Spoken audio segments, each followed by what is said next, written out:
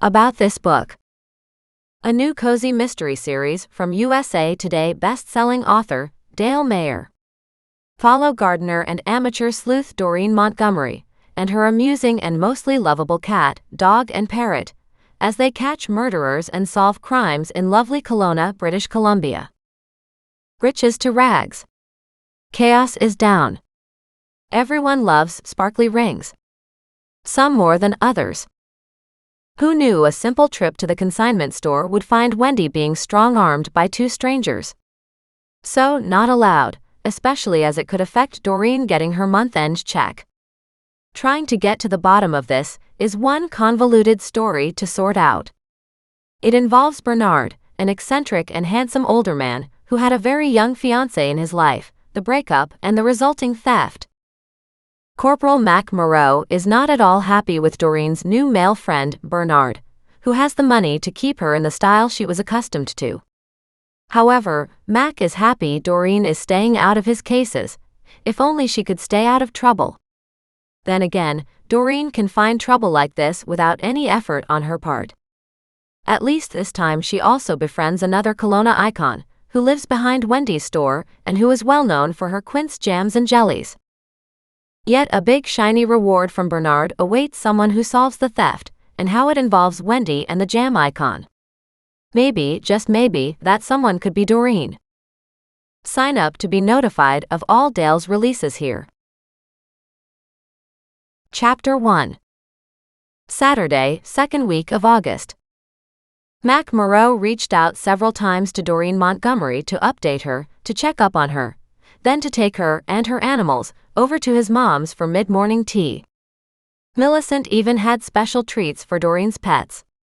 Afterward, Goliath remained perfectly content to lie at their feet on the porch. Of course, Thaddeus sat on Doreen's shoulder, yet was oddly quiet during this visit. Doreen let Muggs off his leash, knowing he wouldn't go farther than just sniffing all around Millicent's yard. Doreen hopped up, wandered around the garden with him, and made a mental list of things to fix. As she returned to them, Doreen looked over at his mother. "I'll come by tomorrow and take care of those weeds," she promised, fully aware that the ones right in front of the older woman's view bothered her terribly. Millicent smiled gratefully. "Thank you. I know you've been busy with other things. Still, it does feel like I'm wasting your time, but I'd appreciate it if you could come by." Doreen laughed. "You're saving me." She glanced at Mac. "I keep getting into trouble when I'm not working." Millicent shook her head. "What you do is very important, and it helps my son." "Well, I try," Doreen replied quietly, "but I work in a much different way." At that, the older woman nodded in full understanding. "You two make a good pair." Doreen flushed and refused to look at Mac. "Well, we certainly make a pair," she finally muttered. "One who gets into trouble, and one who tries to keep the other out of trouble." At that, Mac laughed. "Isn't that the truth? Even when you're supposedly out of trouble, you're in trouble." "And yet I don't try to be," she stated, looking over at him. "But sometimes people tell me things, and I guess my brain works in a weird way." "A weird and wonderful way," Millicent noted firmly. Then she chuckled. "And I'm really glad. It's shaken up Mac's life, and that's good. He was getting a little too set in his ways." He stared at his mother in surprise. She shrugged.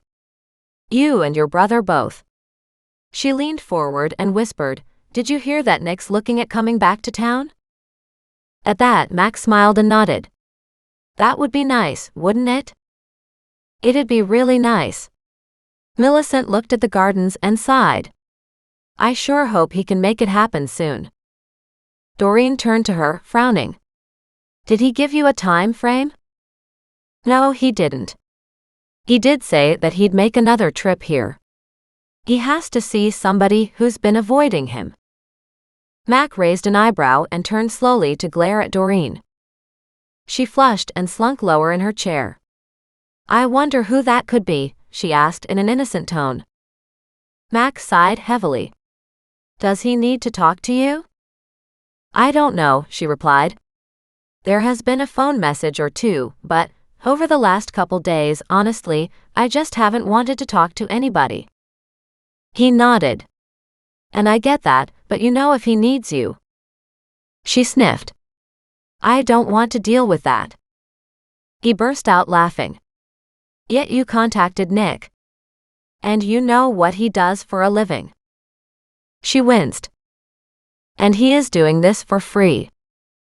She sighed. Fine, she agreed. If he doesn't come soon, I'll give him a call. I'm hoping he'll come this weekend, Millicent said, but I can't count on that. He is a busy man. She looked at Mac, at Doreen, and then again at Mac, back to Doreen. Is Nick helping you out with something, dear? Ever since my lovely lawyer died and left my divorce in a mess, your son, Nick's been helping me clear it up. Oh, that's lovely. She beamed. He's such a good boy. He's always willing to help. At that, even Mac rolled his eyes. Now, if you're coming back here tomorrow to work in Mom's garden, and you already have a work list of what you need to do here, can we head to the beach today? He asked Doreen. Sure. She bounced to her feet. You didn't mention that lately. Nope, I didn't, he noted. I figured, if I mentioned paddleboards, you'd run screaming in the opposite direction. She turned and glared at him. Please tell me that we're not trying that again. He just raised an eyebrow and she sighed. Fine. As long as we'll head to the beach today, I wanted to stop and talk to Wendy today too. He frowned. On a Saturday? She nodded. You're right. It's probably a busy day for her, isn't it? If it's money you're after, why don't you wait until Monday morning? Fine. Let's go to the beach, get soaking wet and have some food. She looked at him hopefully. He nodded. I have a picnic packed. She beamed. Why didn't you say so? She cried out. She leaned over, gave the older woman a hug, and said, I'll see you tomorrow. Good enough. Millicent smiled. You young people go have a nice day. And with that, the two of them, along with the three pets, headed out. Settled in Mac's truck, Doreen said, I still worry about Wendy. She felt more than saw Mac glance in her direction. Has she contacted you since? No. If she's not ready to talk, there's nothing you or I can do. It might be nothing at all to worry about. Yet it felt off. Wrong somehow. She pondered the little she'd seen and Wendy's disturbing reaction. Mac pointed. Behind Wendy's shop are Esther's famous quince trees. He took his eyes off the road for a moment. Esther makes the best quince jam and sold it for years at the Kelowna market. I have to tell you, her jam was the product everyone bought back then. Even now, the market still is a lively place, but her jam. That's the jam. And he burst out laughing at his joke. Quince? Immediately, an image of the fragrant pear-looking fruit popped into her head. I thought they didn't taste great. They need to be cooked first, I believe. Honestly, I've never tried to handle them myself. The only quince I've ever eaten was Esther's jam. I've bought dozens of jars over the years. And those suckers trade like hot commodities. He shook his head at that. I wish I could get her recipe, but she was crotchety back in the day. I can't imagine how she is now. He turned a corner and drove toward the beach. Her place backs onto the alley at the rear of Wendy's shop. Doreen looked at him in surprise, then giggled. He shot a glance at her, a big smile on his face. What's so funny? We just finished Poison in the Pansies, she said, her laughter rolling out louder and louder. Now we have Quince in the picture. And Q follows P in the alphabet. So what kind of case works with a letter Q?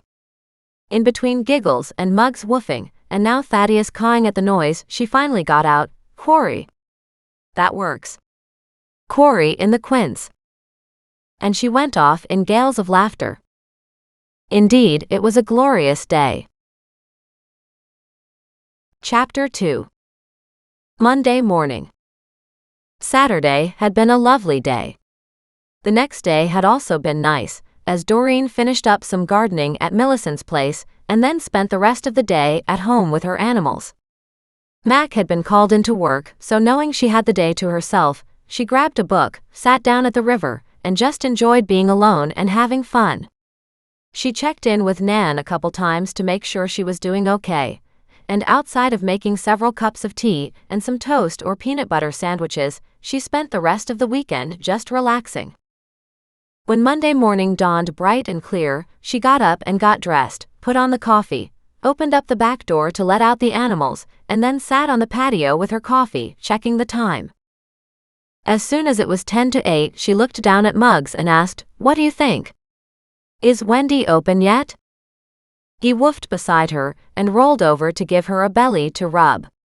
She looked around at Thaddeus, who was wandering up and down the deck railing, marching in some weird step but seemingly quite content. Goliath, completely immune to the antics of the others, was asleep atop the outdoor table, with his paws sky high. She reached over and petted him too, startling him awake so that he immediately rolled over and jumped to his feet and stared at her with a hard look. She winced. "Sorry, buddy. I wasn't trying to wake you up." He gave a meow and threw himself down onto his side again, letting his head drop with a heavy clunk. Hey, she said. "Apparently you're still tired." She reached out and gently rubbed his belly, but that meant she had to remove her hand from Muggs's belly. When her hand returned to pet him, Muggs immediately woofed and kicked his legs in the air, as if trying to roll over. She smirked at his antics, bent down again, and petted his belly. "We'll have a piece of toast," she told them. "And then we'll see if we can get some grocery money off Wendy."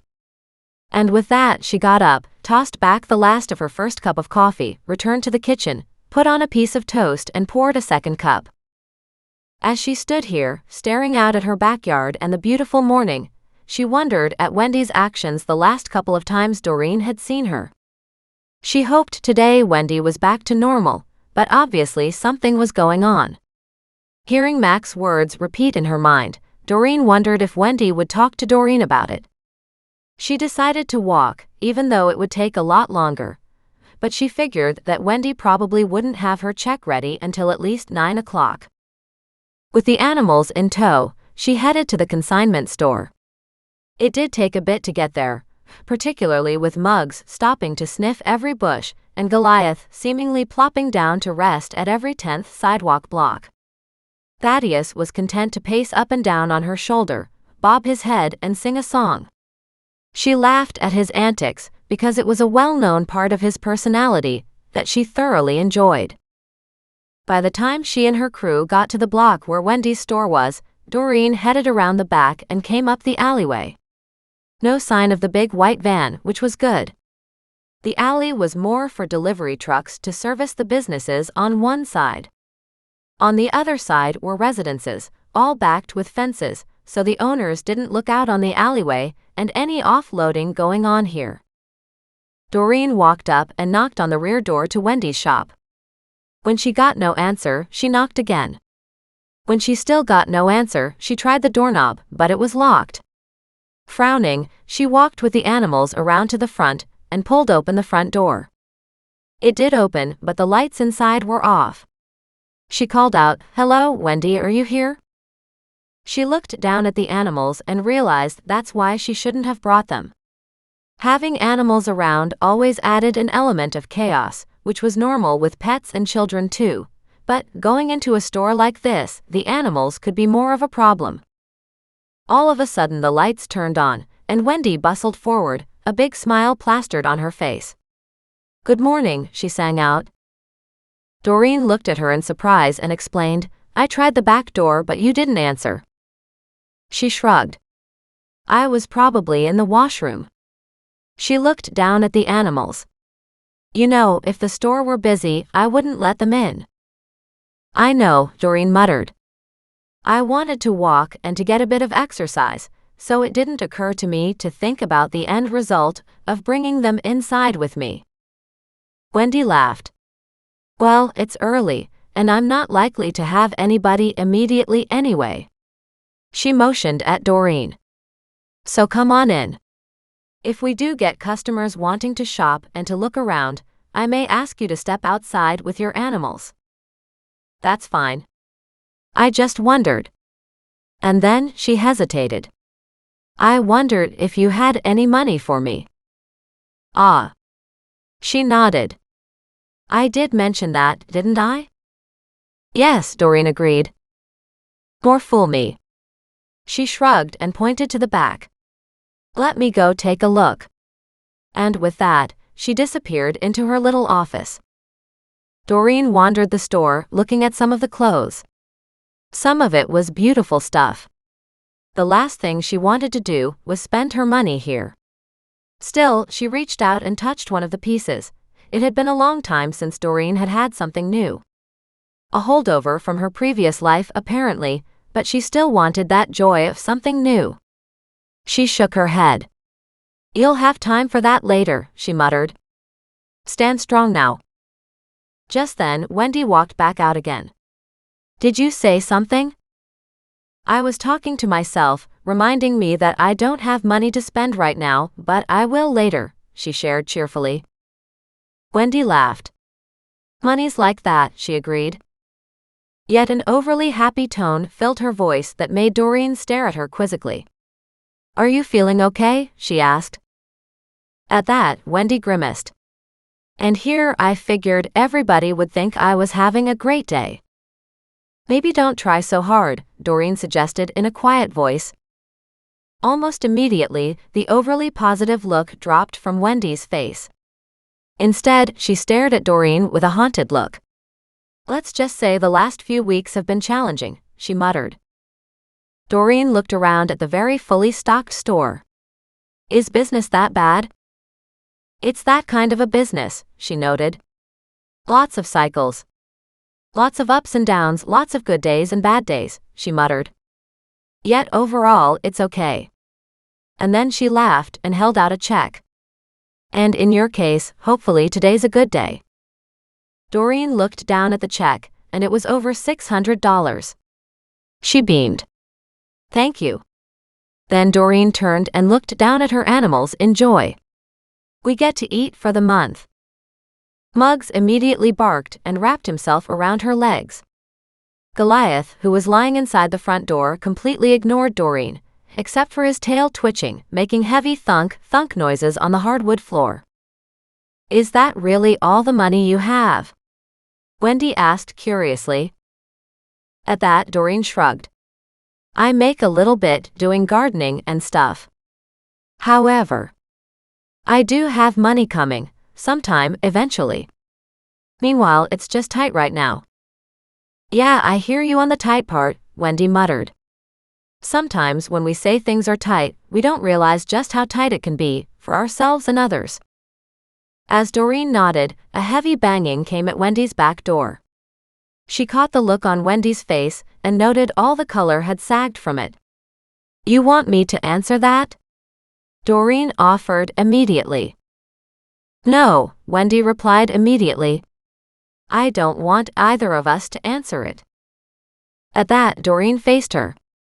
Okay, you need to tell me what's going on. Wendy shook her head.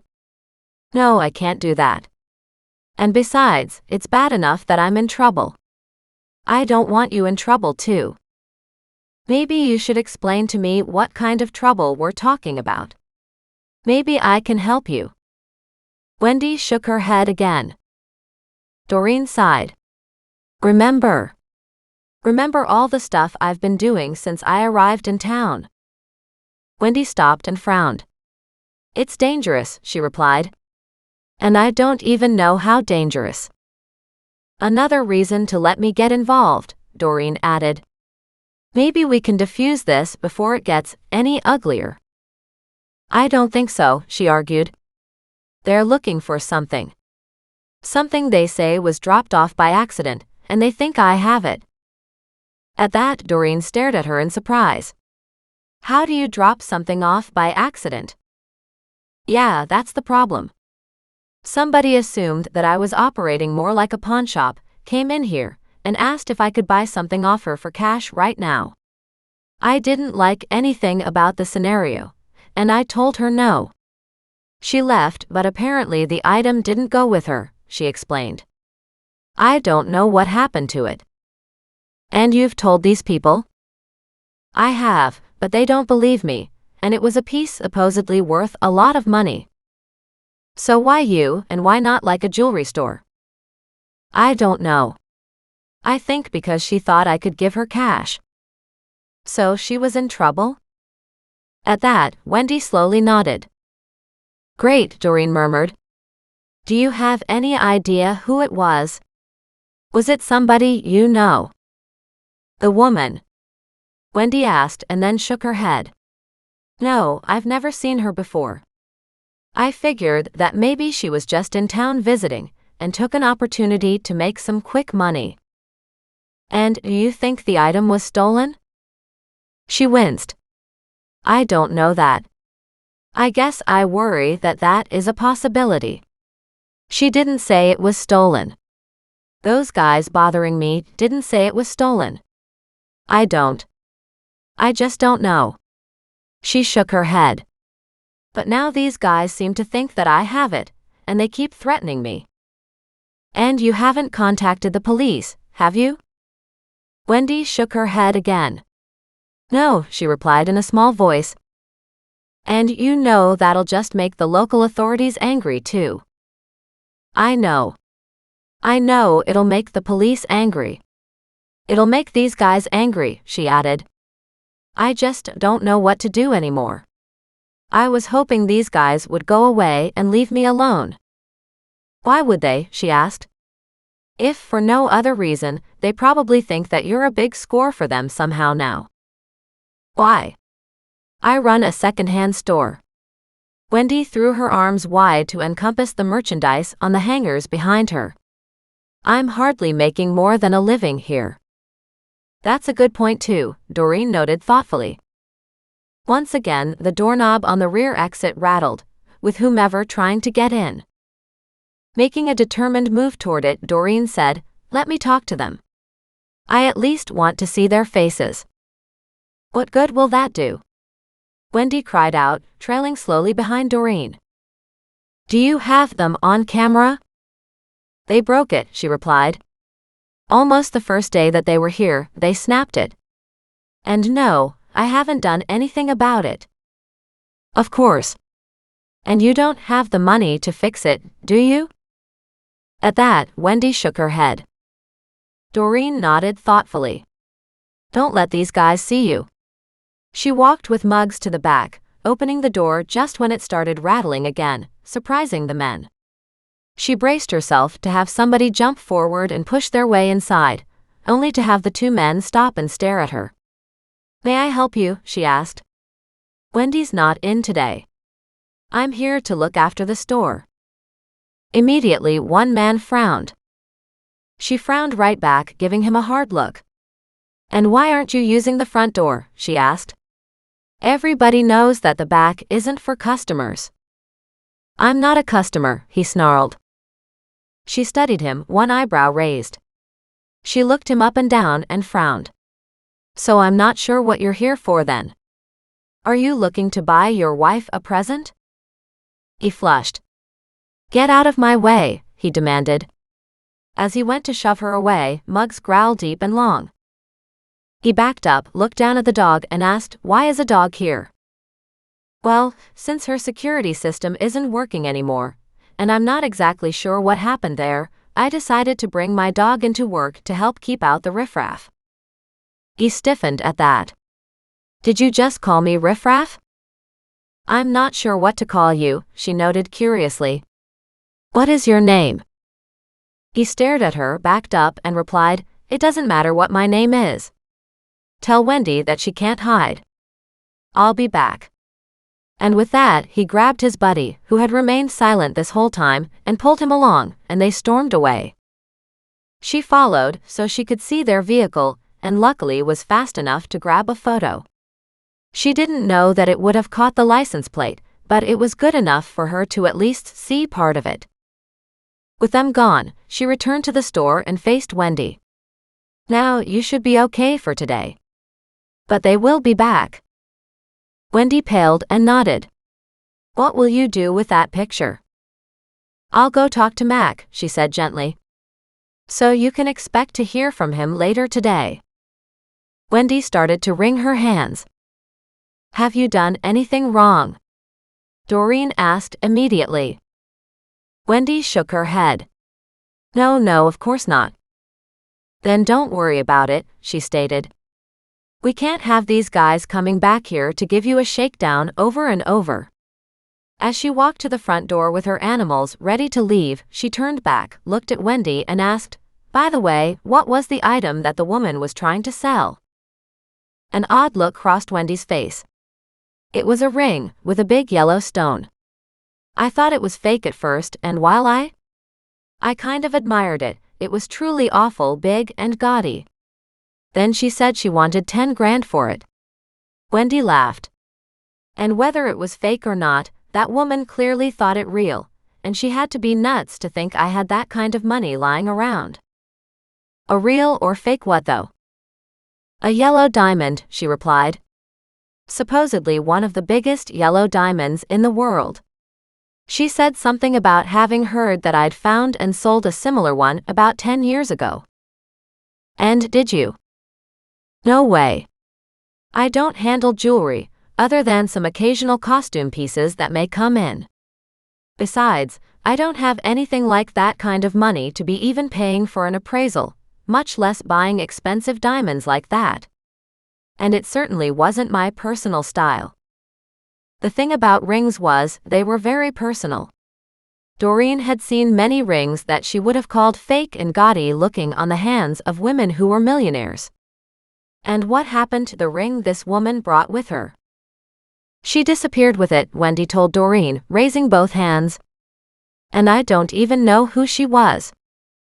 "Do you remember what she looks like?" She shook her head. "No. Sunglasses, big hat, a big coat, collar turned up, said she had laryngitis, so she spoke in a whisper," she explained. "I didn't even consider all that as suspicious, until I saw the ring.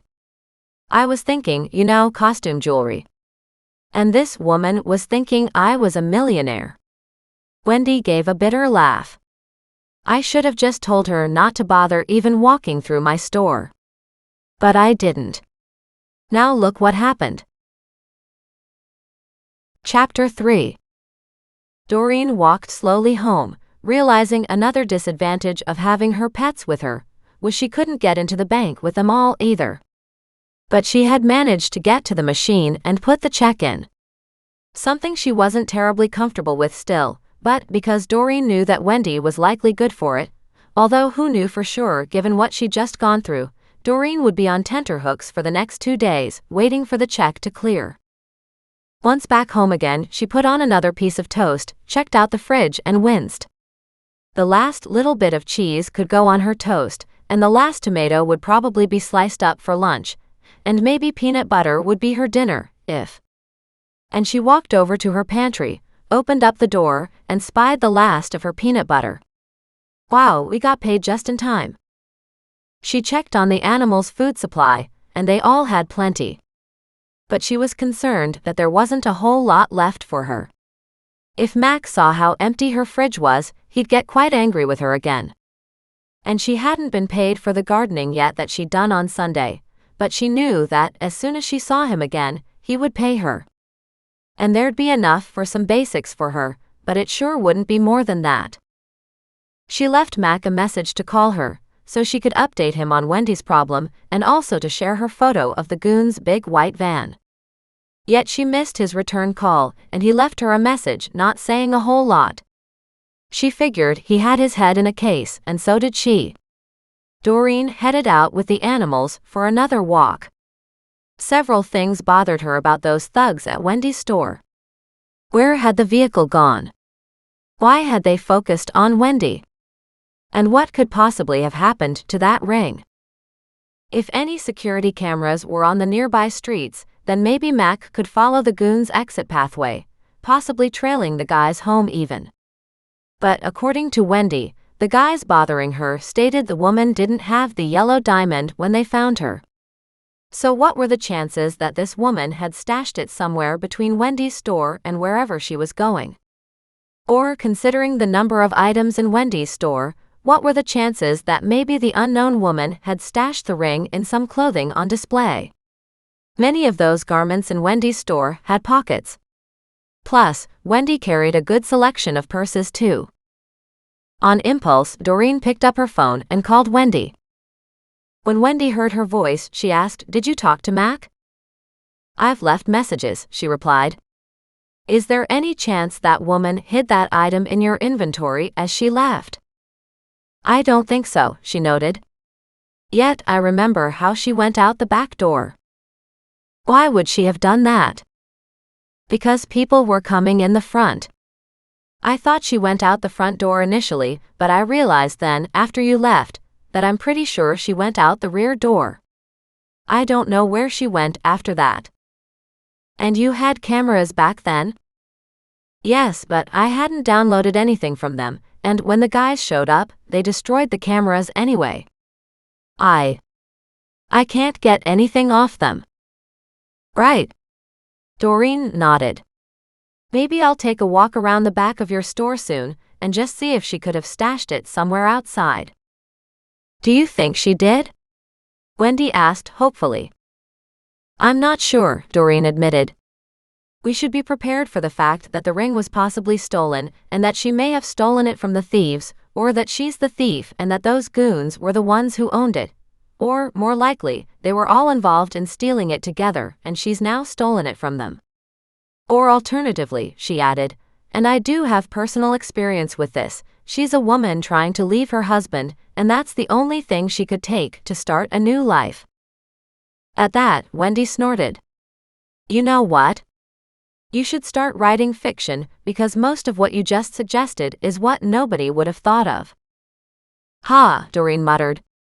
"Anyway, don't be surprised if you see me down and around the back today. I'm coming your direction anyway. I had planned to check the front of the store, but if you say she went out the back." "I think she did," Wendy repeated. "She darted out, saw customers coming, darted back in, and asked if she could go out the back, so went out that way." "Right. How are you feeling right now?" "Nervous," Wendy admitted. "I don't know quite what's going on." "Got it," Doreen agreed. "Let me take a look and we'll see what we can come up with." And with that, she gathered her animals again, and all of them headed to Wendy's alleyway. Muggs acted like it had been forever since she had taken him for a walk. "Hey, we were just outside walking the whole way to Wendy's not 90 minutes ago." "Sheesh." Even Goliath gave her a glare. "Stop your complaining. We are all outside. Again. You act like I'm mistreating you." Thaddeus chimed in. Thaddeus loves Doreen. Thaddeus loves Doreen. "Ah, thank you, Thaddeus. It's nice to know you appreciate and love me. I love you too." With a flick of Goliath's tail and a tug from Muggs for Doreen to hurry up, she sighed. "And I love Muggs and Goliath too, even though they are acting snippy today for some reason." Once they all arrived at Wendy's shop, Doreen wandered up and down the alleyway, as her mind tried to figure out exactly what somebody would do back here, who didn't want to be caught, yet was hanging on to a large diamond. If there was a chance that woman would get caught by those goons, then surely she would want to hide the ring close by, so she could return and retrieve it again. But what if you were trying to get away from these people, and didn't think that those goons would let you live? At that thought she winced because, of course, now she sounded like she was writing a thriller. But at the same time, she definitely noted some validity to her hypothesis. She wandered from the top of the alley all the way down the back, passing by some dumpsters, considering how those wouldn't make it easy for retrieval either. Chances are the woman, if she had put something like that ring in a dumpster, would have expected to come right back or was trying to get rid of the ring permanently so that nobody would have it. Pondering that, Doreen headed to the little parking space behind Wendy's and searched. On the other side of the alley was a large fence and a bunch of fruit trees and maple trees and evergreens.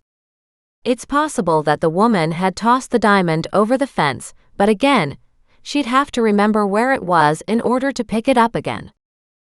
Something that valuable wasn't something you wanted to take a chance of losing.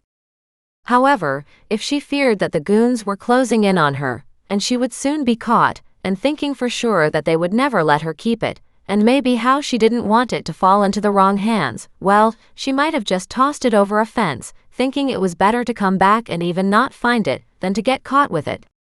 Particularly if nobody knew or could prove that she had had it to begin with.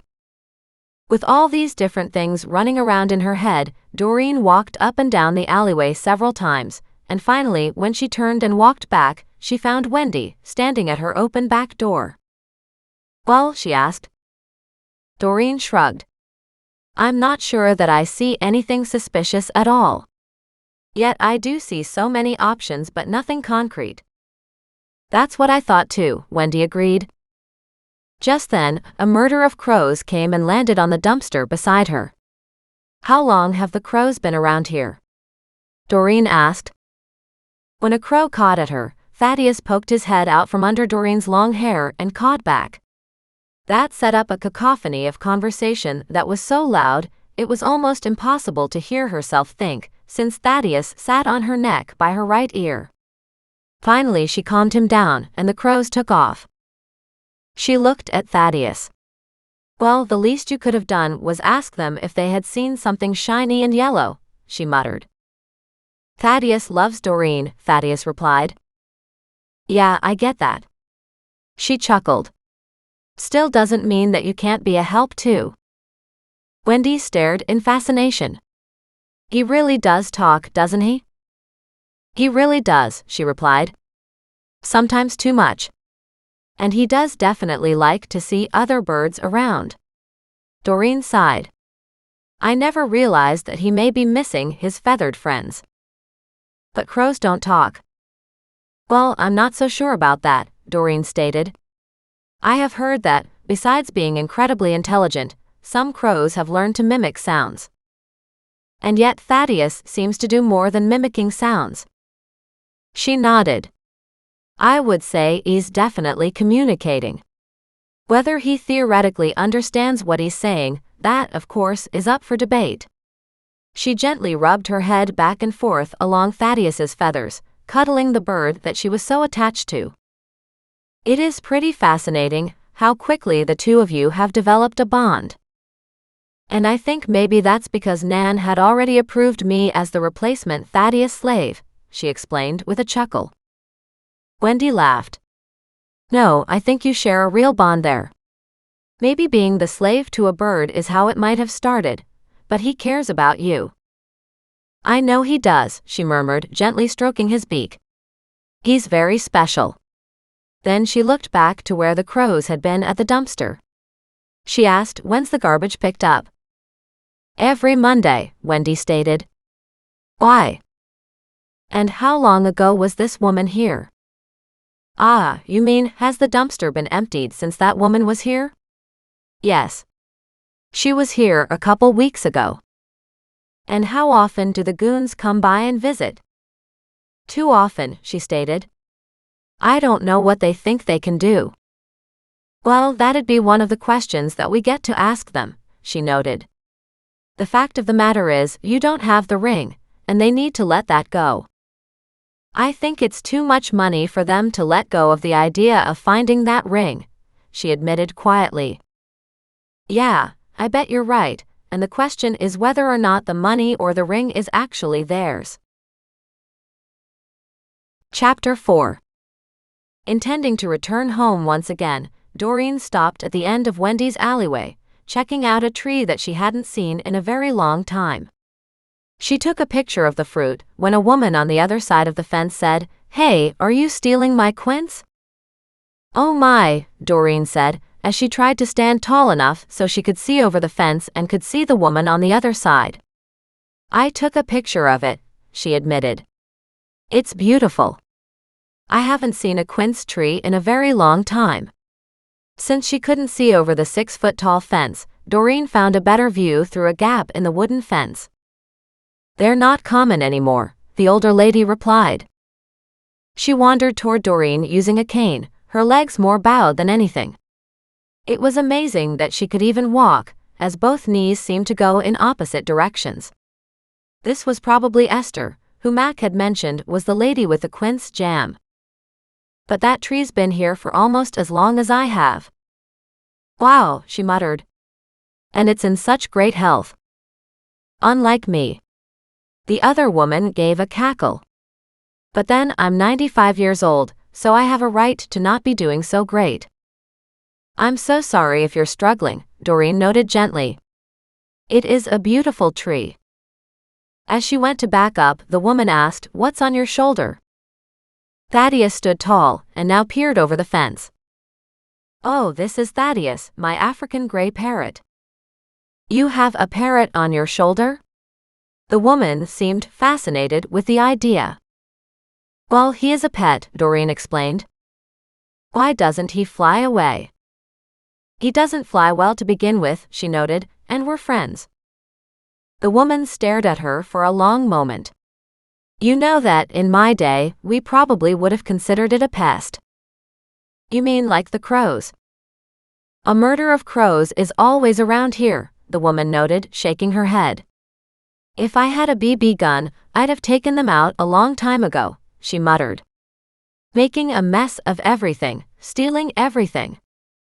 "Do they come into your yard and take stuff?" "If I drop something and leave it in the yard, they sure do," she noted. "You have to clean up behind you. Otherwise they steal everything." "Well, that's kind of a cleaning up too, isn't it?"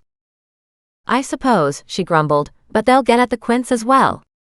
It always blows me away that every critter in this world knows when my fruit trees are full of ripe fruit, just ready for harvesting, and bang, I've got ants. I've got raccoons. I've got birds. All of them just taking off with my hard-earned fruit." "I'm sorry," Doreen replied. "It would be nice if they at least shared." "Well, they have their version of sharing versus my version of sharing," she noted, and then she laughed. "And who am I kidding? At my age, I can't be climbing the trees, nor be bothered making jams and jellies anymore anyway. And nobody left to eat them." "Is that what you do with a quince?" Doreen asked, looking up at the tree. "This tree's much bigger than I thought." "And it's just because it's so old," she stated. "It's had branches break a couple times over the years, but it always sprouts fresh and young again.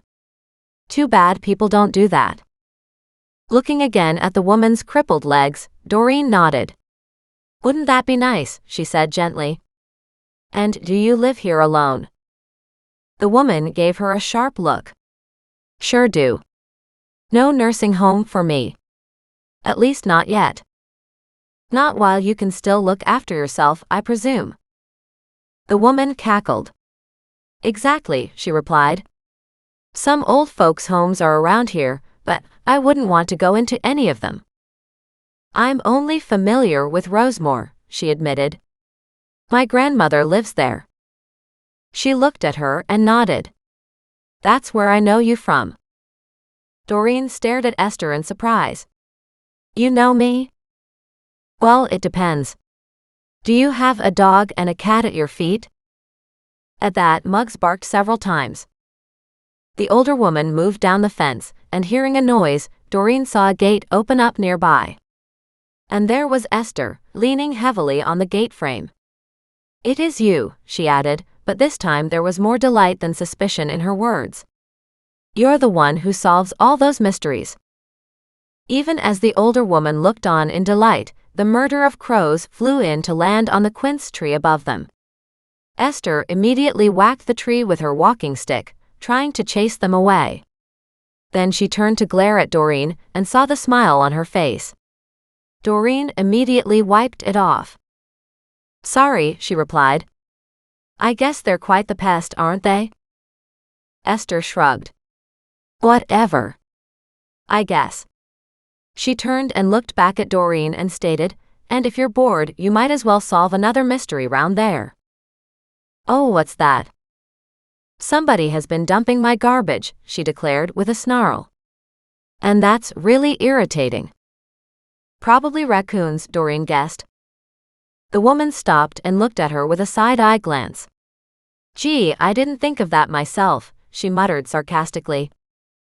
Doreen winced. Have you watched anybody or seen anybody hanging around? Do you have any cameras around the place? No, I don't have any cameras. She waved her hand about, but didn't bother to turn around. I've lived here all my life, she explained. Haven't needed cameras, and the occasional bear has run by and the occasional raccoons too, but generally they leave my place alone. But now, 2 out of 3 nights, my garbage has been dumped. Like 2 weeks ago. So I don't even put it out anymore. I take it out now on the morning of the trash pickup, so I don't have to worry about it. But that means the smell collects in the house, she added. Hate it. Where does your garbage bin go for collection? The woman turned, looked at her, and then pointed toward the alleyway. It goes out where you're standing every Monday. At that, Doreen nodded. And you put the garbage out every Monday morning? The woman nodded. I do now, she replied, but don't worry about an old lady and her headache. She shook her head. I'm sure you got something much more constructive to do. Not knowing if that was sarcasm again or not, Doreen watched as this interesting character walked inside her fence and slammed the gate closed on her. Have a nice day, Doreen called over the fence. She heard just a harumph on the other side. You might enjoy Rosemore, she added, not sure why she brought it up. Obviously, the older lady didn't want to talk to her. At that, the other woman cackled. Not likely. People die there. And with that, she went into her house, and Doreen heard the door slam shut. It was hard to argue with that philosophy. As Doreen had found out too, a lot of people died at Rosemore, not all of them in a good way. But she could hardly hold the entire center at fault for that. Besides, her grandmother absolutely adored being there. But it did worry Doreen after Peggy had killed Chrissy, that maybe Nan's life was in danger. And on that note, Doreen called her grandmother as she and her animals walked back toward home. You up for a visit? She asked. Always, replied her grandmother gaily through the phone. Hopefully you've got the animals with you. Yep, we've done a lot of walking today, she noted, so we're a little tired. I've got the tea on, she replied, and treats for everyone. Chapter 5. And with that, Doreen smiled and told Nan, we'll be there in a little bit. It took a little longer to get there than normal, but Doreen wasn't in any rush, and she was a little more tired today. But then a couple pieces of toast, a little bit of cheese, and the last of the peanut butter didn't go a long way in terms of energy production in her body. And she couldn't really buy any groceries until that check cleared. She didn't have the money for the gardening yet either. She finally made it to the Rosemore parking lot, and the animals pulled her eagerly toward Nan. Doreen dropped Muggs's leash and Muggs raced ahead to find Nan on the patio, waiting for him. She crouched down and gave him a big welcome, as he barked and danced all around her. She looked up, smiling, to find Goliath standing completely disinterested on her flower box, but his tail twitched until Nan walked over and gave him a cuddle too. When Thaddeus and Doreen finally stepped onto the patio, Nan said, "It is so lovely to see you." Doreen bent down and gave her grandmother a hug. "And you too. How are you feeling?" "I'm fine." "You know that," she replied. "Well, I know that you're fine now," she noted, "but you did give me a scare recently." "Yes, something that you have given me lots of times." She arched a brow at her granddaughter. Doreen laughed. "Very true. Very true. But hey, I didn't get attacked on the last case." "No, I noticed that," she stated. "I'm sure that made Mac happy." She flushed at that. "He did mention something about it." She chuckled. "Finally." And it seems like you're a little more comfortable with the fact that he cares. I'm working my way toward it, Doreen admitted. But I've also warned him that I need the divorce taken care of before I go too much further. Ha, Nan replied. You know what? The sooner you go further, the divorce will matter less and less. I don't know about that, Doreen argued. I want to get divorced so that I am legally and emotionally free. Right, we're back to all those lovely morals and ethics and things that get in the way of a fun time. Nan laughed. Tea's ready. I don't suppose you ate, did you? Because I stole a few treats from the kitchen. Nan, you're not supposed to do that. Remember? I know, but I can't resist. They're so good. So did you steal them for you because that's allowed? Well, I did, she declared. I just stole so many that I can't eat them all, she explained craftily. Doreen rolled her eyes at that but then gasped, as Nan pulled away the tea towel covering 2 baskets and exposed many little pies. What are these? They're meat pies, Nan stated, grinning broadly. And these 2? Doreen asked as she pointed to a second basket. Dessert pies. I got a peach and an apple. But these? These are chicken pot pies, homemade in the kitchen. So I brought you 2. Didn't know if you would eat them both now or maybe take one home later. But what about you? She asked. I've already had 3. She laughed, placing her hand to her tummy. She had said it in such a guilty tone that Doreen had to chuckle. They are so good, Nan added. Well, I'm thrilled for you, she murmured. And for me. She sat down, with the animals gathered around them. Muggs, now sensing that maybe some treats were on offer for him, stood up on his back legs to sniff the table. No, you don't, she told him. I get to eat these. You have lots of dog food at home. I'm the one who doesn't. Why would you want to eat dog food at home? Nan asked, looking at her in horror. Doreen shook her head. That's not what I meant. I hope not, Nan muttered, frowning at her. You're not that broke, are you? That broke?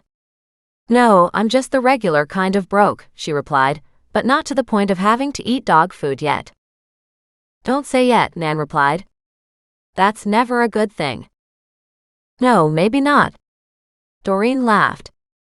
Meanwhile, Nan got up and brought back treats for the animals.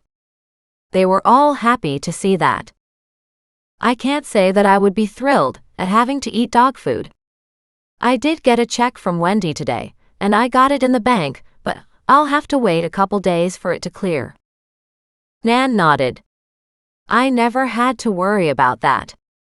I always had money in the bank account to cover it. Sure, Doreen admitted, but if it doesn't clear, I'm really in trouble. Right, Nan agreed. And I guess you have all your utilities to pay, don't you? Nan shook her head. It's nice that Rosemore takes care of that here. She nodded. Yes. Paying bills is kind of a pain. Nan chuckled. But it's nice to have an electric washing machine and a fridge, and all the other good things that make life easier, more convenient, she noted. I know. I know. And it's silly because those conveniences are definitely something that I really do enjoy having. But having to pay for it? Well, I can't say I enjoy that part too much. Nan chuckled. No, I get it, she stated, but hey, you're doing so well on your own. Maybe. At that, Nan popped up. Let me go grab the teapot. I made tea too. And she disappeared inside. Doreen picked up one of the meat pies closest to her and took a sniff. It smelled absolutely divine. And almost immediately her stomach growled. As Nan returned, she said, Eat, child, eat. Doreen looked at her. I was waiting for you. Oh, don't. Nan waved her hand about. I'm not eating anyway, and you should never stand on manners here, she added. Doreen never really understood what that phrase meant, but she was quite happy to take a bite. As she bit into it, juice dribbled down her chin. She snatched a napkin and dabbed at her chin. My, that's delicious. Isn't it? Nan crowed. I'm always happy to have them try new things here, but wow, this has been such a great experiment. No, you're right, Doreen agreed. She quickly polished off the first one and then gave a happy sigh as she sat back. You know what? That was truly delicious. Well then, eat the second one. I think I'd rather take it home and eat it later, she murmured, if that's okay with you? Absolutely it is, she noted.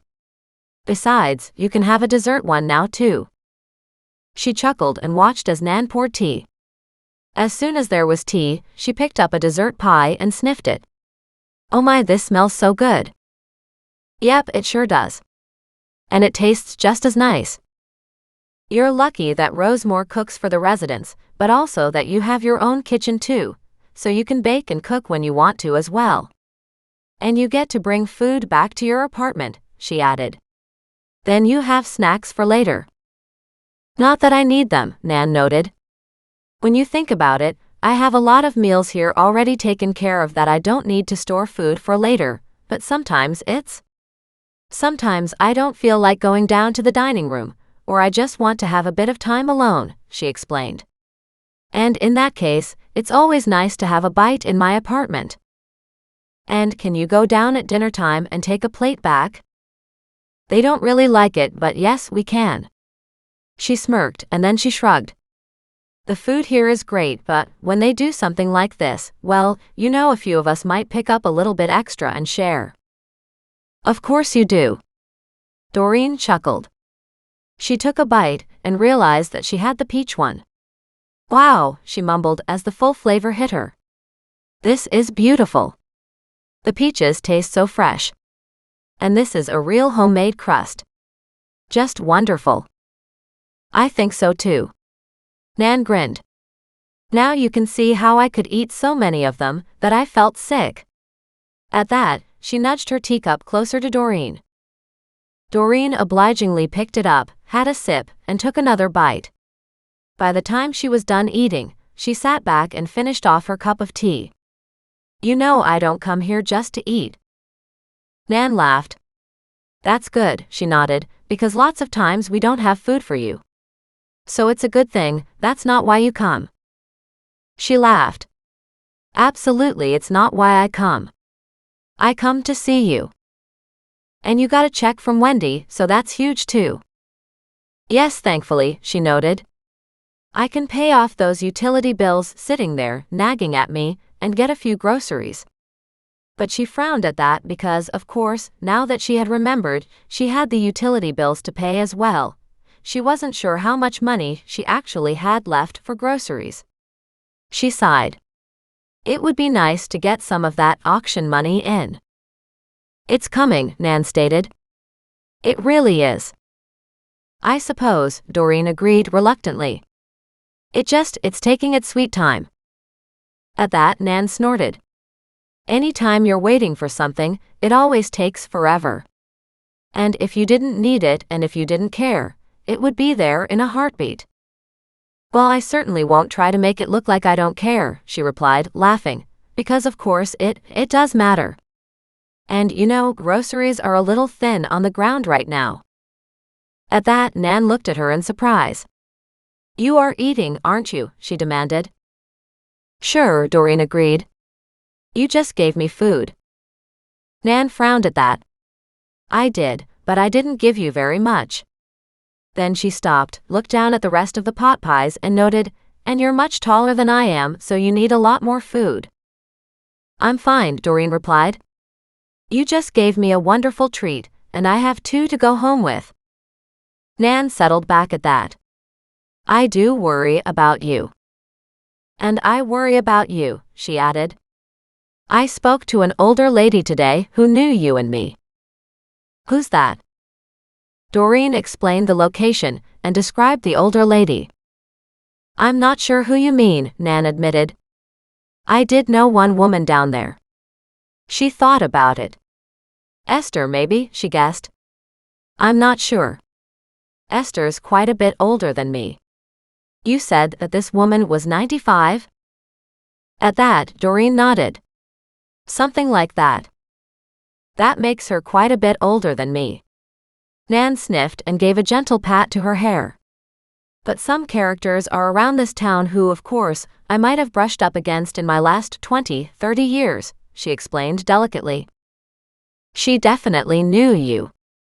Although she didn't appear to be angry at you, so I'll take that as a good sign. Nan chuckled. What about a husband? She didn't say anything about that. Just that somebody was getting into her garbage all the time lately, and it's really a pain. She looked at her in surprise. Why would anybody want to go through her garbage? At that, Doreen sat back and shrugged. You know what? That's a really good question. I don't imagine she cooks much and probably doesn't have a whole lot of leftovers. And that means you're thinking it's an animal. Why wouldn't it be animal? She asked, looking at her grandmother, puzzled. I mean, are you thinking that somebody around there might think she has something of value? I don't know, not sure what I'm thinking it was to begin with. Okay, now you've got me really curious. Nan leaned in closer. Can you describe her again? When Doreen gave her a bit of information on the woman's height this time and explained about her knees, Nan exclaimed, It is Esther, the Quince jam lady. She was supposed to have knee operations, but something went wrong with the surgery. Her doctor said it was something to do with the cartilage in her knees, but her legs started to bow out really badly after that. She walks with a cane? Or two. At that, Doreen nodded. Yep, that's Esther. She used to be a silver worker too, she added. She made some pretty incredible jewelry in her time. That's interesting, Doreen noted, but it still doesn't explain why anybody would be worried about her garbage. No. Nan thought about it, shrugged, and then stated, I'm not really sure why either. Nan frowned at Doreen. Did you ask her about what was in her garbage? No, I didn't. Doreen shook her head. It did seem kind of impertinent, especially when she was already quite upset about it. She has this beautiful quince tree in her backyard. Ah, now you've clinched it for sure, Nan stated. I adore her quince jam. It is to die for. A long time ago, she used to take it to the market. She makes the best quince jam in town. She nodded. Beyond town even. I'm not sure anybody else makes it like she does. She didn't sound like she made it very much anymore, and she told me that the birds were attacking her fruit trees pretty routinely. Well, in the olden days, she would have been out there with a BB gun probably, knocking off the birds, she explained. Esther was a bit of a terror. I'm sure she was, Doreen agreed with a smirk. She still looks like a bit of a terror. Yeah, not somebody you want to cross in the dark, Nan muttered, although I'm sure she's slowed down some now. She definitely has at that, Doreen agreed. Then she held up one finger and asked, Do you know anybody in town who would be wealthy enough to have a big yellow diamond ring? Wow, that's a change of conversation. Doreen flushed. I was just wondering about it. No, you weren't, Nan declared. Then she leaned forward and whispered, You're on a new case. Maybe, Doreen noted cautiously, but I can't give you any details yet. At that, her grandmother sat back disappointed, but her gaze was intent as it studied Doreen's. Are you sure about that? I might be a help. Maybe. And maybe you can't, because you don't know anybody who has that kind of money. Yellow diamonds aren't necessarily that expensive, Nan argued. Then she frowned and added, Who am I kidding? I mean, if it's of any big size, it could be worth millions. Well, that's the question, Doreen noted, and who in town would have one? Nan frowned. Some of the wealthiest people in Canada live here in Kelowna, she stated. And a lot of wealthy people retire here, and you wouldn't know who they are because they've been here for so long that they live cheerfully modestly, without letting anybody know they have that kind of money. Which is a good way to do it, Doreen suggested. Maybe. But at the same time, a lot of major property developers are here, so a lot of rich developers' wives are here too. Plus, we have a lot of wineries in town. So it could be any number of people. Doreen didn't know what to say to that. Particularly if it was a large solitaire, she mumbled. At that, Nan's gaze widened. What did you say? She asked in a hoarse whisper. She leaned forward. Are you talking like an engagement ring? Maybe. Why? Because one was stolen. Her fingers rapped on the tabletop. But I can't remember when or from whom. What do you mean, from whom? Did you know who lost one? No, not yet. I'm trying to remember the details, Nan admitted. I remember hearing about it, but it was quite a few years ago now. Interesting, Doreen replied. And now the questions are, who would have stolen it, and would the police know about it? I'm sure the police have a file on it, Nan confirmed. It was a big media circus at the time. I think it was some. She stopped and stared off in space. You know what? I think it was a young trophy wife to one of the big executives, who owns one of the big development companies in town. He was engaged to some sweet young thing, and she had insisted on a ring, a big showy ring. And that's the one she sported. Interesting. Did they ever get married? You know what? I'm not sure that they did. Nan stopped, staring at Doreen. I don't follow the gossip column very much anymore. And you never heard anything else about the fate of the ring? She shook her head. No, I never did. Interesting that you brought it up, though. Sure, Nan agreed, but you also know that I could have had a lot of reasons for knowing about it. I'm sure I took all kinds of bets on that case. Isn't that the truth? Doreen said with a heavy sigh. Well, now you've given me something to think about. Too bad you didn't give me a solution to it as well. You're sure you can't tell me even a little bit on this new case of yours? I've already told you a little bit, Doreen stated, and don't mention it to anybody else. At that, Nan's eyes widened. Ooh, so it really is secret. It is secret, Doreen confirmed. I just need to keep you safe, and to keep me safe, and to keep somebody else safe. Nan drew her hand across her lips, as if zipping a zipper. I won't tell anyone. Doreen rolled her eyes at that. I'm serious, Nan, not even Richie. I promise, Nan replied. But you will fill me in, won't you? Sure. And if you think of anything else that goes along with this case, let me know. Particularly the names. Names, she repeated, then sat up taller. Bernard. I think that was the name of the guy who was engaged. But I can't remember what his girlfriend's name was, although that's a name I should remember because, as I recall, it was pretty stupid.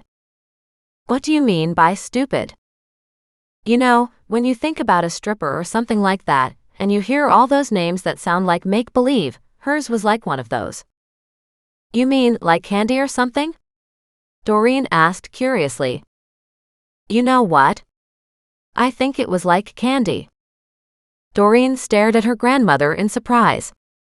Obviously, that wasn't her real name. Maybe it was, Nan noted with an eye roll, but that's what he called her. Well, I don't think I'll get very close to him to ask him about the state of that ring, but it would be interesting if I could do some searches on that name. Not that name, Nan added, but something close to it. I've got a phone call into Mac, Doreen shared. Maybe he'll remember something. It was before his time here, I'm sure, Nan noted. So maybe it was longer than 10 years ago. She sighed. I don't know where the years all went, but they just seemed to disappear when I wasn't looking. Doreen laughed. I think half the world would say that. Maybe. It is sad though. Sure, it's sad, but let's enjoy every day that we have while we have it, Doreen stated. As you and I both know, those days can run by too fast, and suddenly we're out of days to even enjoy. Doreen paused before asking Nan, "How are you handling the Chrissy thing now?" "I feel guilty and sad," she admitted. "I feel like I let her down, but I'm working on it. And of course Peggy is gone, and now we have this new cook." She stared at the baskets of small individual pies, rubbing her hands in delight. "That's a huge gift. So we all thank you for that one." At that, Doreen shook her head. "You can't thank me for that. I haven't done anything yet." "But you did. You got rid of Peggy. And although we didn't have a known problem with Peggy back then, we do much prefer our new cook. And let's hope this one doesn't feel like killing any of the residents." She chuckled. "I don't think so. She's young and trying to make a name." "Interesting that she's here then." Nan looked at her and then slowly nodded. "I didn't even think of that. Maybe we have a mystery after all." "And maybe you don't," Doreen interjected, afraid her grandmother was up to resuming her betting activities. Doreen slowly stood, rubbed her tummy and said, "Thank you for the treats." Nan immediately got up, grabbed the small bag that Doreen hadn't even noticed sitting on the side, put 2 pot pies inside, 1 meat and 1 apple, and handed the bag over to her. "Here. Enjoy those tonight." "I will," Doreen agreed, snatching the bag eagerly. She leaned over, kissed Nan on the cheek, and replied, "Now you have a good evening." "I will." And with that, Doreen turned and gathered her animals and headed back home. Chapter 6. Tuesday morning. The next morning, before 8 a.m., she sat on the deck, still trying to wake up, when she heard a man at the front door calling out to her. Immediately Muggs, barking and barking and barking, raced toward Mac, standing at the front door. She called back, "I'm in the backyard." When she turned, he came toward her, carrying a cup of coffee in his hand. She looked at him and smiled. "Hey," he said, "you look tired." "Didn't sleep all that well last night," she replied, "too many thoughts running around in my head." "Doesn't sound like good thoughts either," he noted. "Problems? Did you get my messages?" He nodded. "That's why I'm here. I ended up on another case last night and didn't get much sleep either." "Sorry," she apologized. "I always have to remind myself that you're busy and have a job to do." He shrugged. "Normally wouldn't be so bad, but we're also very short-staffed, so yesterday was just one of those days. I got to bed at midnight. So tell me what Wendy shared with you." Doreen quickly explained. He interrupted her several times for more details. By the time she fell silent, he just stared at her. "So you thought that you should confront these 2 guys in the back of her store, for what reason?" "Because she was terrified. They needed to know that she wasn't alone." "But did you give them the impression that she wasn't alone, or just that she wasn't there that day?" "Just that she wasn't there that day," she admitted, "but she did need a break, and she does need someone standing with her." "Got it," he noted. "And how absolutely fascinating that a large yellow diamond gets mentioned." "Why?" "Because, of course, your second message." She winced. "Right. Yeah. I forgot about that." "You forgot about it?" "Mac, I need all the information you can get me on a yellow diamond theft from over 10 years ago." And he shook his head and glared at her. "You know I am busy, right?" "I know," she admitted gently.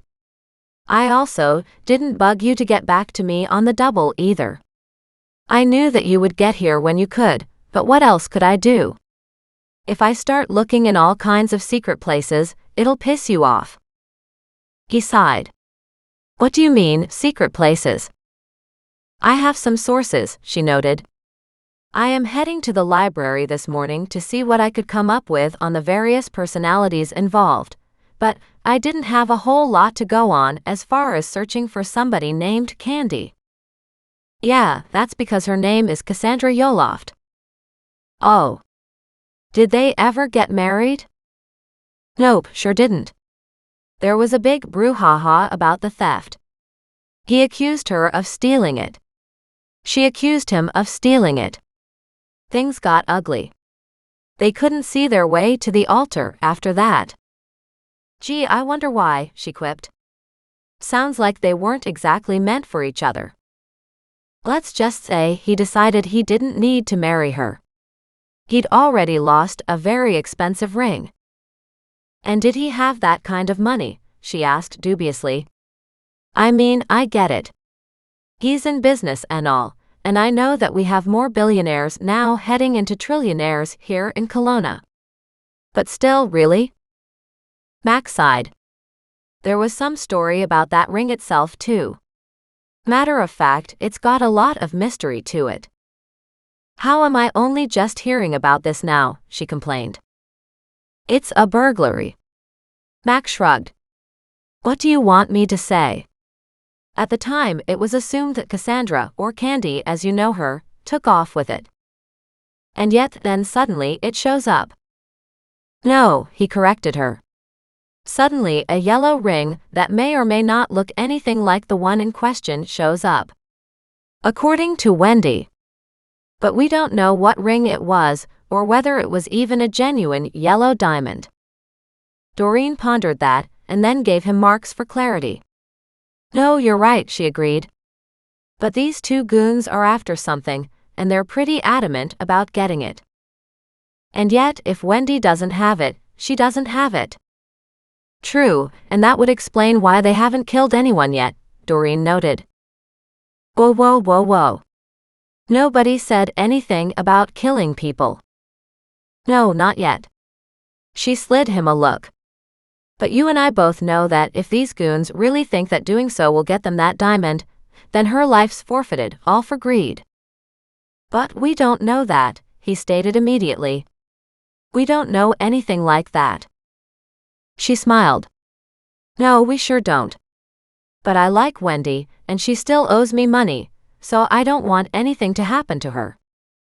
He stared at her. Seriously? That's your only reason? I said I liked her first, she stated defensively. Besides, any chance there's a reward if I do find the ring? His stare turned into a glare, to which he added a frown. You know something? There just might be. At least there was, but I don't know if it's still being offered. Chapter 7. As soon as Mac left, Doreen locked up her house, waved goodbye to her animals, and raced down to the library. Sometimes the internet gave her more information, but sometimes she had to get into the archives and just see what was there. Some background history on this Bernard person, and anything she could find on Candy would be huge. As she walked into the library, the librarian looked up and sniffed. Doreen gave her one of her most winning smiles. Hey. She hesitated and added, you know that I work on a lot of these older cases. The librarian looked at her in surprise, and then slowly nodded. So I'm now working on the missing yellow diamond from a good decade or so ago, she explained. Apparently Bernard's fiancée had it stolen. At that, the librarian looked at her and then chuckled. I remember that. We all thought he was a fool for thinking he wanted to marry her in the first place. She grinned. But there's no fool like an old fool, especially a rich man who's looking for something bright and young on his arm. And in his bed, Doreen added in a dry tone. At that, the librarian gave her a sober nod. Very true. I don't know that we have very much on it. Newspaper articles? Anything that may have been archived? Any court documents on anything? I'll send you to the area where they would be, she stated, but most of that stuff, because it was after the internet, should all be online. Sure, it should be, but then you and I both know that a lot of that stuff gets hard to find after a while. The librarian pursed her lips as she walked Doreen to the back corner, where stacks and stacks of newspapers were stored. And do we have all of these from years ago archived? Doreen asked her. We do, the librarian confirmed. We have 3 years here in actual paper copy, and then if you go farther back, they're all over here. And she returned to where the archives were. You can search as normal in here because it's just one big database. She stepped aside and added, yeah, good luck with that. You think it'll be a problem? Doreen asked. Nobody's seen the diamond since it was stolen. Maybe not, Doreen admitted. Then again, somebody may have just seen it a couple weeks ago. At that, the librarian turned and stared. Doreen shrugged. Like I said, I'm on it. Oh my. She smiled. Did you actually see it? Not yet, Doreen replied, but I have hopes. I'm not sure there's anything quite like diamonds in this world. I would love to see it, the librarian noted eagerly. Can you imagine? I can't actually. It's not for me, that's for sure. Really? The librarian seemed surprised. She shrugged. Yeah, I'm not so much into diamonds. Much more into finding the criminals who are behind stealing them. And yet, the librarian noted, nobody died. Maybe not, but then again, how do we know that? The librarian looked at her, and then smirked. So, is this a case, or are you just, bored? It's a case, she confirmed, but thanks for the vote of confidence. I have enough to do, without digging into things that are of no value. If you say so. She turned and headed back to the front desk. As soon as the librarian was out of sight, Doreen sat down at the archives and started searching through the names that she had. With a small notebook to jot down notes, she brought up whatever there was. When seeing some things that were of interest but not wanting to spend her time reading it all here, she quickly copied over a lot of the information and emailed it to herself. When an hour had gone by, the librarian stopped by again and asked, Did you find anything? Not a whole lot, but I did find an official engagement announcement and a nice picture of the couple with that engagement ring front and center. Seems to have been the thing to do back then. Much less now, I'd think, she muttered as she stood and stretched. I did run across a lot of conjecture about the loss of the ring. While many people were talking about it, not a whole lot of actual evidence was produced. If there were, the librarian stated, I would think the police would have solved it by now. Doreen didn't say anything to that because, of course, so far, there wasn't a whole lot she could say. Sure, the police would have solved it if they could have, but as she had found, time and distance made a huge difference when it came to solving these old cases. People had a tendency to keep quiet for a very long time, and then, all of a sudden, they no longer thought it was an issue, or then maybe they tried to come clean to get out of some trouble that they were in, before they met their maker.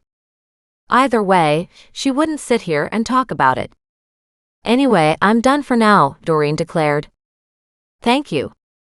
And with that said, she quickly walked out of the library, notepad in hand, before the librarian could ask Doreen any more questions. Outside, she stopped and took a breath, and reoriented herself as to what she would do next. What she did need were some groceries. Mac had paid her a few bucks for the gardening, so she had that in hand, and without her animals, she could quickly go take care of what she needed. However, she also needed to know whether Wendy's check had cleared the bank. Considering that she needed to pay the utilities first, she would just grab a little bit of groceries for herself, using Mac's cash. With that in mind, she drove to the grocery store and to the local farmer's market as well. As soon as she walked inside, she pulled out the money that Mac had given her, counted it, and realized it was more than she expected, more than what she got paid per visit. Then, as she thought about it, Mac hadn't paid her for the last time either, so this was technically for 2 days' worth of gardening time. So that was good. Doreen quickly bought some salad greens, some fresh veggies, and then headed over and picked up several loaves of bread, a block of cheese again, and more peanut butter. As she pondered her purchases, a woman behind her noted, "You can't live on that." She turned to see the older lady whom she had met behind Wendy's, now walking toward her, using 2 canes. Esther, according to Nan. Doreen frowned. Don't you get grocery delivery? She asked Esther. Surely it's easier than getting out and walking. It's probably easier, Esther agreed, but I don't have a whole lot of money, and even the delivery cost is prohibitive. Hearing that, Doreen immediately was sympathetic. I know. Can't say I have any money to waste either. If what you're buying is an example of the money you do have, she noted, you'll starve. I hope not, Doreen replied with a smile. I've done okay for a while so far, and I do have money coming, but it's not here yet. Yeah, well, I don't know who owes you money, but that's what they all say. The check's in the mail. Realizing that Esther didn't understand Doreen's situation, and that was okay too, Doreen added, I'm also not the world's best cook, so I'm learning how to deal with things. Well, if you have peanut butter, you should have jam. No, that's not in the budget, she admitted. Peanut butter will keep me alive. Jam? Well, that's a whole different extravagance.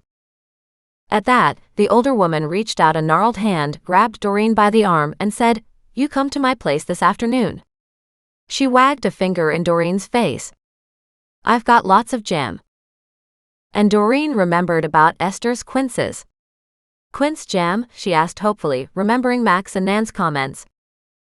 Absolutely, she declared. Do you like it? I love it, she said honestly. I just haven't had it in a very long time. I used to get a random taste of it from Nan, when I visited her as a child. And that was my quinces, she stated, chuckling. I sold her more than a few jars over the years. Didn't realize they were going to you. Doreen shook her head. Not jars. Just some tastes here and there went to me.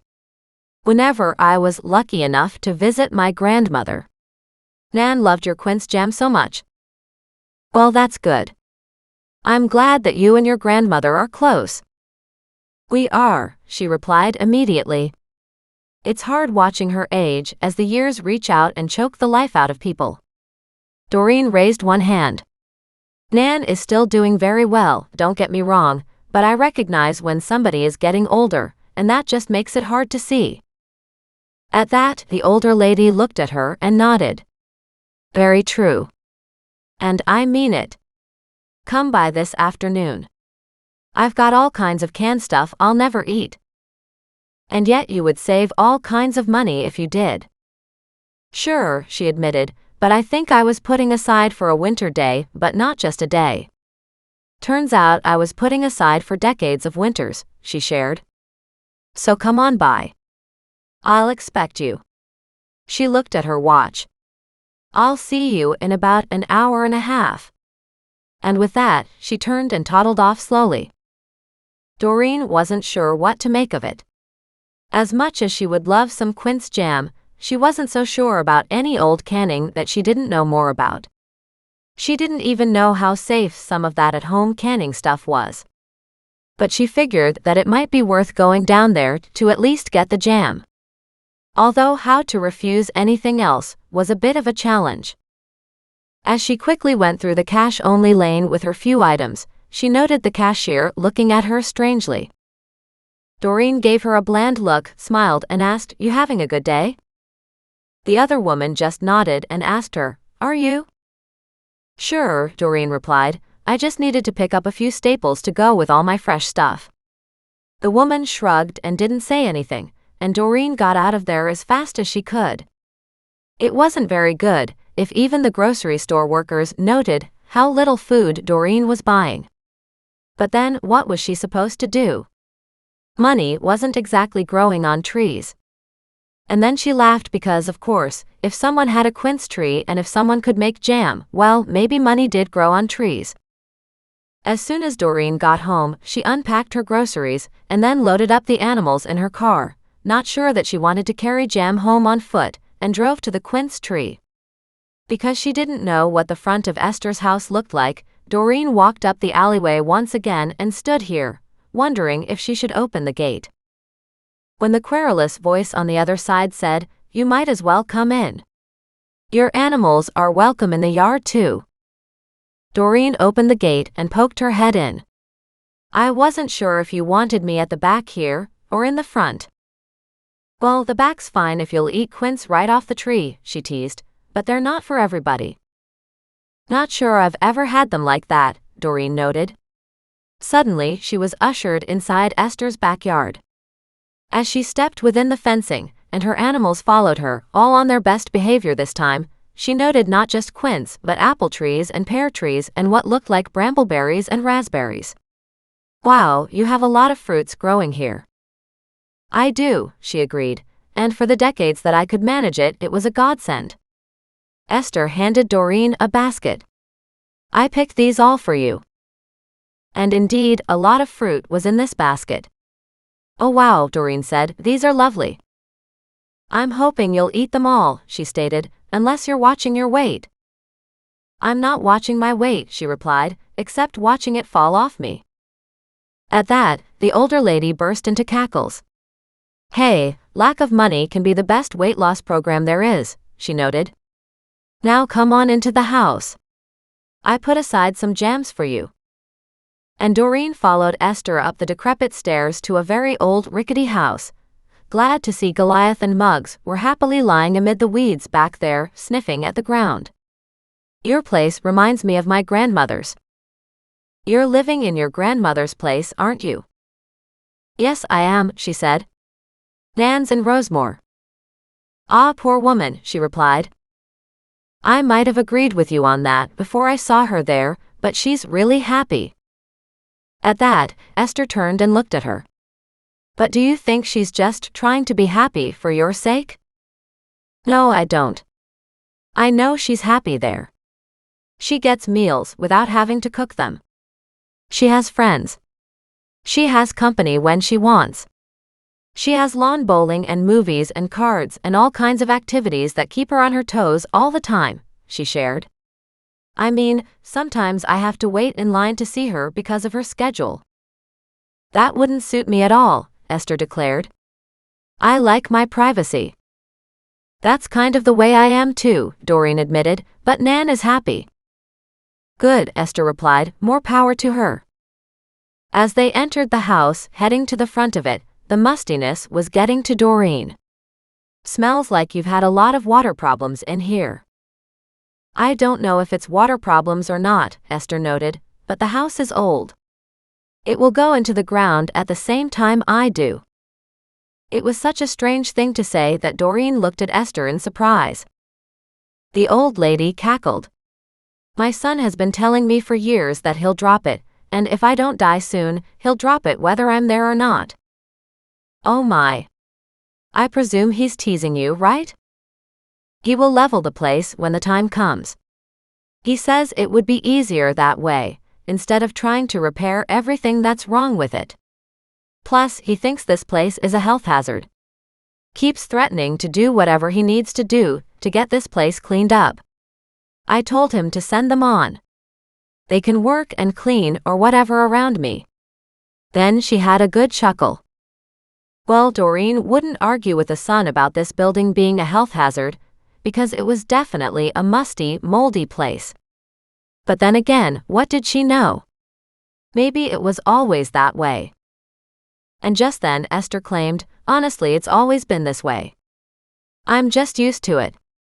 But for people coming inside for the first time, it can smell pretty rough. Doreen didn't say anything because, well, what was there to say? The woman was right. It did smell pretty rough. At the kitchen, which was almost as ancient as Esther was, Doreen stopped to look around. Kind of feels like my home, she noted quietly. At that, the older woman looked at her. Nan lived in her house for quite a while. I guess she didn't do much with it, did she? No, she didn't, Doreen agreed. She did there for a while, but it needs a fair bit of work. That's all right, Esther stated. Take your time. You'll get there. Maybe, she replied. Not the easiest thing to be working on all the time. No, it certainly isn't, she admitted. I gave up on fixing a lot of this stuff. Now I just live here, accepting that there are limitations to the property. It's made me a lot happier. And Doreen could completely understand that. As she stood here, the woman pointed to the table. So here are 15 jars of my quince jam, she added, plus a couple jars of mincemeat, couple jars of pickles, and a dozen canned peaches. She turned to Doreen and frowned. Wasn't sure how much you wanted. Well, I'm happy to have all of it, she stated honestly. So how about I take what you're offering and thank you very much for it? The woman smiled. It's nice to see somebody your age not shying away from good home canned stuff, she stated. A lot of the younger generation are scared of it. Doreen almost winced but managed to hold it back before the other woman saw it, because, of course, that had been her own thoughts right from the beginning too. But as she looked at the jars, everything was clean and sealed beautifully, so surely there couldn't be any reason not to have it. She looked over at Esther. I really do appreciate this, she said sincerely. The woman stared for a moment and then nodded. You know what? I can see that. Anyway, here's a box if you want to pack it up, so you only need one trip to take it out to your car. Thank you. She quickly put everything into the box. As soon as she had it all loaded, she picked up the box, hefted it, then nodded and smiled. I can get this out to my car just fine. And she turned and headed toward the back door. At the door she stopped, turned to look at Esther. I really do appreciate it, thank you. Call me Esther, she said. It seems forever since I've used that name though. Why is that? It's just I don't get very many visitors, she shared, her voice getting thick. After my husband died, I just didn't want to see anybody else. Doreen nodded. I can understand that too. You married? I was, she replied, and now I can't seem to get rid of him. And for some reason, that made the other woman laugh uproariously. Oh my goodness. That's too funny. As she waved her off, she added, Go have a good life. Do you want the jars back? She asked automatically, knowing that was done within many of the communities. The woman shook her head. No, by the time you're finished eating all this, I'll be dead and gone anyway. Doreen stopped at that comment. Are you close to dying? We're all close to dying, the older woman stated quietly. You remember that.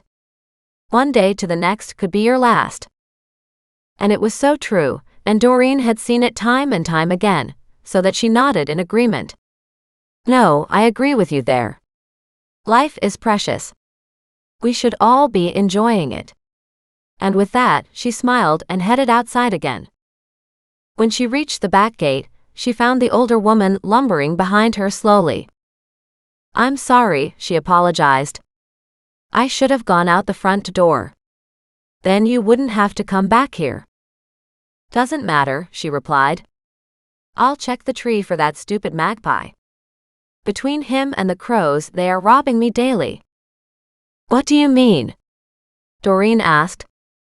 He took a safety pin off my deck here the other day, she noted, grumbling. I needed it.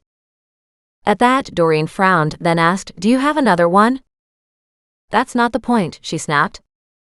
That magpie will steal anything. Doreen hesitated, and then realized that Esther's battle with the magpie was likely something ongoing for many years, and probably nothing Doreen could do would make it end right now. She quickly walked out to the back gate, animals in tow, smiled again, and said, Thank you. Esther just nodded and waved. Even as Doreen unlocked her car, she heard the other woman pounding the tree with a stick. Aha, there you are, you little thief. And the caw of a magpie followed, obviously not impressed at being disturbed. Doreen smiled at their antics, and quickly loaded up her box of goodies and her animals, and headed home. Chapter 8. Back at home, Doreen quickly unloaded her treasure trove of treats from Esther. And after carrying them inside, she put on the tea kettle and phoned Nan. Hey Nan. I just got quite a bunch of treats from Esther. She saw me in the grocery store and told me to come and get some. At that, Nan squealed in delight. Did you get jam? Yeah, I did, and a bunch of other stuff. I just don't know. She hesitated and then continued. Well, I hate to say it, but I don't know if it's safe to eat. I'm coming, Nan replied. Put on the tea kettle, girl, and maybe toast if you have it. And with that, she hung up. Surprised at the crazy reaction from Nan, Doreen knew that Nan probably wouldn't be long or far behind. By the time Doreen had put away her groceries and all but one of the 3 loaves of bread she'd bought, leaving it out for toast, she walked down to the creek with the animals to find Nan puffing along toward her. She waved enthusiastically. How on earth, Nan asked as the 2 women met and greeted each other, did you manage to get jam from Esther?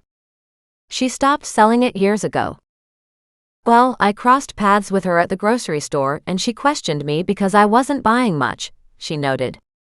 She told me that I needed jam to go with peanut butter, and I said the budget didn't go that far, and I don't know for sure, but it's almost like she got offended. At that, Nan nodded sagely. Yep, that would offend her. She doesn't eat peanut butter and always was a champion for the fact that jam was the best thing on toast and biscuits. Well, I don't know how good her jam is, she replied, but Esther told me to meet her at the house this afternoon, and when I got there, she had all these jars set out for me. She pointed back at the house. I'll show you when we get inside because I've got the table full. When they walked into the kitchen, Nan started to ooh and ah immediately. Wow, she must have really liked you. I don't think that was so much it, Doreen argued. I just met her. I told you about the other day, when I was downtown, walking around. She quickly improvised to avoid mentioning she was working on that diamond case. Anyway, she called me out on my lack of jam in my grocery cart, so this is what she gave me today. Well, this is a hoard, she noted enviously. You can take a jar back with you, Doreen offered generously. I mean, if you love it that much, I certainly won't stop you from taking some. Nan immediately reached out and snagged 2. Doreen burst out laughing. Or you can take 2. Nan chuckled. You haven't tasted this stuff, she exclaimed. Something's magical about her quince trees. I don't know why, and nobody else ever seemed to really make jam like hers. The others were never quite the same. But I tell you, the fruit she gets from her trees, it's absolutely delicious. I'm looking forward to it. Do you have any bread? Yep, I just bought 3 loaves. At that, Nan raised an eyebrow and didn't say anything. You know, some days are easier than others, Doreen explained to her grandmother. I do. Absolutely I do. We need to get you that money from those antiques. We do indeed. Doreen sighed. And I did ask Mac about Robin's estate because I may inherit something there, but with probate? She shrugged. Who knows how long that will take? Yep, could be next spring before you get that, Nan noted, particularly as they can't sell the property until then. Really? She asked. Any sale of property is done after probate's over. You can have the deal all set up and ready to go, but it can't be signed off on until the probate court closes its case. Oh. Doreen frowned. Okay, I guess I'm not getting any money for a while then. Maybe not, Nan agreed. And I don't know about Robin's probate case in particular, but if you really need money, maybe you should talk to Nick about that legal stuff. Because if you're the only beneficiary, surely he can speak to Robin's executor to give you something to tide you over. I don't know. Yet Max suggested that same thing, she replied, but I feel bad asking about it. At that, Nan looked at her with one eyebrow cocked, like a Thaddeus Gimlet glare. Bad enough to starve? She winced. Right, I need to think of it that way, she muttered. Nan chuckled. It really is simple when you consider things. You need money, even if it's a few $1,000s, to help you out for a while. It would last me for many months indeed, she declared, perking up. Maybe I will say something to Nick. Do, Nan urged. Just a simple question. It won't take that much to, screw up your pride and simply ask. You've got it coming anyway. I'll call Nick later, Doreen stated, nodding, after we have tea and jam. Now that's an idea. Nan rubbed her hands together. You have no idea what kind of a treat we have in store for us now. I'm hoping I do, she replied, laughing. I haven't had a good homemade jam in a very long time. Well, let's get some of that toast on then. By the time the toaster buzzed, they had tea steeping, and Nan had already opened the first jar. Immediately, she dipped in her spoon and had a taste right off the spoon. She closed her eyes and gave a happy sigh. You have no idea what a treasure you have here, she murmured. Staring at Nan and the look of rapture on her face, Doreen noted, Nan, you realize it's just jam, right? Nan immediately opened her eyes and narrowed them at her. Okay, Doreen backtracked quickly, so apparently this jam is something special. I thought I'd tried it before, but now I'm not so sure. Try it, Nan said. And then mock me at your own peril. But rather than having her first taste of Esther's stupendous jam on a spoon, like her Nan had done, Doreen buttered a piece of toast and then added some quince jam. As she bit into it, the special flavor filled her mouth. She stared at Nan in surprise. Nan was cackling again. See? Nan asked. Doreen snatched 2 pieces of toast, quickly buttered them, and then slathered them with jam. She sat down with an expression of sheer delight on her face.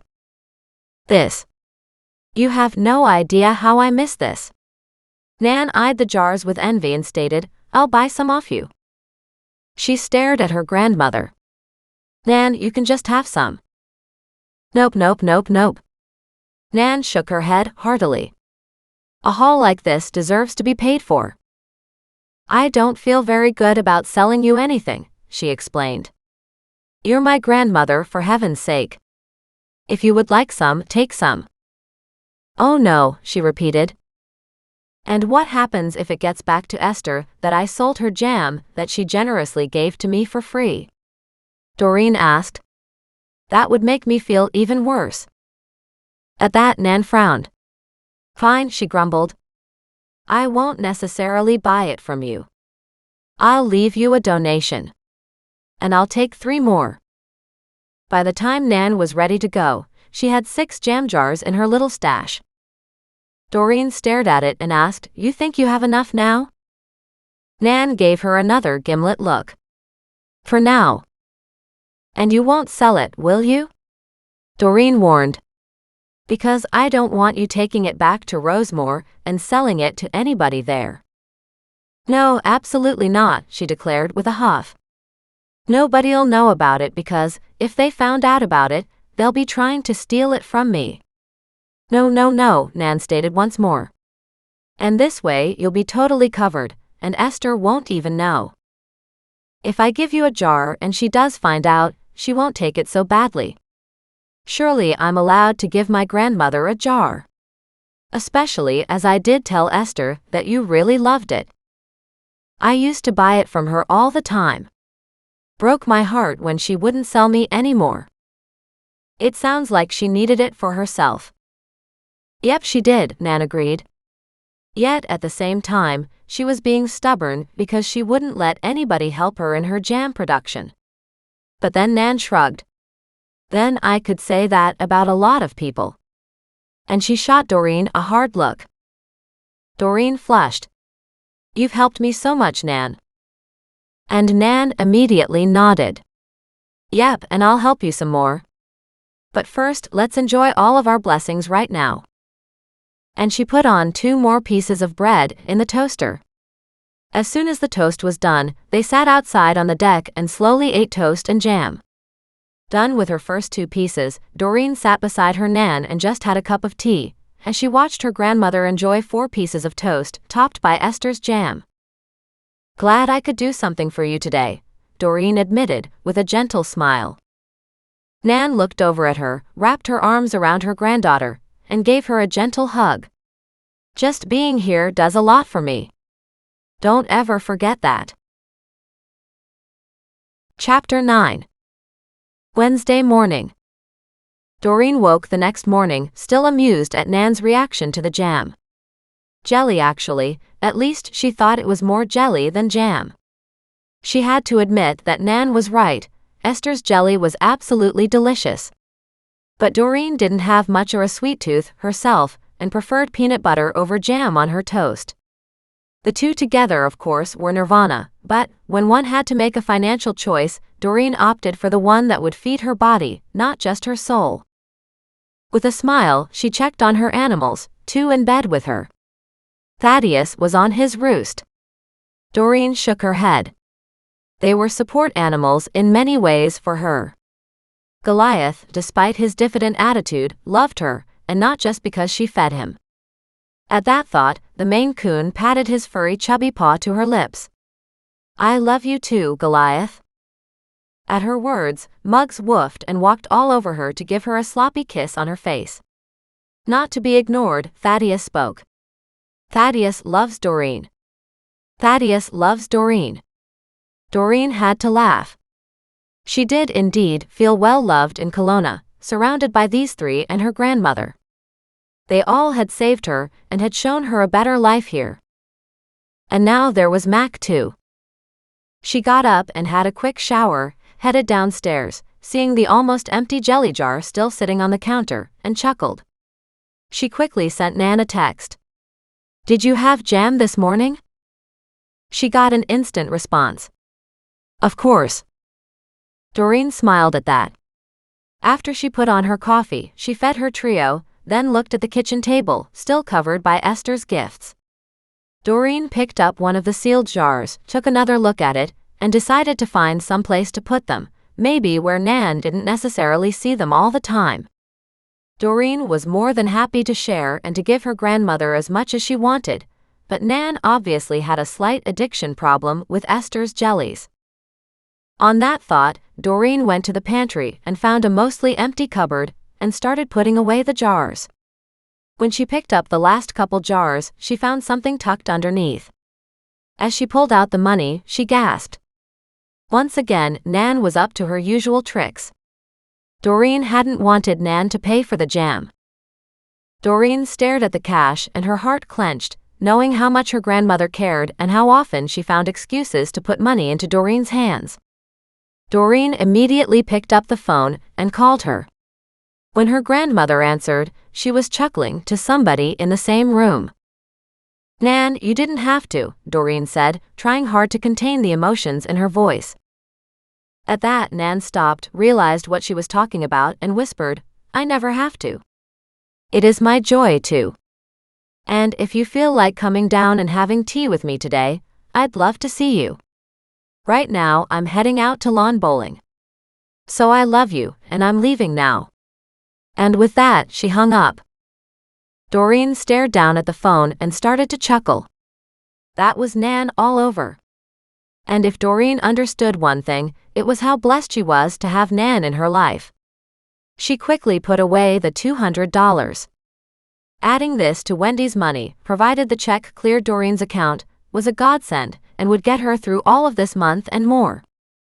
And with that, she sat down at her laptop with her second cup of coffee, logged in to ensure the check had cleared, and then paid the bills she owed.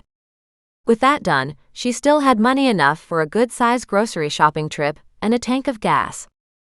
So, on the same roll, she got up, grabbed a notepad, and made a grocery list, putting the animals' food at the top so that she could get them several more months' worth stocked ahead, and she wouldn't have to worry about that for a while.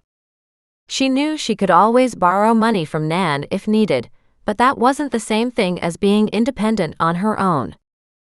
Sure, it was a bit of a joke to think that Doreen was being independent when Nan kept doing things like this, but they were gifts that came from the heart, and Doreen wouldn't stop her grandmother from doing something that brought her obvious joy either. Doreen shook her head. After living the rich lifestyle before, and not even really realizing it from a practical pay-the-bills standpoint, now that she was on the poorer end of life, she vowed she would never take money for granted.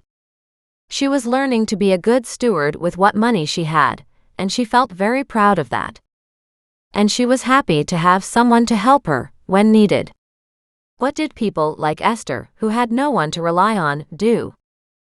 With Esther's goodies behind a closed door now, Doreen double-checked her grocery list, looked to the animals, and shared, "Now I can go shopping, or we can go out into the garden and do some work there." Her animals didn't respond. Muggs rolled over, as if completely uninterested in the choices. "I'm not sure what else to do," she bemoaned. "We don't have a whole lot to go on with our case for Wendy." But then, thinking about it, Doreen wondered. She picked up her phone yet again and phoned Wendy. "Hey. It's Doreen. I just want to know if you've had any more visitors." "No." And although relief was evident in her voice, worry was also present that they would return at any time. "Do you often have a group of magpies around, or a murder of crows in the alley around the dumpsters?" "Lots of them," she noted. "A woman on this lane has fruit trees, and that brings birds from all over the place. Plus, we business people all put out our commercial garbage there, in all those bins up and down the back alleyway. So yeah, of course we have lots of birds and rodents and bugs and things. Yet I've never had any problems with them." "Why do you ask?" "I just wondered," Doreen replied thoughtfully. "Well, if you're wondering something," Wendy mentioned with a laugh, "maybe keep me in the loop so I'm not broadsided by any questions Mac might throw at me." "Hopefully he won't be throwing any that you can't handle," she noted. "Has he contacted you?" "He did, yes, when he stopped in the shop. We had a bit of a discussion about what had gone on. He took a look around, kind of nodded, and told me that, rather than phoning you when I get into trouble, I should be phoning the police." Then she laughed. "It's almost like he knew." "Oh, he does know," Doreen agreed with a sigh. "And now part of his job is keeping me out of his world." "And keeping you safe," Wendy added with almost noticeable envy in her voice. "You may not realize it, but you're very lucky." Doreen thought about that statement long after she'd hung up. She wasn't sure how, from one day to the next, she'd ended up with both Nan and Mac, but in both cases she had been extremely lucky. Granted, Nan was family and Doreen didn't choose her. Yet, if it had been left to Doreen, she would have chosen Nan to be her grandmother anyway. As for Mac, she had been putting him off, and now she realized how risky that was. He could have thought her too much effort, or too damaged to continue his pursuit of her. Luckily, she wised up enough to choose him, before he chose someone else. Doreen was lucky to have people who cared about her, and people she cared about. Deciding that maybe a day at home would be just the thing she needed, she got out her gardening gloves after breakfast. She figured to get some work done in her backyard garden before any of the summer afternoon heat hit, and then she could do a bit of shopping later. With a wheelbarrow at hand, she quickly started pulling out the weeds and cleaning up along the garden edges. Having so much free landscaping work done back here, with the installations of all the walkways and the deck and the patio, now made her job so much easier. She had clean-cut divides between walkways and the lawn or the gardens. It made even her workload look better because she could see what remained to be done, instead of being overwhelmed by the amount of unending work. She whistled to herself, so happy to be outside and to be working in her own garden with her animals all around her as she weeded, when her phone rang. She answered it without thinking, saying hello, in a bright, cheerful tone. When silence came on the other end, she frowned and looked down at it, and winced. "Hello," she said a second time. "Why are you so damn happy?" her soon-to-be ex-husband snapped. She sighed. "I'm not supposed to talk to you." "Oh, you're not supposed to be talking to me," he mocked, "but you are too late." She glared down at the phone. "And I really won't talk to you if you make fun of me like that." She quickly hung up. Knowing that she'd be in trouble if she didn't say anything, she immediately contacted Mac's brother, Nick. He answered the phone by saying, "Just the woman I want to talk to." "Maybe not," she stated with a sigh. "My ex just called me." Nick was immediately all business. What did he want? I don't know, but he started to mock me, so I hung up on him. After a moment of silence, he chuckled. You know what? I really like that. I figured you would get upset if you found out I was talking to him. Yeah, I sure would, he stated quietly. He should not have called you in the first place. Everything is to go through the attorneys of the two parties, to the divorce. Well, I don't even know what he wanted, but he ruined my good mood. She raised her free hand. He immediately got angry at me and asked why I was in such a good mood. Ah, so sour grapes on his part. I'm not sure what the sour grapes are, she noted, but he's not in a good mood. However, that is not so different for him. I'm really hoping that you can tell me that he's not anywhere close by. At that, Nick asked, Are you afraid he is? I don't know about afraid, she replied cautiously. Given the surliness of his tone, I wouldn't want him to pop by suddenly. As far as I know, he's still in Vancouver, he noted quietly. However, if he does show up, don't worry. I'll be calling Mac, she stated. Glad to hear it. Did you get anywhere on the divorce agreement? She asked curiously. Is that why he's in such a pissy mood? Oh, that's part of it. Also the fact that I'm more than willing to go to court over this one, he explained. And he doesn't want to go before a judge. Why not? She asked in a reasonable tone. Isn't that one way to handle it? Definitely it's one way to handle it, but it's one way that he'll lose. Ah, meaning that he's in the wrong, and you think the judge will favor my side of this? It's not even so much that the judge will favor you, as he'll favor the law. And in this case, you get the benefit. After all, you were married for 14 years and helped grow his business. And of course, your husband seems to think that you shouldn't get anything. That's pretty typical of him, she noted. When Nick remained silent, she added, So let me ask you a question. If you were handling somebody's estate, and one person is due to get something out of the estate, but it hasn't finished the probate process, what if they contact you and ask about getting a little bit of money ahead of time? Ah, you're talking about Robin's will? Yeah.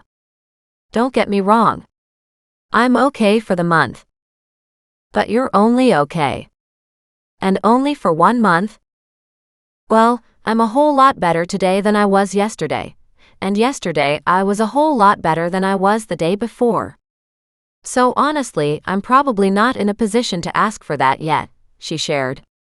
I just wondered if things got really ugly, is that something I could do? You can always ask. Robin's executor could contact the probate lawyer to see how much money is there and available. But there's property to be sold, she added. Right. But she had money to live off of, like in bank accounts and cash and the like. So, unless her financial accounts are 100% empty, some available money should be there. Maybe, I don't know anything about her assets. It's certainly something that's been asked before of the attorneys and the estate, and even the court. I guess it would be up to the probate lawyer as to whether he wanted to be nice enough and help you out, and whether he felt that enough money was there to cover your request. Right. I was hoping for maybe even $1,000. That would cover my bills for several months. Is that all you need? He asked in surprise. I'm sure you've heard about all the antiques and stuff, she explained. There should be some of that auction money coming to me. I just don't know how long that takes. Like, I think money is supposedly coming from Robin's will, but I'm not sure how much longer I need to wait. Right. So you have money out there that is due you. However, it's just not here yet. Exactly, so I'm struggling to get through to those payouts. And then she hesitated. Never mind.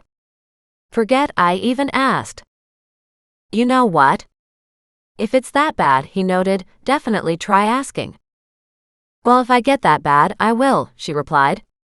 I'm checking out my options before I get there. Probate can be slow, especially if you're really needy, he added. And I'm not privy to Robin's estate case, so I'm not aware of any other liens or court cases or anything related to Robin's estate that must be paid for first. If so, the probate lawyer will withhold funds to pay any of those debts. Therefore, that process may take a while. However, with the antiques auction, you should get some settlement within a few months. So, not so soon with a probate? Maybe more like 1 year? Yes, that's true. He hemmed and hawed. Look. If you ever need a $1,000 loan, you can always let me know. Nope, nope, nope, nope, she cried out. Thank you very much for the offer, but I think Mac would kill me. Nick burst out laughing. So now you're afraid of Mac? No, I'm not afraid of Mac, but I wouldn't want to insult him.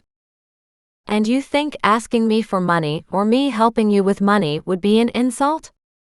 Yes, because he would say that I should have gone to him first. At that, there was silence first. Oh, I do like you.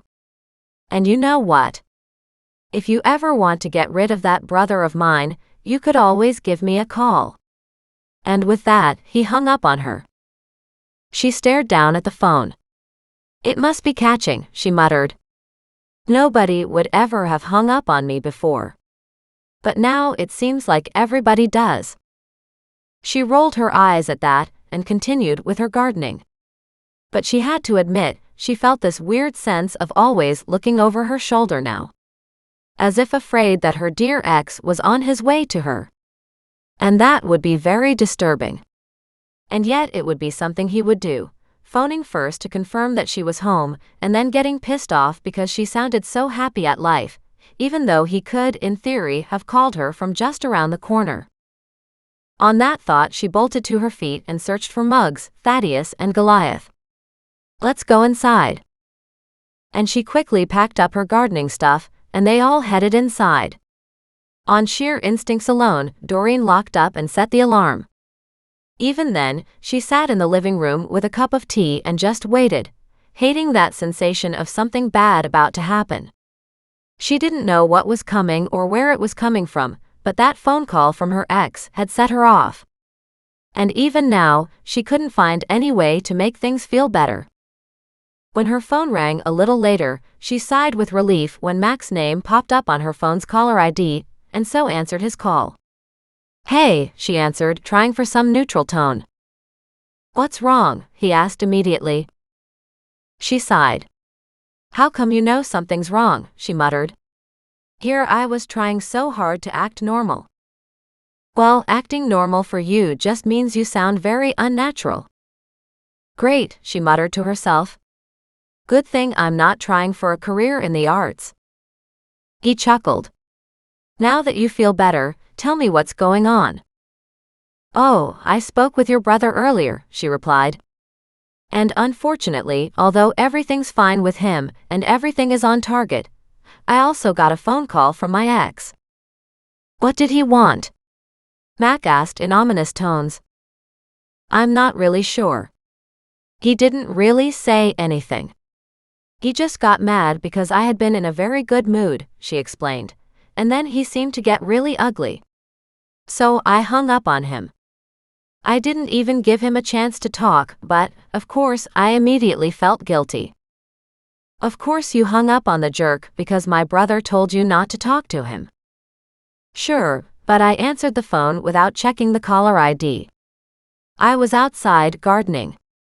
I wasn't thinking. I had just hit talk and said hello. And you didn't recognize his number? She thought about it. No, I didn't, she replied in surprise. I wonder if it's a different one. Maybe. So now what's the matter? Did he upset you? No, he didn't really upset me. He took away my good mood just hearing his voice, she noted. But then, I was also a little worried after the conversation with your brother. And no, Nick didn't say anything to upset me. No, there's nothing that I should tell you about or anything else, she explained. I just got that weird feeling while I was in the backyard, and I came racing inside and locked all the doors." There was a moment of silence on the other end. "Are you afraid Matthew is in town? Did he say anything about seeing you?" "Well, I'm definitely afraid of something. I'm not totally sure what that's all about. Feeling pretty foolish, actually." And then she gave a nervous laugh. "I don't know where it's coming from, honestly." "You mean, after the number of times you've been attacked, where you've turned around in your house to find a stranger there, or the number of times that people who supposedly were your friends really haven't been your friends? Gee, I don't think you have to go looking for a reason as to why you could be having an attack of nerves. And as far as I have ever seen, your husband, ex-husband, has never done that to you, but given the circumstances." "I know," she agreed. "I also asked your brother about whether the probate lawyer might let me have some money out of Robin's estate early. Nick mentioned it could very well just be up to the person's own discretion. And I guess that makes sense. The probate attorney has the responsibility of paying the rightful people any money Robin owed them. Whatever's left over would be yours if she designated it all to you. Yeah, he wouldn't give you too much to get through in the meantime, though. Then I would only need $1,000 or maybe a couple to make it through the next few months," she noted. "At least until the antiques come through." "And you got the catalog for the antiques auction, so how does everything look?" he asked. She realized he was trying to bolster her mood and to change the conversation just enough to make her feel better, and she appreciated it, but at the same time, she wasn't terribly sure she wanted to feel better necessarily. "I think it looks great," she replied, looking around for it. "And I've misplaced the darn thing right now. I suggest you find it, sit down, take a moment, enjoy knowing that you'll get money coming after the auction," he noted quietly. "Of course, remember that some things might sell and some things might not. You just need to hold on a little bit longer." He hesitated. "Did my brother say anything else?" "Yes." She laughed. "He told me that, if I got in trouble, he would be more than happy to give me a loan." "He said that?" Mac asked. "I have never known my brother to ever offer anybody money. I turned him down nicely." "And why would you do that?" he asked curiously. "It's obvious you could use a few bucks." "Yep, but I also told him that you would be furious if I did that." At that came more silence. "You know that I would never be furious at you for something like that," he stated cautiously. "Yeah, you would," she argued, "because as far as you're concerned, I should have asked you first." After another long moment came his reply, and more than just the words, but the way he delivered them were like a hug that she desperately needed. "And that I would consider major progress in our relationship. Now you stay inside, comfy and warm," he said, "and I'll stop by later today. If you see your ex, don't answer the door, just call me immediately. I have to go." And with that, he rang off. She smiled as she put down her phone. "At least I did something right," she muttered. Chapter 10. Except that Doreen didn't want to sit inside for the rest of the afternoon and do nothing. Although she did have all those notes on Bernard and Candy from her latest trip to the library, that she hadn't had a chance to go through yet either. So considering that, she grabbed her tea, took that and her laptop with her notes, and headed over to the living room, where she sat down and went through everything that she had found on the yellow diamond ring. It was huge, there was no price tag to put on it. She didn't know what the largest yellow diamond in the world was worth, but she imagined it was a pretty big figure, with a lot of zeros involved in any kind of purchase price. But as she'd come to learn, people would kill over the slightest thing, so whether it was worth millions or multiple millions really didn't matter. It was something that was worthwhile for any criminal element to go after, if they knew who had it or what had happened to it. But then, if somebody knew what happened to it, blackmail might be an easier target as well. She pondered that for a moment. That Wendy had no security images of the woman who'd tried to sell the ring to Wendy was frustrating. Doreen pondered the whole event. No, that makes no sense, she argued out loud. Anybody with half a brain would have taken it to a jeweler or a pawn shop. No way they would have gone to a little side street consignment store. So what was going on with that? Unless they thought for sure the ring they had was costume jewelry. But if it were costume jewelry, why the $10,000 selling price? And why the disguise? Costume jewelry would have gotten the woman maybe $10. No, as Doreen thought about it, probably wouldn't even have gotten her that much. Wendy might have maybe sold it for $10 if it were a special piece, but costume jewelry was cheap. Nobody put out big money on it. So none of this made any sense. As she sat here, continuing to think about it, she picked up the phone and contacted Wendy. When Wendy heard Doreen's voice, she whispered, "They're here." "Oh my God, they're here." "Okay," she stated. "Did you phone Mac?" "No, I can't." "I can't." And she hung up on Doreen. Doreen immediately phoned Mac, and when she couldn't get him directly, she left a message and then sat here wondering what she should do. Didn't take her long to decide, and she bolted to her feet, grabbed the animals, loaded everybody in the car, and raced down to Wendy's shop. As soon as she got there, she entered the store with a bright smile on her face to find Wendy standing frozen at the cash register, trying to look natural. When she caught Doreen's gaze, Wendy rolled her eyes toward the back door. Immediately, Doreen walked to the back with the animals, stepped outside into the alleyway, and saw the men. "Hey! You guys again. What are you up to?" And she acted so normal and natural that they just stared at her. "We want to see Wendy." "Wendy's busy dealing with the customers in the store right now," she replied, "which I'm sure you already know." "I don't care," the lead guy of the two stated in an odd voice. "And we don't give a crap who you are. Go get Wendy." "I won't go get Wendy. She's dealing with a paying customer," Doreen replied. "So what is your problem?" "None of your business. Unless, of course, you're coming after that ring." At that, both men pinned her in place with their glares. "What do you know about a ring?" "Only what Wendy told me about some crazy lady coming in, all dolled up with a disguise, trying to sell a ring." "She shouldn't be trying to sell no rings here," the man stated, looking around the corner of the alleyway. "Right. That's what Wendy told the woman. I mean, Wendy sells second-hand clothing. It's hardly a pawn shop." "What do you know about pawn shops?" he asked. "I don't know anything about them," she replied cheerfully. "Friend of mine does though." "And who's that?" he asked with a sneer. "His name's Mac. You probably don't know him." And then she looked at him, snickered, and added, "Well, maybe you do." At that, he stared at her. "What do you mean?" She laughed. "I mean, it depends if you have a record or not. Mac's a cop.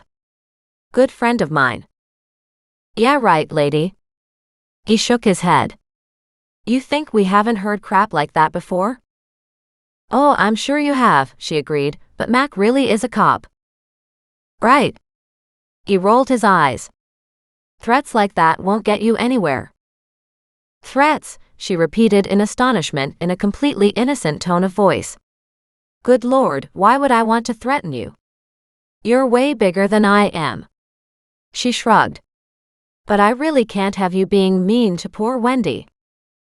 He huffed and shook his head. "Then get us the ring," he demanded in a threatening manner. "Get you the ring?" "Huh, pretty sure you didn't hear me when I said that Wendy told her no." "No way Wendy would have told her no," he argued. "Anybody could have seen what a ring it was. If that woman had sold it to Wendy, then it would be Wendy's, wouldn't it?" "Except that it was stolen," the other guy stated less pleasantly. "And we want it back." "Oh, so it's yours, is it?" she asked, smirking. He just stared at her with that look that said, that she was really starting to piss him off. "You know, I've seen that look a time or two," she noted. "You really don't have much patience, do you?" The man's glare deepened. She nodded. "I guess not." She looked down at Muggs. "He really doesn't like us, buddy." Muggs barked in response. She laughed. "Yeah, I know. We get that a lot." "Yeah, ya think? You're really starting to piss me off." "Now," he said, talking louder, "we want the ring." "That's nice, but we don't have the ring," she stated gently. "Do you really think Wendy would still be here if she'd bought some fancy ring that was obviously worth way more than she'd supposedly paid for it?" He stared at her, frowning. She shook her head. "Wendy is eking out a living selling second-hand clothing," she explained. "There's no money to be found in her industry. There's no money to be found in this store at all. It's foolish to even consider that she could even afford to buy the ring." "Then she sold it," he stated, "and we want to know who bought it." And again, how could she afford to buy it in the first place? In the second place, how would she have known where to sell it, she asked. If it was something valuable, it's hardly something you can just turn around and sell any old place. Plus, you say it was stolen. Who would buy a stolen piece of jewelry, no matter how much you think it is worth? "I don't know when it might have been stolen," she said, her gaze going from one man to the other, but neither of the men were budging. "And it's obvious that you're not talking, so." She shrugged. "Besides, if it was stolen, how do we know that it's even yours?" "It's ours." "Yeah. And who is this woman to you?" she asked with a scoff. "Your mother." At that, he stiffened. And she wondered. "Unless, of course, it is your mother," she suggested. "Or a sister maybe, somebody who was trying to sell a family heirloom to get back at you for something?" Then she added, "But that doesn't make sense because if you had an expensive ring like that, you wouldn't hold on to it. Not you guys. You two are intent on exchanging it for cash, right?" Doreen frowned. "Surely, if you had that ring for 1 second, then you would have sold it. I mean, if it's worth a lot of money, like you think it is, you guys would have already cashed it in." "Well, aren't you just so smart?" the leader replied in a dark tone. "Maybe you're a little too smart." "Yeah, I've heard that a time or two." She studied the two men and then shrugged. "Okay, you don't want to talk, and I've already told you that we didn't have anything to do with it, so not sure where you could go from here," she muttered. "Unless you know who that lady was." The leader just stared at her. "Seems like he has an idea about who she was. I mean, you could check pawnshops. That lady would have been much better off to have gone there in the first place." She shrugged. "Well, of course she would have. Like I said, something was very odd about her coming here in the first place. Wendy doesn't buy good quality jewelry. And she thought back then it was just a cheap costume piece of jewelry, but now you're making us rethink that." "Obviously it wasn't a cheap piece," the leader stated, taking 2 steps toward her. "And you need to learn to shut your mouth." She smiled at him, as Muggs resorted to growling. "You're not the first person to tell me that." "I can imagine," he muttered. "Do you ever shut up?" She thought about it and then shrugged. "Every once in a while I do, but when you're here, threatening a friend of mine, that won't really go over so well with me or my dog." Muggs growled again, this time louder. "I'll do more than threaten her if you don't come up with that ring," he stated, turning and walking back to his van. "You got 2 days." "And then what?" she asked. "Because we don't have it, and we can tell you that right now." "Then you better get it," he snapped. 2 days and we'll be back. If you don't have it, there won't be a lot left of the store or Wendy." Chapter 11. Checking her phone to make sure the photo of the big white van had come out clear enough, Doreen stepped back into the store to find Wendy staring at her in horror. "Did they just say what I think they did?" she squeaked. "Yep, they sure did," Doreen confirmed in a dark tone. They're pretty serious about this ring. I don't have it. Wendy raised both hands in frustration. I didn't have anything to do with it. And that's what we'll have to get Mac to help us sort out, she muttered. Yeah, I hear you, Mac stated from the front entrance to Wendy's shop. I got your message, but it was a bit garbled. She motioned at Wendy. Wendy can tell you what just happened. Wendy, with a bit of encouragement, managed to get out the tale. And then Doreen picked it up. And I got this photo of the van. She showed it to Mac. I can give you a basic description, but not a whole lot. Both of the men looked quite comfortable uttering threats, though. Of course they did, he noted with a sigh. And you got them quite angry, didn't you? They needed to know that Wendy didn't have the ring, she stated. He turned and looked at Wendy. Do you have the ring? Surprised to hear Mac's question, Doreen turned and looked at Wendy. But Wendy was shaking her head. No, I don't. Something was very odd about the woman, and everything to do with that ring. I mean, I don't know fine jewelry, but I presumed it wasn't costume, and I'm not a pawnshop, so I don't have the right clientele to offload something like that. Plus the woman wanted 10 grand. Cash. From you? Mac asked, then winced and shrugged, trying to smooth over his tone. Yes. I mean, do I look like I have $10,000 lying around? She asked, throwing her arms out wide. I don't even take in that much in 1 month. At that, Mac nodded slowly. So what would be the purpose of that woman coming here to you? A few things, Doreen replied quietly. I've been thinking about this. 1. She herself needs some professional assistance and doesn't really understand the facts of life, and maybe doesn't really understand how pawnshops or anything like that works, so, in theory, she's just unstable mentally, she began. 2. It was a cry for help, and she didn't know what else to do. 3. She just darted in here, maybe trying to escape somebody who was following her, or she purposely was trying to lead somebody here. At that last one, Mac raised his eyebrows in consideration and turned and looked at Wendy. So, is there any reason why somebody would want to lead these goons to you? Wendy paled and shook her head. I don't know why, out of all the things that she just suggested, you would jump onto that one. Because out of all the things that she just offered, this is the only one that really makes any sense. No, bringing somebody to me doesn't make any sense, Wendy argued.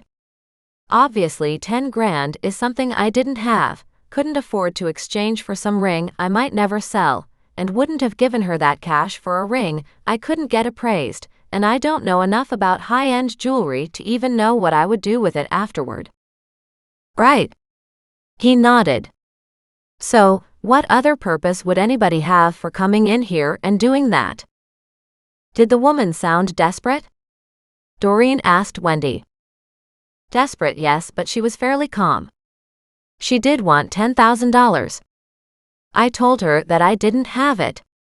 And I couldn't give it to her even if I wanted to, because I just didn't have that kind of money, she explained quietly. Was she in trouble? I don't know. She showed her palms. I don't deal with people like that. That's you guys' corner. She looked from one to the other. Well, it's Mac's domain, Doreen replied automatically. He sighed. It's not something that we supposedly deal with, he noted quietly.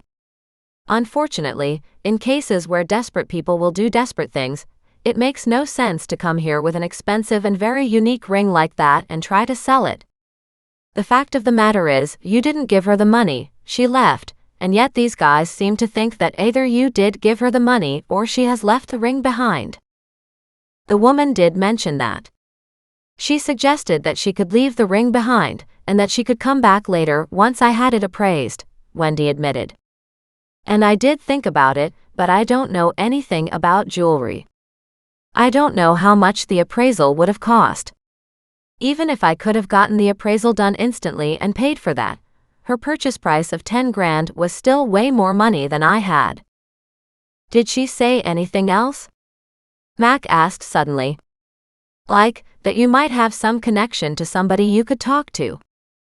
She stared at him. No. I don't know anybody in the diamond trade. I mean, first off, I couldn't confirm it was a real diamond. Plus, she wasn't making a whole lot of sense, and once I took a closer look at the ring and heard her selling price, no way I wanted any part of her and her ring. That was way more money than I could even contemplate handing over to anybody, and no way I wanted to get involved in a questionable transaction. And that probably surprised her, Mac noted, because a lot of people wouldn't have questioned it or would quite likely have jumped at the opportunity. Maybe some diamond merchant, yeah. The whole conversation gave me the heebie-jeebies, she stated. It was just such a huge stone that it seemed fake. He nodded, pulled up his phone, flicked through several screen loads and then held up his phone. Did it look something like that? Wendy took the phone from him, staring at the picture for a long moment. I'd say it looked exactly like that. She returned his phone to him and asked, "What is that ring?" At that, Doreen held out her hand to look at it, and when Mac hesitated, she glared at him, and he pulled the phone forward and held up the picture to her. Her eyebrows shot up. Per my library research, that ring was stolen 10 years ago, she said, looking at Wendy. It was the engagement ring between Bernard and Candy. Bernard and Candy? Wendy repeated with a frown. And then her face cleared. Oh my. Seriously? She looked at the picture again. Honestly, it looked just like that picture. But I can't confirm that it was that one, because I don't know anything about jewelry. Got it, Mac noted. So now we have a problem. Not only do these thugs seem to think that you should know something about this, but if they're looking for a ring like this and they think it's here or that you have some knowledge of it, they won't walk away. Wendy looked at him nervously, her hands wringing in front of her. I guess it's worth a lot of money, isn't it? It's worth millions, he replied quietly. And that is now a whole different story. After that, things happened a little faster. Mac put in a full report. Somebody else came to get descriptions and statements from them, as Mac looked over at Doreen. And, of course, you're in the middle of this again. She shrugged. Technically, it's a cold case. He glared at her. She just beamed. Can you describe the men? She frowned. I thought I could, but now it feels very much like they were nondescript. Although I would recognize them again. They're definitely criminals and probably have long records, but I can't prove that. No, of course not. Mac groaned. And that doesn't mean that they're from around here either. So, in other words, they could be imported. She nodded agreeably. He just rolled his eyes at that. What? It makes sense. I mean, something like this diamond they'll sell quickly. Once they have it. The question is, how did they get a hold of the diamond to begin with? Were these two goons the original thieves? I hardly think so. These two are the brawn, not the brains. So who did that woman steal the ring from? Who's been hanging on to the ring all this time? And why do these two thugs think it's theirs? Well, that's the criminal mindset for you. They think it's theirs, Max stated in exasperation, because they obviously heard about it, found out about it, or assumed that they were in the process of getting it. To them, it's a done deal. It's all about money grabs. She laughed. Life's not quite like that. No. So this woman is either close to them, or found out what they were doing, and set off to do something completely off target that they don't understand either. Max shook his head, considering the angles. And of course anybody like these goons would have just taken the ring and run, Doreen shared out loud. Kinda like that strange woman did. Exactly. Mac glanced at Wendy, then turned to Doreen, lowered his voice and asked, And are you sure an exchange didn't happen? Doreen's gaze widened as she understood what he was asking. She frowned as she looked back at Wendy, who was busy talking to a police officer. No, I can't guarantee it didn't happen, she replied quietly. I would never have thought that of her. However, she paused, maybe that woman left the diamond in a pocket to one of these outfits in here? He just continued to stare at her in that strong, steady way of his, and she sighed. So, of course, that could mean maybe the woman was working with Wendy? But the same argument applies. If Wendy has it, why would she be here? She could have taken that ring and run. That would have made her look suspicious. Also, running still takes planning. But she didn't have to report it to anybody, Doreen noted quietly. I mean, that stranger was obviously, and then she stopped. Unless she knew Wendy. And thought that this would trigger something for her. What do you mean? Mac asked in interest. That can't be right, Doreen said, mostly to herself, shaking her head. That would mean the two women knew each other, as in 10 years ago when the theft happened. Like they were partners back then. Doreen shook her head more adamantly now. No. I mean, it doesn't make sense that this strange woman would have come here. Wendy's shop is a second-hand store, not a jewelry store or a pawn shop. Wendy heard her and turned and looked at her. Exactly. It's not like I'm a bank or a pawn shop or a jeweler, with cash on hand all the time. All I ever really wanted was to have my own business, be my own boss, and this seemed like a viable way to do it. But I don't harbor any illusions that I'll ever make a fortune at it. The trouble was, her words didn't make Doreen feel any better. She nodded slowly and looked at Mac and then asked in a low voice, "Can I go home now?" He sighed. "Have you given your statement?" She rolled her eyes and nodded. "I'm thinking about having you come down and look at mugshots." "I can do that," she agreed immediately, interest in her voice. The guys at the station would not particularly like it, he noted with a sigh, but it might be a good step right now. If I recognize one of these men, she noted, it would give us a head start in a big way. He nodded quietly. That's what I'm wondering about. The question is whether you will recognize anyone. Who knows? She raised her hands, palms up. However, I did see them and I did talk to them, so there's a good chance the answer to that question is yes. He stared at her for a long moment. Fine, I'll arrange it with my boss.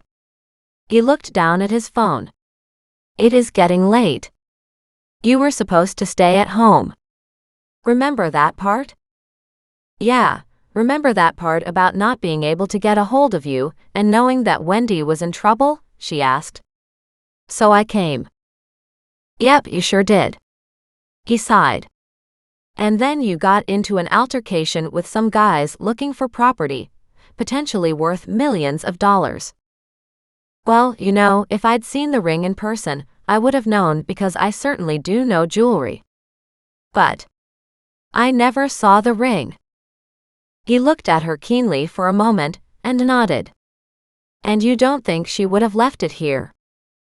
I wouldn't think she'd let go of a multi-million-dollar ring. Except she has two goons after her. So not thinking she'd leave it here is a different story, she replied. I had already wondered if the woman hid it here, or hid it outside, or tried to do something along that line. Maybe she darted in here to lose whoever was following her, she suggested quietly. And maybe that didn't work out so well. The lady went out the back door, as Wendy said, and maybe lost it out there. Although I would more likely suspect she hid it out there instead, planning to come back and retrieve it. Hiding it out there in the alleyway would make more sense, Mac noted, and we will check. Good luck with that, Doreen said. I already have. At that, he spun and glared at her. She shrugged. Before today, this case wasn't of any particular interest to you, so what was I supposed to do? Leave Wendy in the lurch? Right. He smirked. I mean, can't do that or your next check might not come. She frowned at him. That's not fair. I don't have many friends in this town. I know a lot of people, but I am just on a cordial basis with them. So for my friends, I would like to at least keep that much of a relationship going with them, like Wendy. He nodded. I didn't mean it that way. Well, I guess I did, but I didn't mean it. I was just teasing. Still, it's a valid point though, she agreed grudgingly. I do have enough money to get through this month. I'm not sure about next month though. He added, every month you've said that, and every month something has come up to help you, so keep holding the faith. Sure, she groaned. Easy for you to say. He smiled at her. You're doing awesome. Don't give up now. No, not planning on giving up, she stated. At least this way I don't think about my ex anymore. At that, he turned and looked at her, one eyebrow raised. She hurriedly explained, meaning I don't worry about him coming to the door or trying to approach me, she stated for clarity's sake. Obviously, I'm not thinking about him. He stared at her a little longer and then slowly nodded his head. I would hope not. She grinned at him. Why? Are you worried? Do I need to be? He asked in that same low tone, studying her intently. No, not on my account, she replied. I've already told you what kind of a loser he was. Is. Maybe. But I also know that women have a tendency to change their minds and to do all kinds of crazy things that a lot of us men don't ever understand. At that, she burst out laughing, making the others inside the store stop and turn and look at her. She immediately tried to calm her laughter. Hey, right back atcha. We women don't understand you men either. But you already know that I'm fast becoming the local crazy lady. There wasn't a whole lot he could say to that, and so he nodded.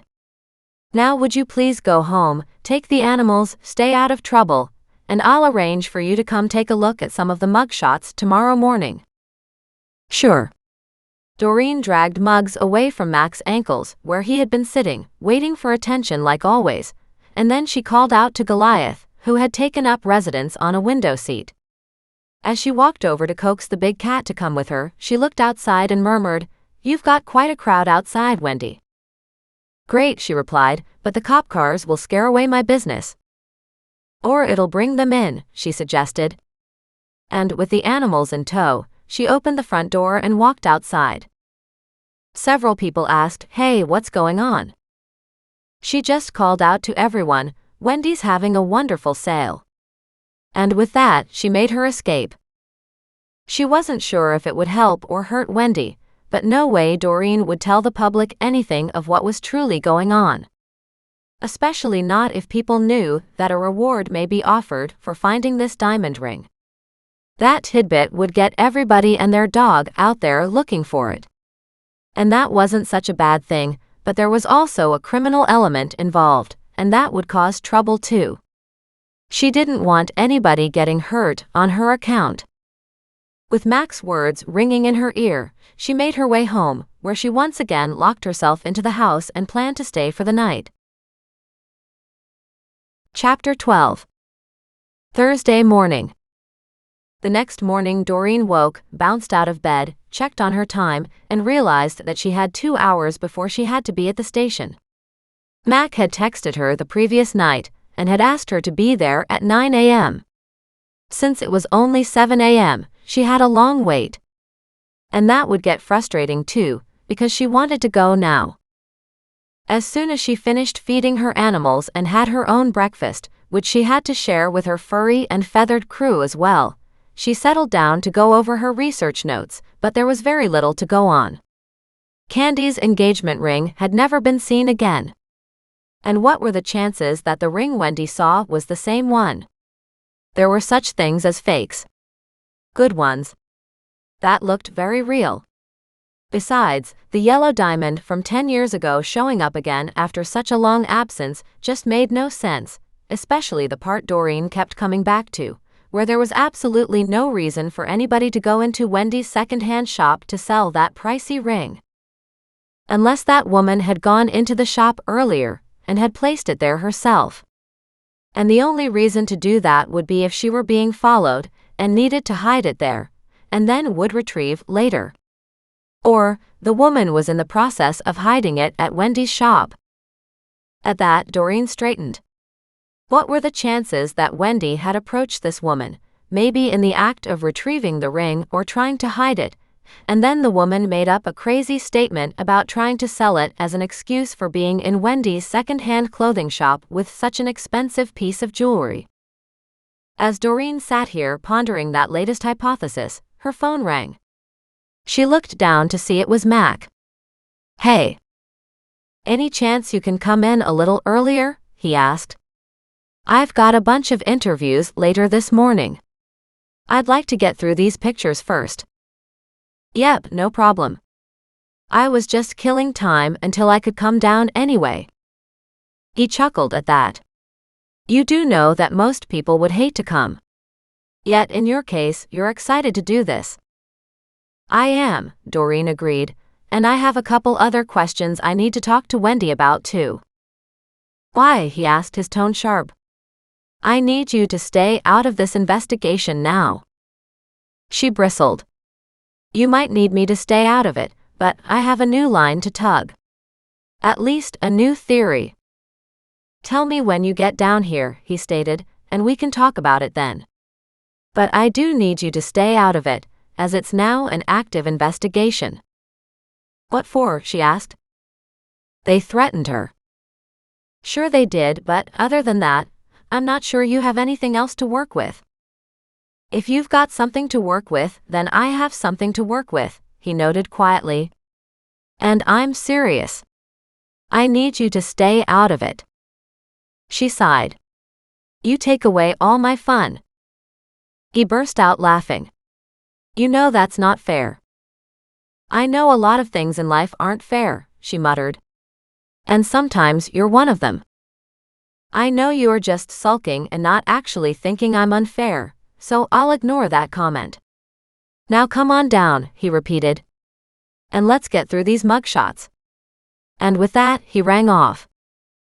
She sighed, got up, made her way to her keys and told her animals, "I'm sorry, but you guys need to stay here." Then she reconsidered it and added, "You know something? No, that's not fair. You've been down to the station with us before. I'll bring you anyway. Mac can just deal with it." With all the animals packed up and excited to be heading off on a field trip, she drove carefully down to the police station. Once there, she parked, unloaded all the animals, made sure Goliath was on a leash as well, even though he gave her one of those looks that clearly conveyed how much he didn't appreciate it. As she entered the front door, she looked over at the receptionist and asked, "Would you tell Mac that I'm here, please?" The woman looked at her and all Doreen's animals and shook her head. "Oh, he'll be thrilled." She shrugged. "Hey, they've been upset by all the goings-on lately. What was I supposed to do? Leave them behind?" The woman sniffed, and Doreen realized that she didn't have a fan in the front desk receptionist. As she waited for Mac to come and get her, she wandered around, looking at the pictures on the walls. There was even a picture of Mac from a couple years ago. She smiled when she saw it. Mac took one look at her and sighed. "Why'd you bring the animals?" "Because they were upset at the thought of me leaving," she replied immediately. "Besides, it's a good idea for people here to have a better relationship with them." His eyebrows shot up at that, and he just shook his head. "Come on. I've got a room for us." She tapped the picture on the wall. "That's you, isn't it?" He looked up and nodded. "Yeah, from a few years ago. You looked cute back then." At that he stopped, turned and frowned at her. She burst out laughing. "Sorry. I don't mean that you don't look cute now." She quickly backtracked, but the lady at the receptionist desk was already laughing. Doreen added, "Okay, so I mean you were cute then and now." He just rolled his eyes. "Let's go." Still trying to formulate a response that would make him not angry at her, she followed him quickly, the animals trying to get ahead of Mac. "Come on now," she told Muggs. "Behave yourself." He woofed at her and was quite excited to be led into another room. He's always happy to see you, she replied. I think he's a man's dog. And yet, Mac turned to face her, he's been yours all the time, hasn't he? Yes, she agreed, but the only other male he really knew was my husband, so? Mac shook his head. Great. Don't go comparing me to him. Nope, can't do that. But you know, from Muggs's perspective, that's the only example he had of a male. So it makes sense that he prefers you now because you're a new example of what a man should be. He looked over at her and grinned. Well, if you were trying to make up for your earlier comment, you just succeeded. She looked at him, blinked several times, and then beamed. I did, didn't I? She nodded. I get it right sometimes, not very often, she sighed, but I do get it right every once in a while. He burst out laughing. I'll be right back. And with that, he disappeared. She sat down at the table and wondered if there was any chance of getting a cup of coffee. When he returned, he had coffee in his hands. He placed a cup down in front of her. Now I'll go grab the books. When he appeared once more, he had the physical mug books. Why isn't it all digital? It is digital, at least a lot of it's digital, he replied. We'll start with these and then we'll move to digital. And he began to flip the pages. She took a look, shook her head. He flipped a page again.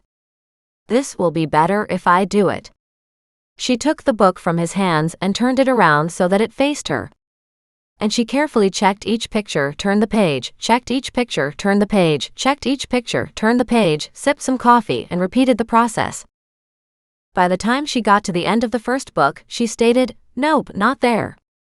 And she kept on going through the other mug books. By the time she'd viewed all 4 books, she looked up at him and shook her head. He nodded, got up, and left, returning with a laptop. Now take a look at these. She went through a few more and shook her head, shook her head, shook her head. By the time she got done, she was quite depressed. I guess it's a long shot anyway, isn't it? We still have a couple hundred more faces, he stated. She stared at him in astonishment. He shrugged. No, they're not all local criminals. She snickered. What did you do? Raid the Vancouver database too. Technically we have access to it all, he noted, and when you think about it, a heist like that would probably end up down on the coast anyway. Not to mention that's where Candy's from. At that he stopped, stared at her and asked, She is? Doreen nodded. That's where her family is. I presume that's where she went to, after her engagement was called off. Maybe. Then he frowned. Is that what you would do? Depends how close I was with my family. If I couldn't stand them, then no, she replied. But when I ran into trouble, the only place I had to come to was my grandmother's. So that's why I'm here. I think women tend to be creatures of habit, and we go back to the source when we're in trouble. It's kind of like when women have babies, and they tend to start healing their relationship with their parents, usually between the ages of 25 and 30. Up until then, it's all hands off, and who knows where relationships end up. When they start having babies, they return to their own birth family again. And no, I'm not making it up. That's a fact. He raised both eyebrows. You have the weirdest facts in your head. She grinned at him. Sometimes, yep. She kept flicking the pages on the digital screen, using the mouse. By the time she'd gone through another 30-odd pages or so, she stopped, focused on one photo, and frowned. Mac got up, came around, and asked, This guy? I'm not sure, she stated quietly. Something's very odd about him. Sure, he agreed, but odd doesn't mean guilty. She nodded slowly. No, doesn't mean guilty, but he does look very familiar. She tapped on his face a couple times, trying to picture him in real life. I'm not sure that I saw him, but I feel like I saw him somewhere, somehow. Mac sat down on the opposite side of the table and just looked at her. What? You do realize what you just said, right? After a pause, he added, "You want to clarify that statement?" She frowned. "Okay, so I don't think he was one of the two guys with the van. Yet I feel like I saw him." "Saw him where? Saw him when?" She shook her head slowly. "I can't remember. The trouble is, we've also had a lot of cases that maybe this guy was involved in too." He pointed at the laptop. "You keep looking through the digital photos, and I will mark down that number, and we'll give you printouts to take home with you, in case it triggers some recollection later." "Fine." She kept going for another 20 minutes or so, then she yawned and asked, "Any more coffee?" "Maybe," he replied. "Are you getting anywhere?" "I'm getting somewhere. I'm just not sure it's of any help." She went through a few more pages and stopped, clicked on one photo, and brought it up so it was larger. "Him," she said immediately. He was the passenger in the van, not the driver. He didn't say much. Matter of fact, his threats seemed harsher than the guy in charge, the driver. She frowned as she thought about it. He was kind of like that silent heavyweight in the back. Got it. He read it, his name. Samuel Crispin. "That's an interesting name too," she noted. "I can't imagine there being too many Crispins around." "Not sure there's any," he replied. "It's not a name I know." He flipped the laptop around, wrote down the photo number, and then told her, "Okay, keep looking. You're still after the other guy." She nodded, but, feeling better now, she kept clicking through these digital mugshots.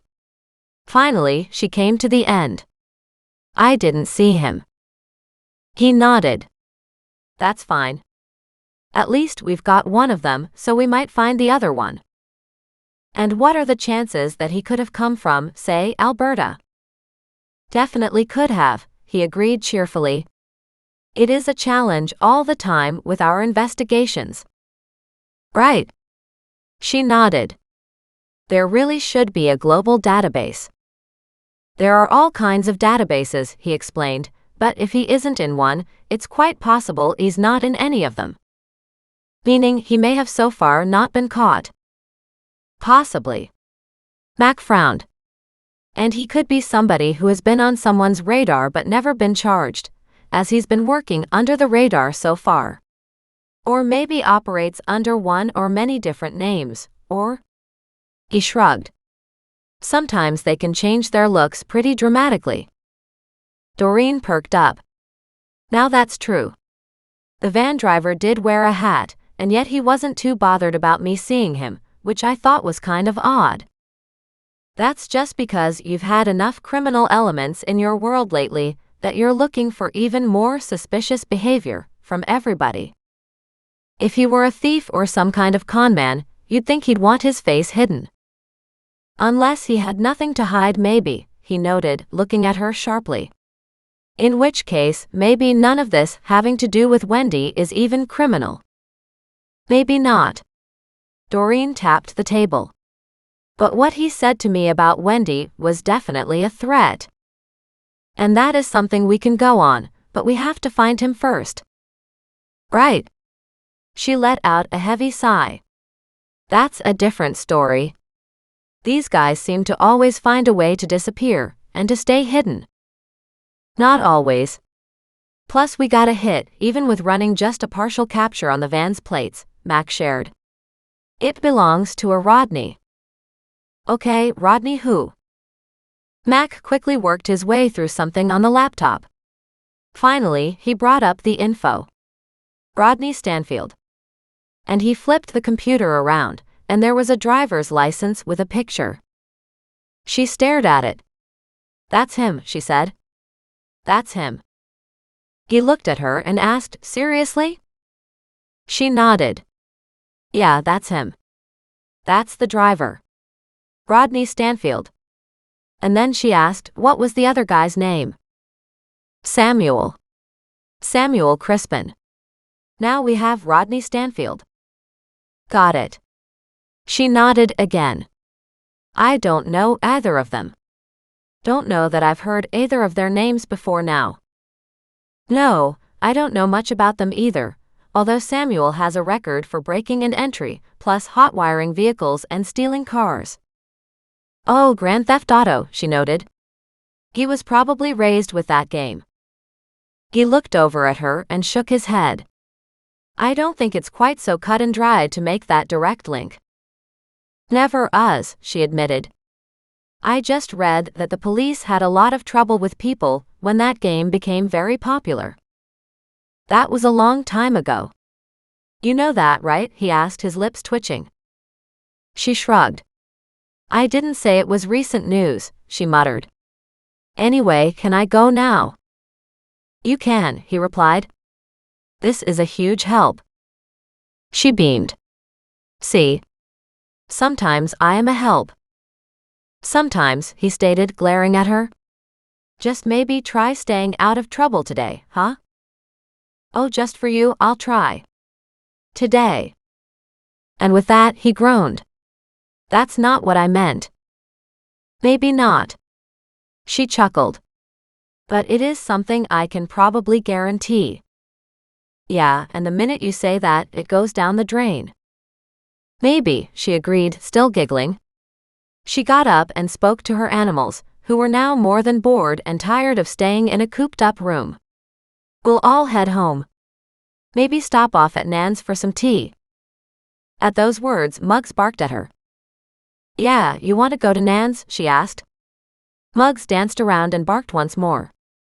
Come on. Let's go. Thanks for coming in. Max smiled as he led her out to the entrance to the station. Chapter 13. Once outside, rather than alerting Nan, Doreen decided she would just drive by and see if it was convenient to visit Nan.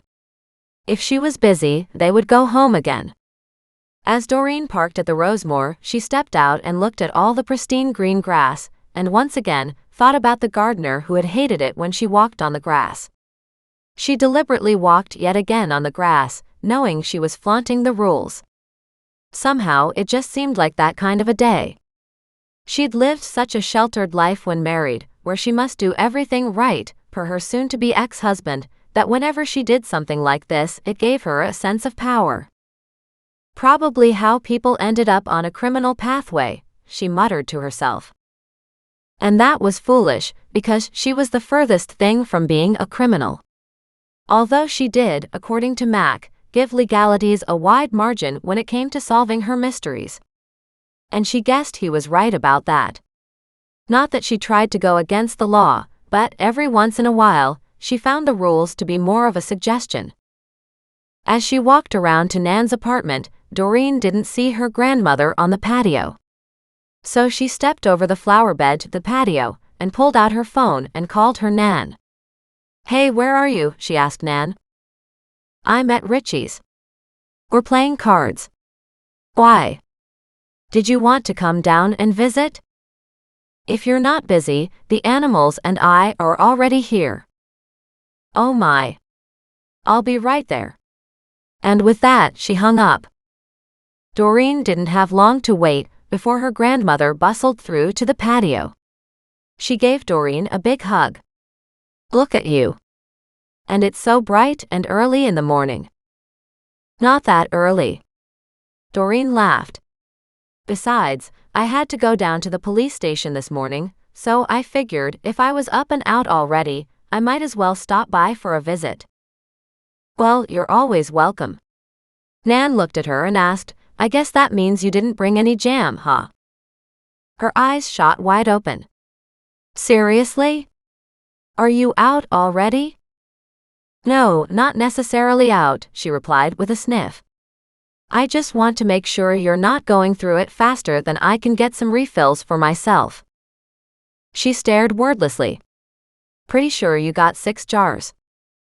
Yeah, pretty sure I did, she admitted, but I am used to hoarding them, and so far I haven't told anybody I even have them. Otherwise I'll lose those jars I have. Then don't tell anybody now or later, Doreen stated immediately. At that, Nan laughed. I won't, don't you worry. I know exactly what these people are like around here. No way will I ever lose a jar of that jam. Can't believe you love it that much, she muttered. Nan stopped, looked at her and asked, Didn't you have some? Sure I did, but it's jam, she replied. Nan gasped, almost like Doreen had sworn in front of her. It's not just jam. She held up a hand. Sorry. Guess it's not just jam. Doreen couldn't stop her eye roll. At least you enjoy it. That's what counts. It does indeed. Now, let me go put on the tea kettle.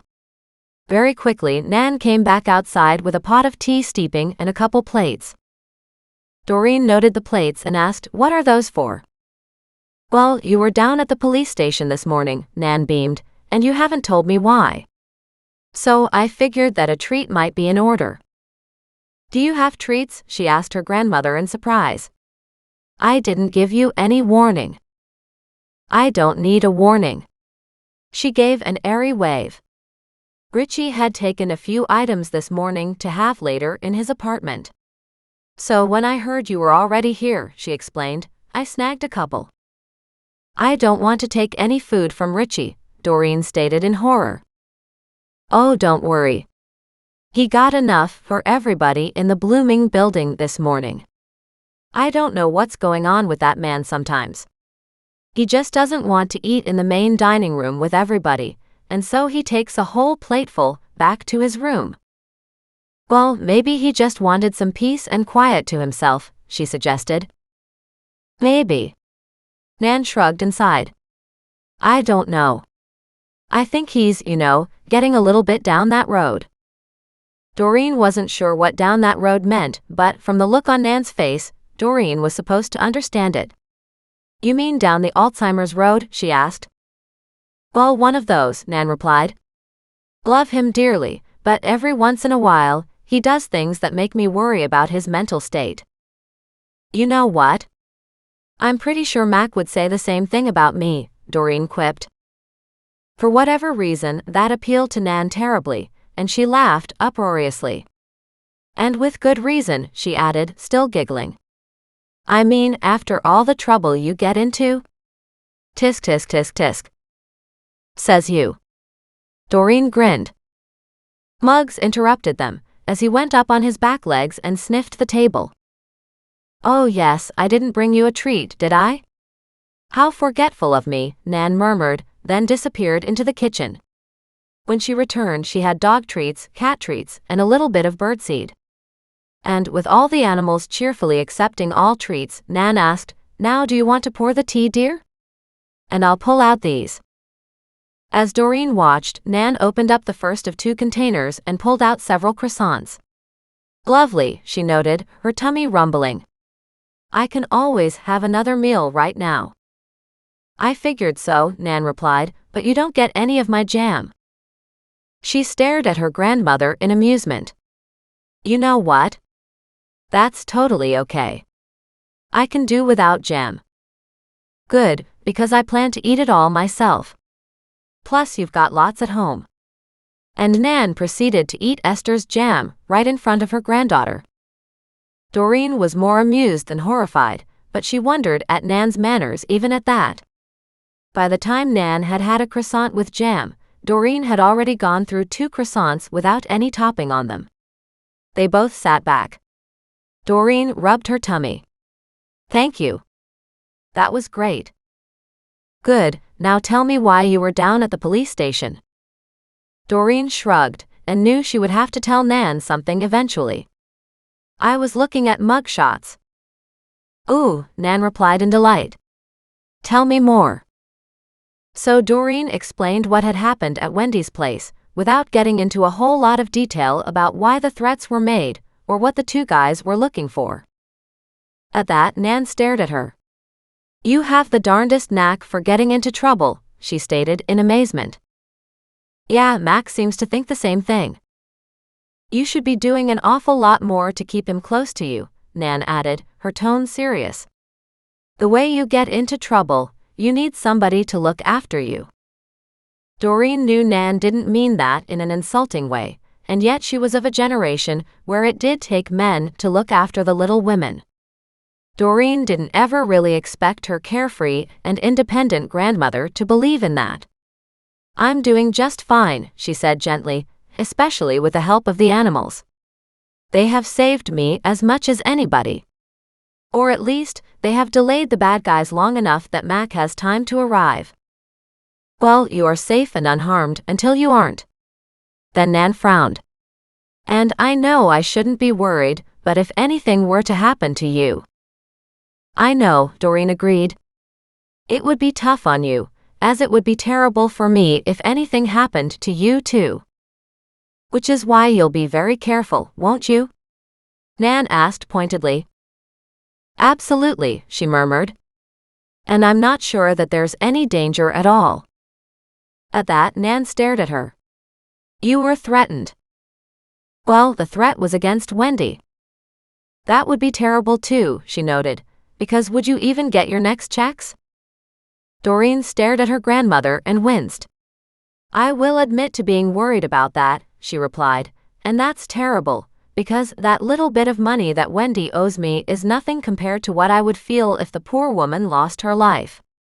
Everybody knows Wendy, and she has many friends in town. And I'm sure a lot of other customers would lose a lot more money than I would." "Sure," Nan agreed, "but at the same time, you also need it the most in my opinion." "Well, thanks to you, I'm not on the edge of destitution again." At that, Nan laughed. "That couple $100 won't help for very long," she stated, shaking her head. "It'll get you through a week or so, maybe, but only if you're very careful." "Believe me." "I'm careful," she replied immediately.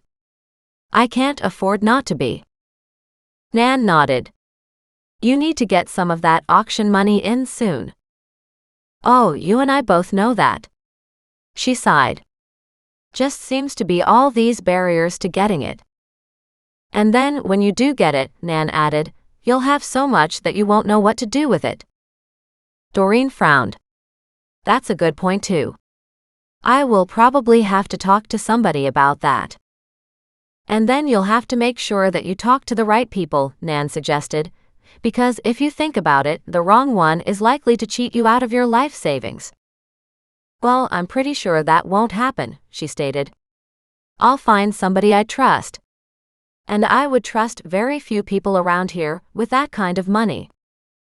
At least make sure it's safe, and you don't go into any crazy investments where you'll lose it all." "Hope not," she noted. "Besides, I don't even know how much money we're talking about, so it's a moot point at this juncture." "Maybe, and maybe not. I just worry." "And I love you for that too," she told her Nan. By the time Doreen and her animals made it home, she was tired. When she checked her watch, it was only noon. She unloaded the animals from her car, unlocked the house, stepped inside, and looked down at Muggs. "You know something, Muggs? I think we need a day to relax. Read a book, sit by the river, and just play." She picked him up, swung him around in her arms, gave him a big kiss before setting him on the floor again. All excited now, he barked and jumped up around her. She walked into the kitchen, put on the tea kettle, and stated, "Now the rest of the day to relax." "That's perfect." "Okay, so an afternoon at least." "Maybe that'll be enough." She made herself a big cup of tea and, grabbing a book plus her laptop, her pad and pen, she went to the back door, propped it open, and said, "Come on, guys. Let's go." And she led the way down to the river. If nothing else, it was good for her soul to sit here, and to relax and to just enjoy life for a little bit. She wasn't sure she could do anything on any Wendy Avenue, not even Esther's trash diggers complaint, at least not yet. She now had names to go with Wendy's goons though. At the thought of that, she wrote them down quickly, and opened her laptop and figured, what the heck? I might as well take advantage of this time. I can do some research while we're all down here. And down on the creekside bench she sat, cross-legged with her laptop, and she quickly entered the names, trying to get some history on these two men. On the one guy, Rodney, she found next to nothing. He was out of Vancouver, which went along with what Mac had discovered.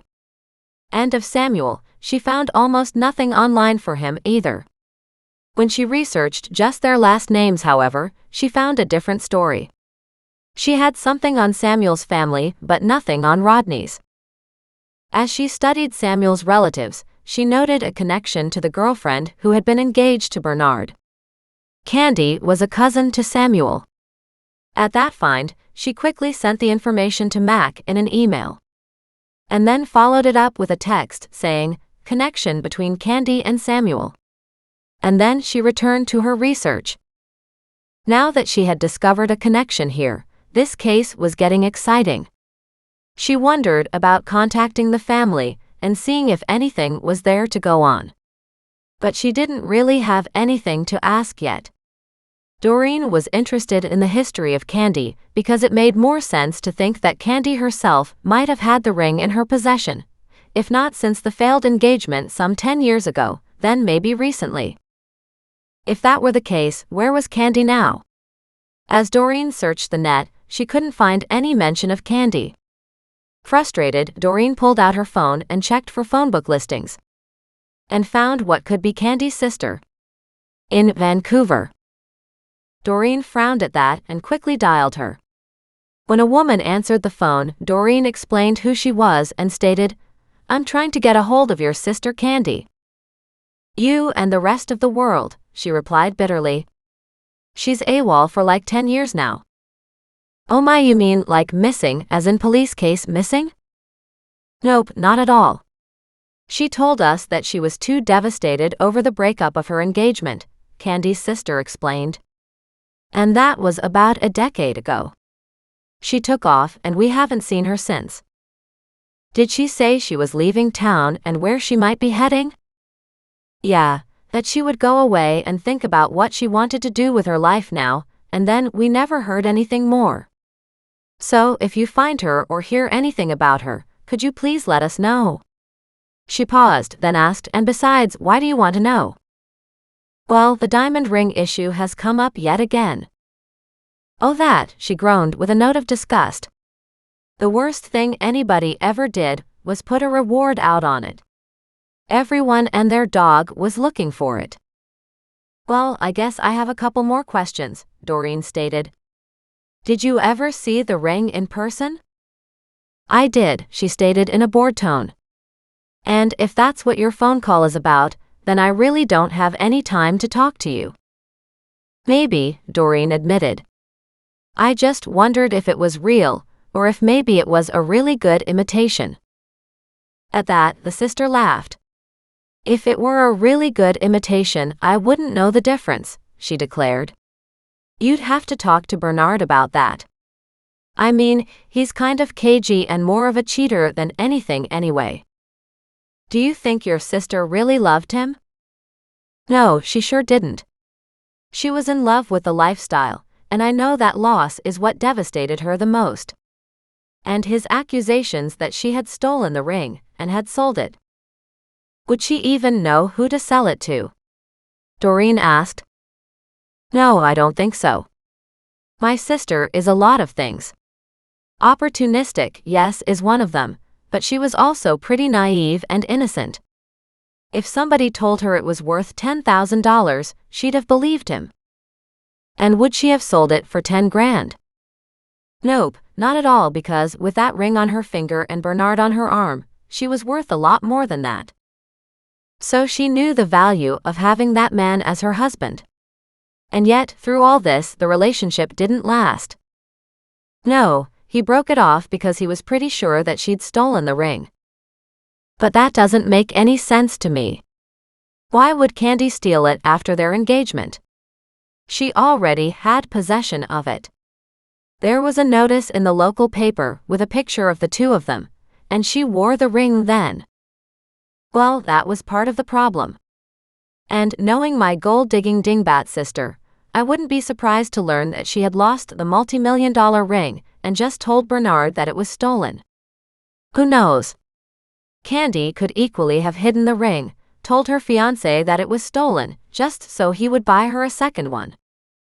The sister sighed loudly. Of course I didn't say all that to her. If I had, I knew our own relationship would end.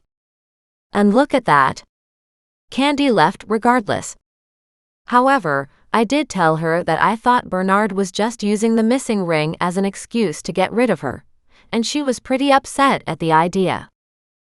But, Doreen interrupted, that sounds like Bernard stole the engagement ring. Surely a man of wealth and experience like Bernard could break up with Candy, demand the ring back, and go on with his life. Oh, I didn't mean that I thought Bernard stole her ring back. In her own way, I think Candy cared for him. And she was pretty upset at the breakup. But because she also really loved the lifestyle, it was hard to know whether she was upset about losing Bernard or upset at the thought of losing the lifestyle. The relationship and any communications back there did get a little murky, between Candy and Bernard obviously, but also between my sister and me. Once the innuendos and accusations started flying, it was pretty hard to sort out any truth or facts from lies and fiction. Right, Doreen agreed. That gets ugly quickly, doesn't it? It sure does, the other woman stated. Anyway, if you hear anything about my sister, please let us know. We've been worried about her. So you haven't heard anything from Candy in the last 10 years? No, nothing, she confirmed. Believe me. At the time, it also brought up some family accusations about maybe Candy did steal the ring and took off with it. And yet she would have gotten a lot more if she'd had married him. Exactly, the sister replied. And that's why none of us really believed she stole it. She would get so much more if she had gone the distance. Well, I'm sorry for your sister if she's in trouble, Doreen added. Hopefully she found something in life to make all this go away, and to have a better future for herself. I hope so, the woman said sadly. We have missed her. She was always a bright, bubbly, joyful woman, and I think that's why Bernard was really attracted to her. Just something about having her in your life made you feel good. But once this all went down, I know she was pretty traumatized. And she did clearly say that she would disappear, and that nobody should try to contact her, and that when she was good and ready, she'd contact us. Right, I'm sorry. And not knowing what else to ask, Doreen added, thanks for talking to me. Wait, hang on a second, she said.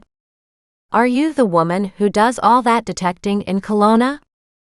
Some of it, yes. Oh my, she replied.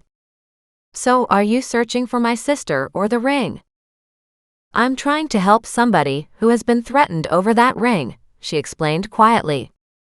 The ring doesn't interest me as far as a ring, except that it's a mystery that needs to be solved, and people are likely to get hurt over it. A lot of people were hurt in the beginning, the sister confirmed. So I'd hate to see it come back up again and become yet another nightmare. I think it's too late for that, she murmured, because for some people, it already is too big a nightmare. Chapter 14.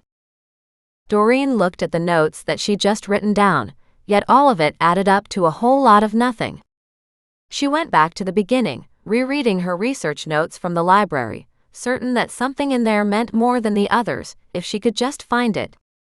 As she started to think about Candy and all the reasons why Candy might have taken the ring and run, a couple really good reasons were pretty obvious. As Doreen sat here, she had to wonder if this Candy person wasn't the same woman who had tried to sell the ring to Wendy. Doreen picked up the phone and called Wendy. Distracted, Wendy asked, "Can I call you back?"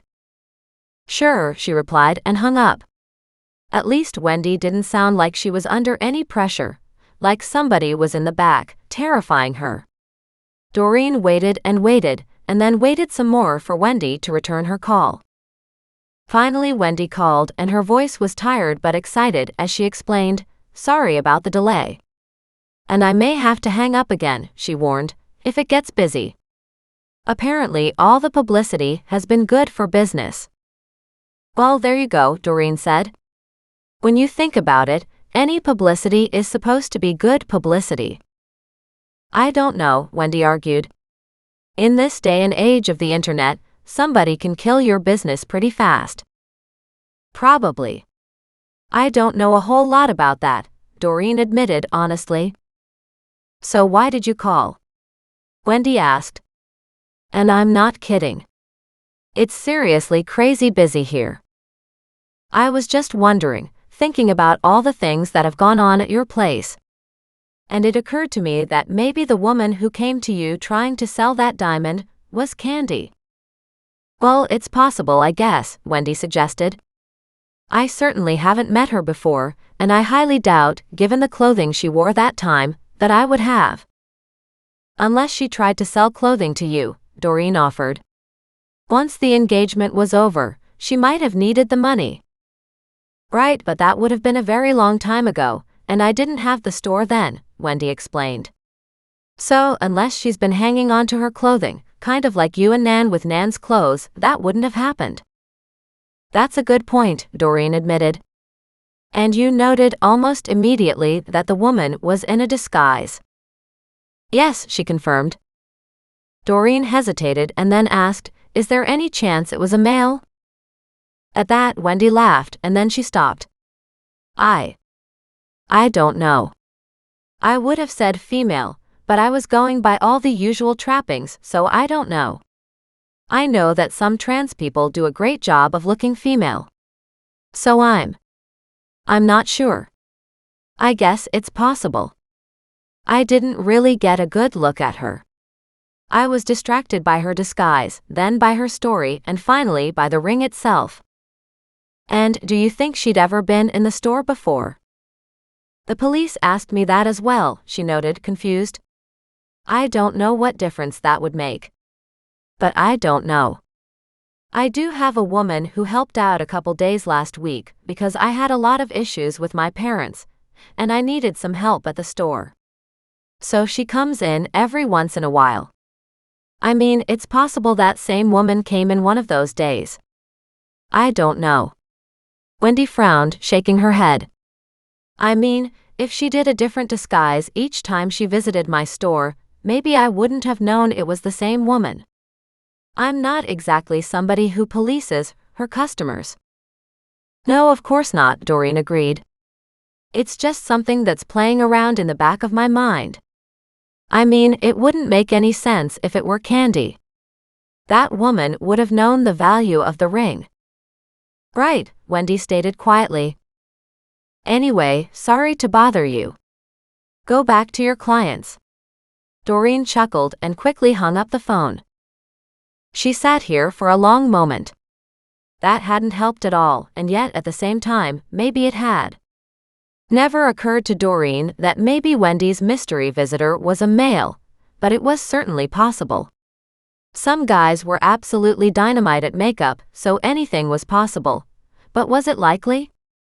That's where it always came back to. What was this all about? Doreen thought about Candy and what Candy's life must have been like. She was engaged. She's young. She's affectionate with this older man and knows that she's hit easy street. The ring goes missing, whether lost or stolen, and then her life falls apart. So what would Candy's motivation have been to steal the ring? It would have been better financially to save her engagement. However, if her engaged life was about to fall apart, then stealing the engagement ring made more sense.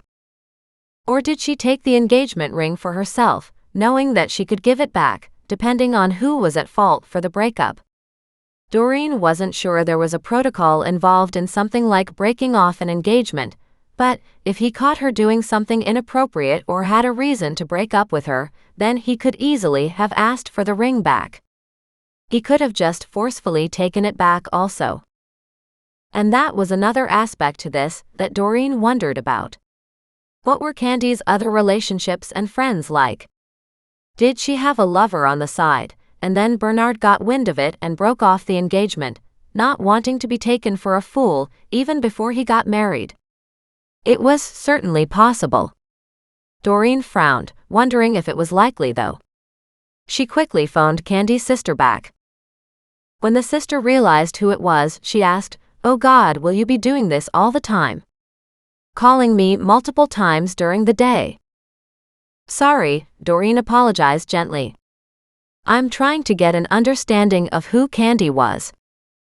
I don't know what difference it makes, and don't use the past tense, she snapped. I'm using past tense deliberately, not because I think she's dead, but because I know that the person I was some 10 years ago is very different from the person I am now. The sister stopped for a moment and then grudgingly admitted, okay, that makes sense. Back then, my sister had a lot of growing up to do.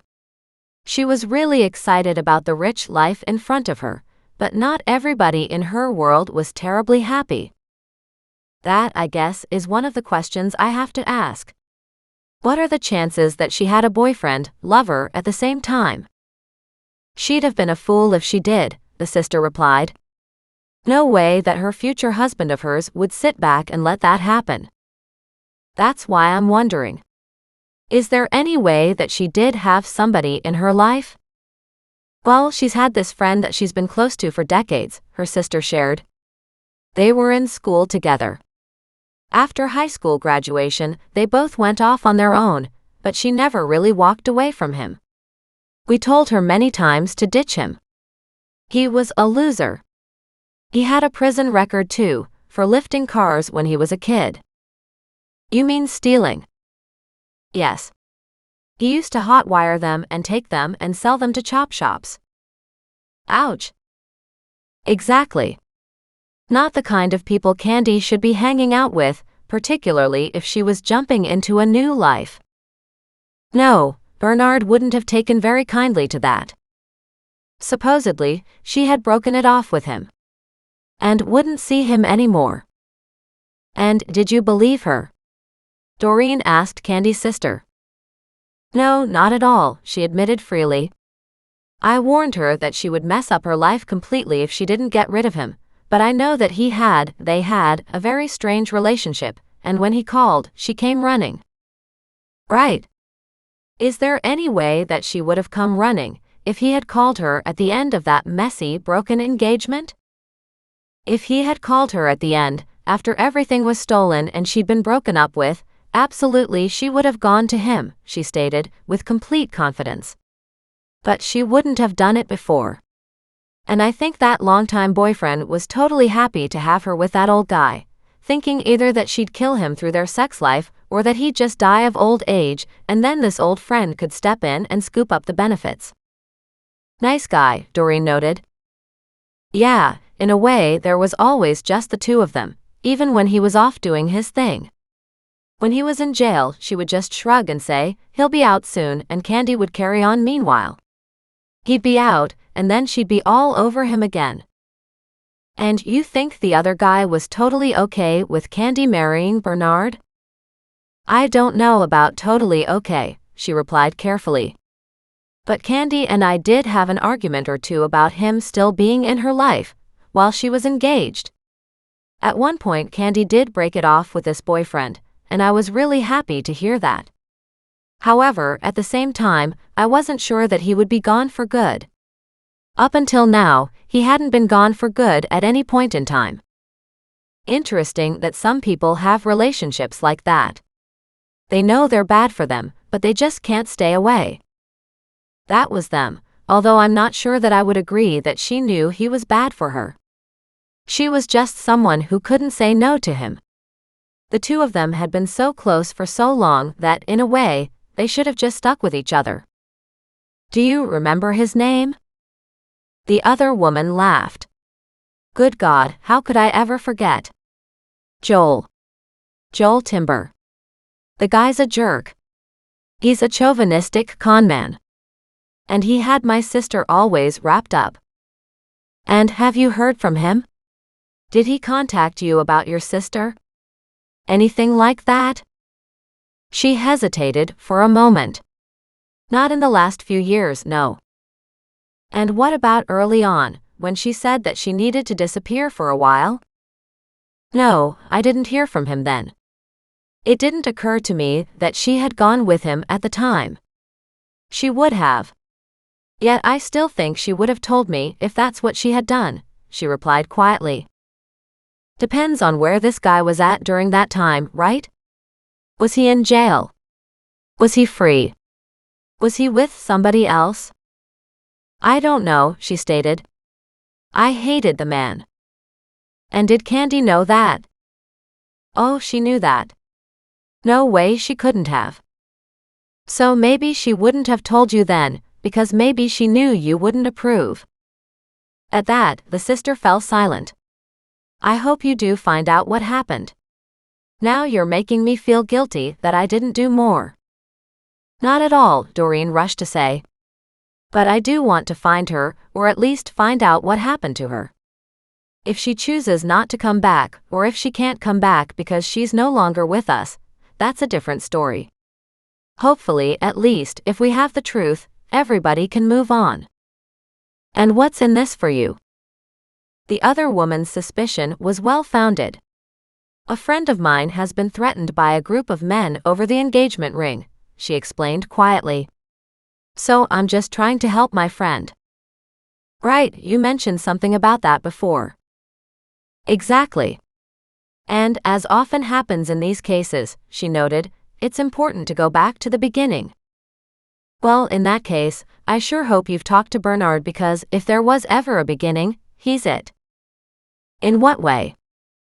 He found Candy when she was at work at a grocery store, swept her off her feet, and didn't give her a chance to even think about saying no. Before Candy understood what was going on, she was flying with the higher echelon of society, dressed in diamonds and jewels and treated like a princess. It was complete nectar to a girl like Candy, who was starving for bigger and better things in life.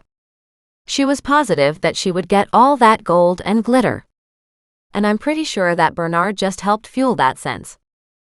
Maybe, Doreen noted, and it's not all that unusual a story. An older man sweeps up a younger girl, plies her with all those lovely gifts to make her realize just how her life would be like when married to him, and before you know it, they are married. But it's not always that way. It often happens in reverse. That could be, the sister said, but I don't think so in this case. My sister always wanted bigger and better things, and dear Joel, she explained with a note of sarcasm, always promised her bigger and better things but always failed to produce. However, when it came to Bernard, I'm pretty sure Bernard fulfilled all his promises to her and just kept pushing more on her. One thing Doreen had learned from that second phone call was quite correct. She needed to connect with this Bernard person. Unfortunately, she didn't know who he was, and chances were, if he was as wealthy as everybody said he was probably well guarded. She knew what that meant. Her ex-husband had always had this whole army between her and the public. He talked to who he wanted, when he wanted, and nobody else got even within hearing distance if he didn't say so. And that was likely to be the problem with this Bernard guy. She frowned as she considered that.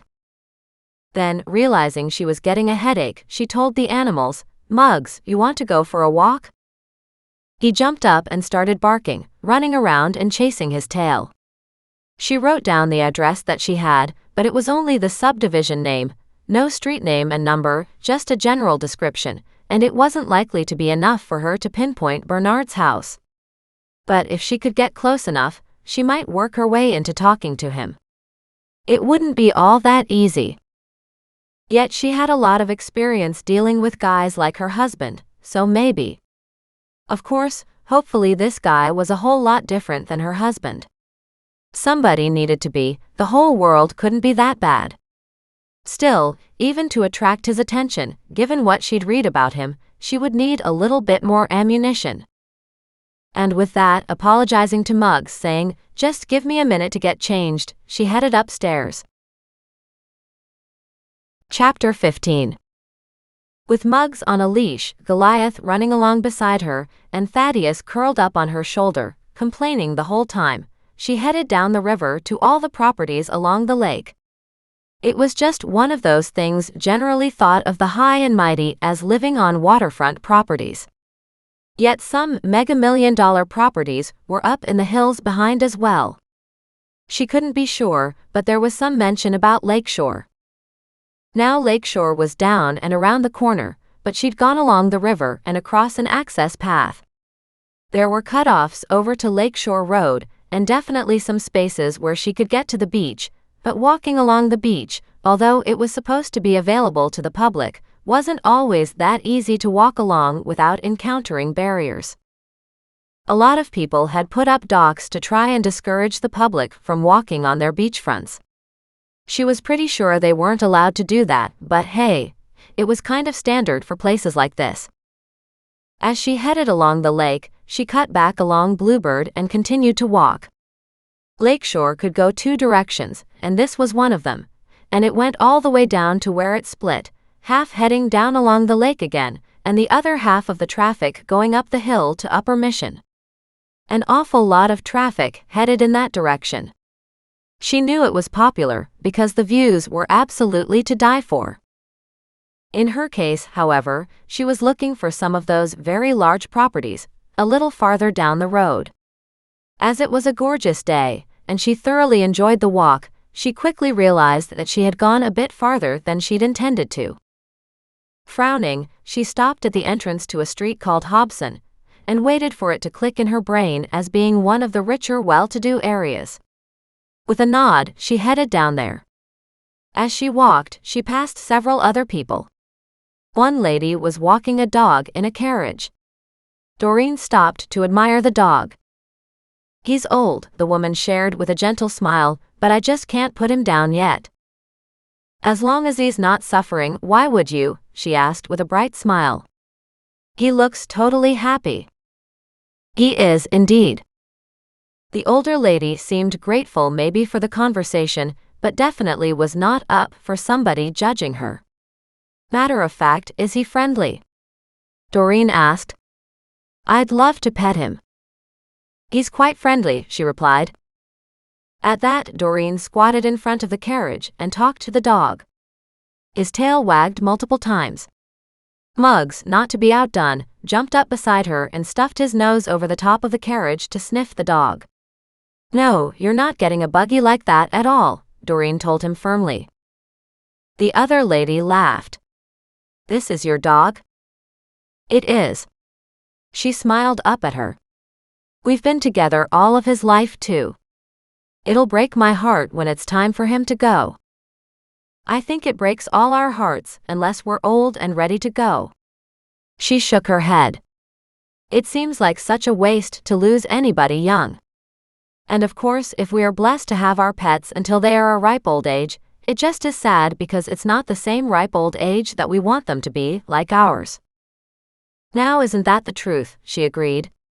She slowly got up and stared down at the dog, a gentle smile on her face. "I only have my grandmother now, and I know that'll be a hard time when it's her time to go.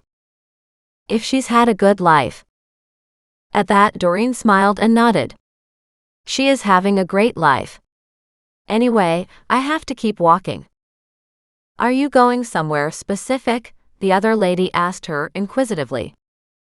"I was looking for Bernard Purtell's place."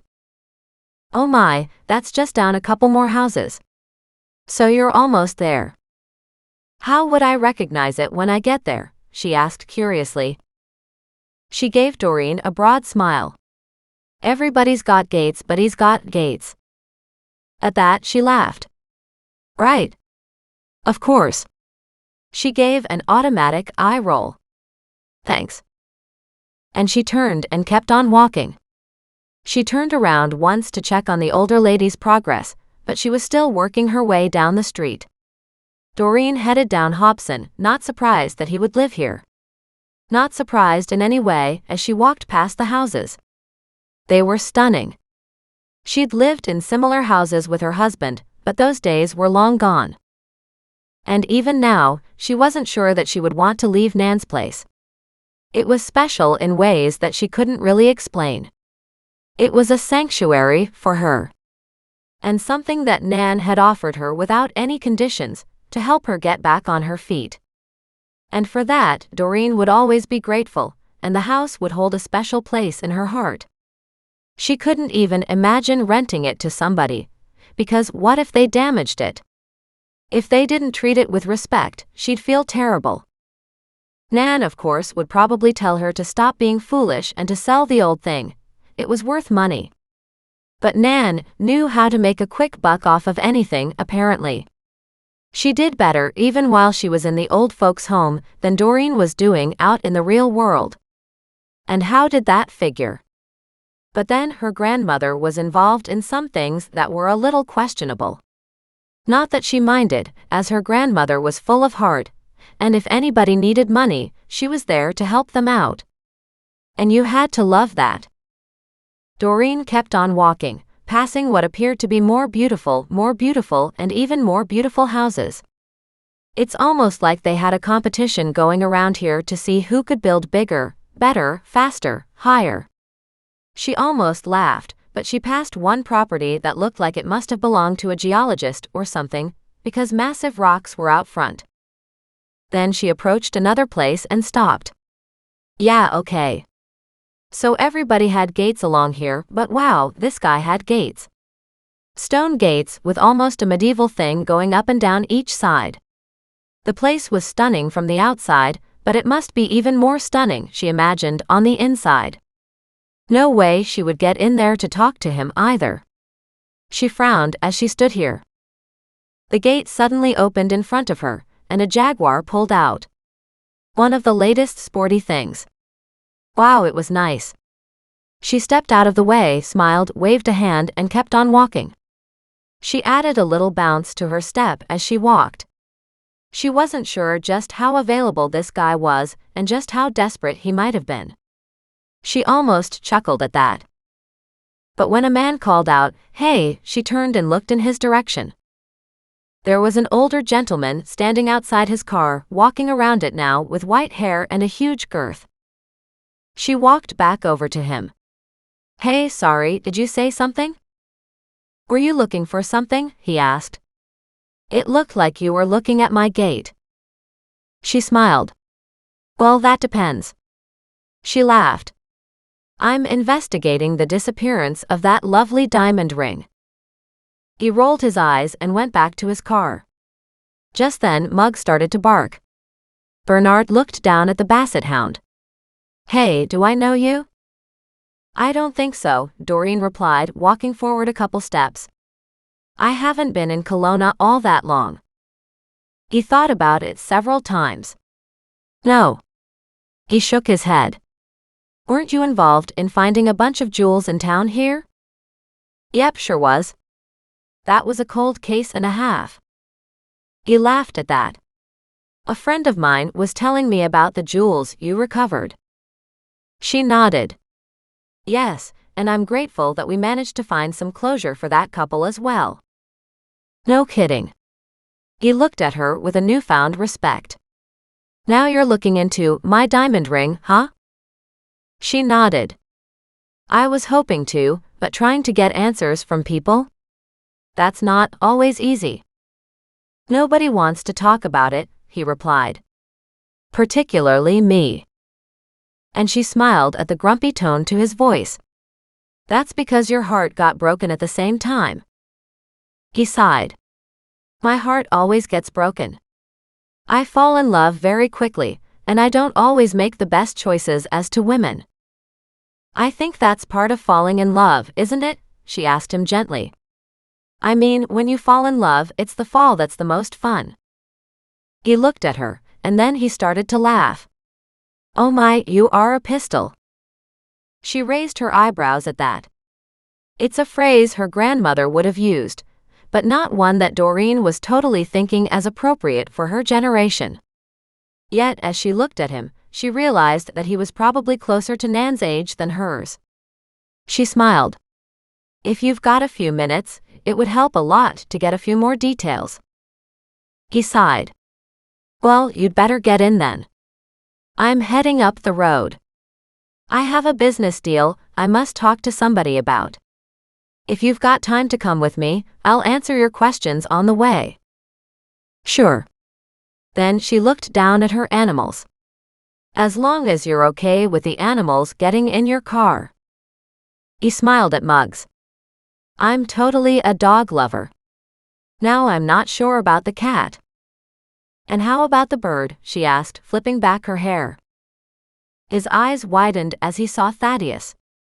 "Now I know it's you. You always have the animals with you, don't you?" And they help you solve the crimes. He started to rub his hands together in joy. She wasn't sure if it was because he was thinking of his diamond ring, or because he had just confirmed who Doreen was, or if something else was going on. She nodded. Yes, that's me. Get in. Get in, he said. I haven't had anybody interesting to talk to in at least a week. At that, she burst out laughing, and he grinned at her. I mean it, he stated. Everybody here's boring. Chapter 16. And again, Doreen laughed. As long as you're okay with the animals. At his nod, he opened up the passenger door, and she saw a blanket on the back seat. Muggs immediately hopped up there, and Goliath even joined him. The two of them just sat up and looked at her expectantly. Good enough, she told them. Now stay on the blanket. And then she took the front passenger seat. Bernard looked at her in surprise. Are they that well behaved? No, she replied bluntly. Just when you think they're that well behaved, they go off and do something that lets you know they are in no way behaved at all. He nodded and smiled. In that case, good. You know, you always have to be suspicious of people who think that their animals are perfect. Oh, mine are not perfect, she confirmed, but they are mine. At that, he smiled, shut her door, and got back into the driver's side and turned on the engine. She was well accustomed to expensive cars, as it had been one of her husband's pastimes. But she could appreciate the quality and the luxury of this model. As she settled back in her seat, he asked, Comfy? Oh, absolutely, she said with an airy wave of her hand. This is a nice model. The last one I was in was, I think, maybe the model before this one. He raised his eyebrows. She shrugged. My ex. Ah, exes are good for that, aren't they? Not a whole lot else either, she noted in a caustic tone. Again, he burst out laughing. Oh, I do like you. And that was the first glimpse she had that she might be in trouble. She stayed quiet as he drove. Finally, he looked at her and asked, Now what were all those questions? She nodded. Did you have a relationship issue with Candy before the diamond went missing? Yes, he stated bluntly. Found out she was still seeing that no-good friend of hers. Right. Joel by any chance? He frowned and then nodded. You have done your homework. I'm trying. It's really the only way to get to the bottom of these issues. And yet the police didn't, he muttered. They probably did, but they don't have enough man-hours to do all the investigations needed. And I do find that, after a few years, the passage of time tends to loosen people's tongues. Whereas back when the incident happened, they're afraid of getting in trouble, and they stay mum. Well, I was certainly loquacious about what happened, he stated, so I don't know that I had anything to stay mum about. But when I said I fell in love, I wooed her like I've never wooed anybody else. She was the sweetest thing. Was? He gave a dipped nod. No, I don't know what happened to her, don't know anything about her, haven't had anything to do with her since, he replied. But when you fall out of love like that, you fall out hard. Right. Nothing like a dead love. Oh yes, he stated. I agree with that wholeheartedly. And that just makes me very sad. I love the process of falling in love. I love being in love, but the aftermath, the reality afterward, is just awful. Maybe you shouldn't fall in love quite so easily, she suggested with a raised eyebrow. No, you're quite right. I should have done more due diligence. I should have taken it slower. I should have done all kinds of things that I didn't do. But what can I say? And he flashed her a beautiful smile. I love women. She burst out laughing. Okay, I'm forewarned. He nodded. So you should be. You're single. You're beautiful. You're smart, and I like that. And yet Candy appears to have been not that smart. He chuckled. You see, Candy had something that you don't have. And what's that? She asked curiously. She was innocent. Innocent, innocent, innocent. She didn't understand how the world worked. She didn't understand very much about real life at all. At the beginning that was sweet, unique, and I felt very almost paternal toward her. Of course paternal with, a difference. Of course. Nothing like a nice young thing, she replied with a twang, to bring up the old hormones to stand up and scream hallelujah. He chuckled again. Nope, and nothing is wrong with my hormones. And back then she just hit the spot. She smiled at that. And then what happened? You know that it takes a while to really understand who's who in a relationship, and I got her locked into an engagement while we found it out because I didn't want her going off with somebody else. That's when I realized that some of the people in her past weren't exactly as clean as I had hoped. And that maybe she wasn't quite so innocent as you thought. He winced at that. I was really hoping that you wouldn't have picked up on that, but I will admit that I was a fool, and according to my friends I was an old fool, he admitted sadly. Back to that whole concept of when you love deep, and you love long, and you love hard, and then you are out of love. Exactly. I jumped in.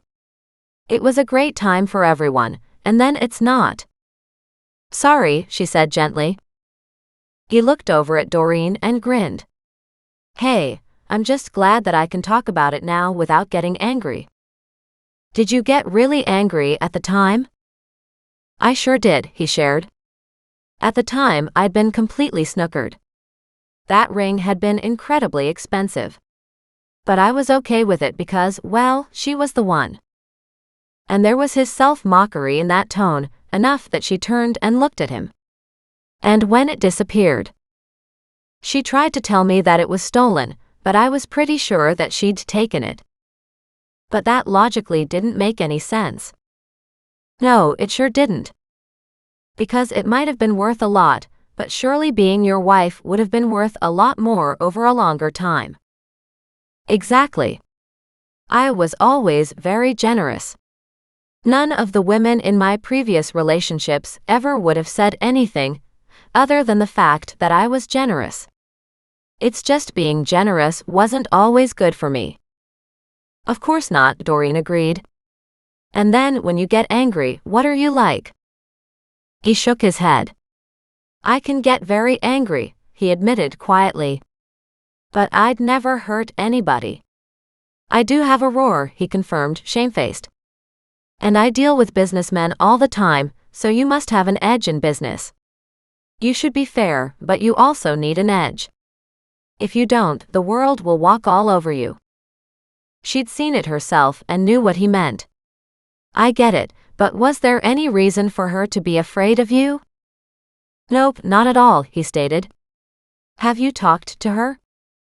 Looking for her right now. Even her family hasn't heard from her since right after the breakup. He frowned at that. I mean, I wasn't very nice at the time because honestly, I was sure that she had stolen the ring, yet she was telling me it was missing. Now tell me something, Doreen said. Were you the one breaking up? I understand there's a certain etiquette in who keeps the engagement ring when breaking up. That she gets to keep it if you're the one breaking up with her, but if she's breaking up with you, I think she's supposed to give it back. Wouldn't have mattered either way because I was breaking up with her because of her own bad behavior, having an affair with a previous boyfriend of hers, and I definitely would have gotten the ring back, he murmured. It was worth millions. And was it insured? He paused and then nodded. Yes, it was. Not a lot of people asked me about that. My ex had a lot of expensive items, and everything was insured. And so then what's the next question? He asked, a smile playing around the corners of his mouth. Whether you had an imitation made? She asked quietly.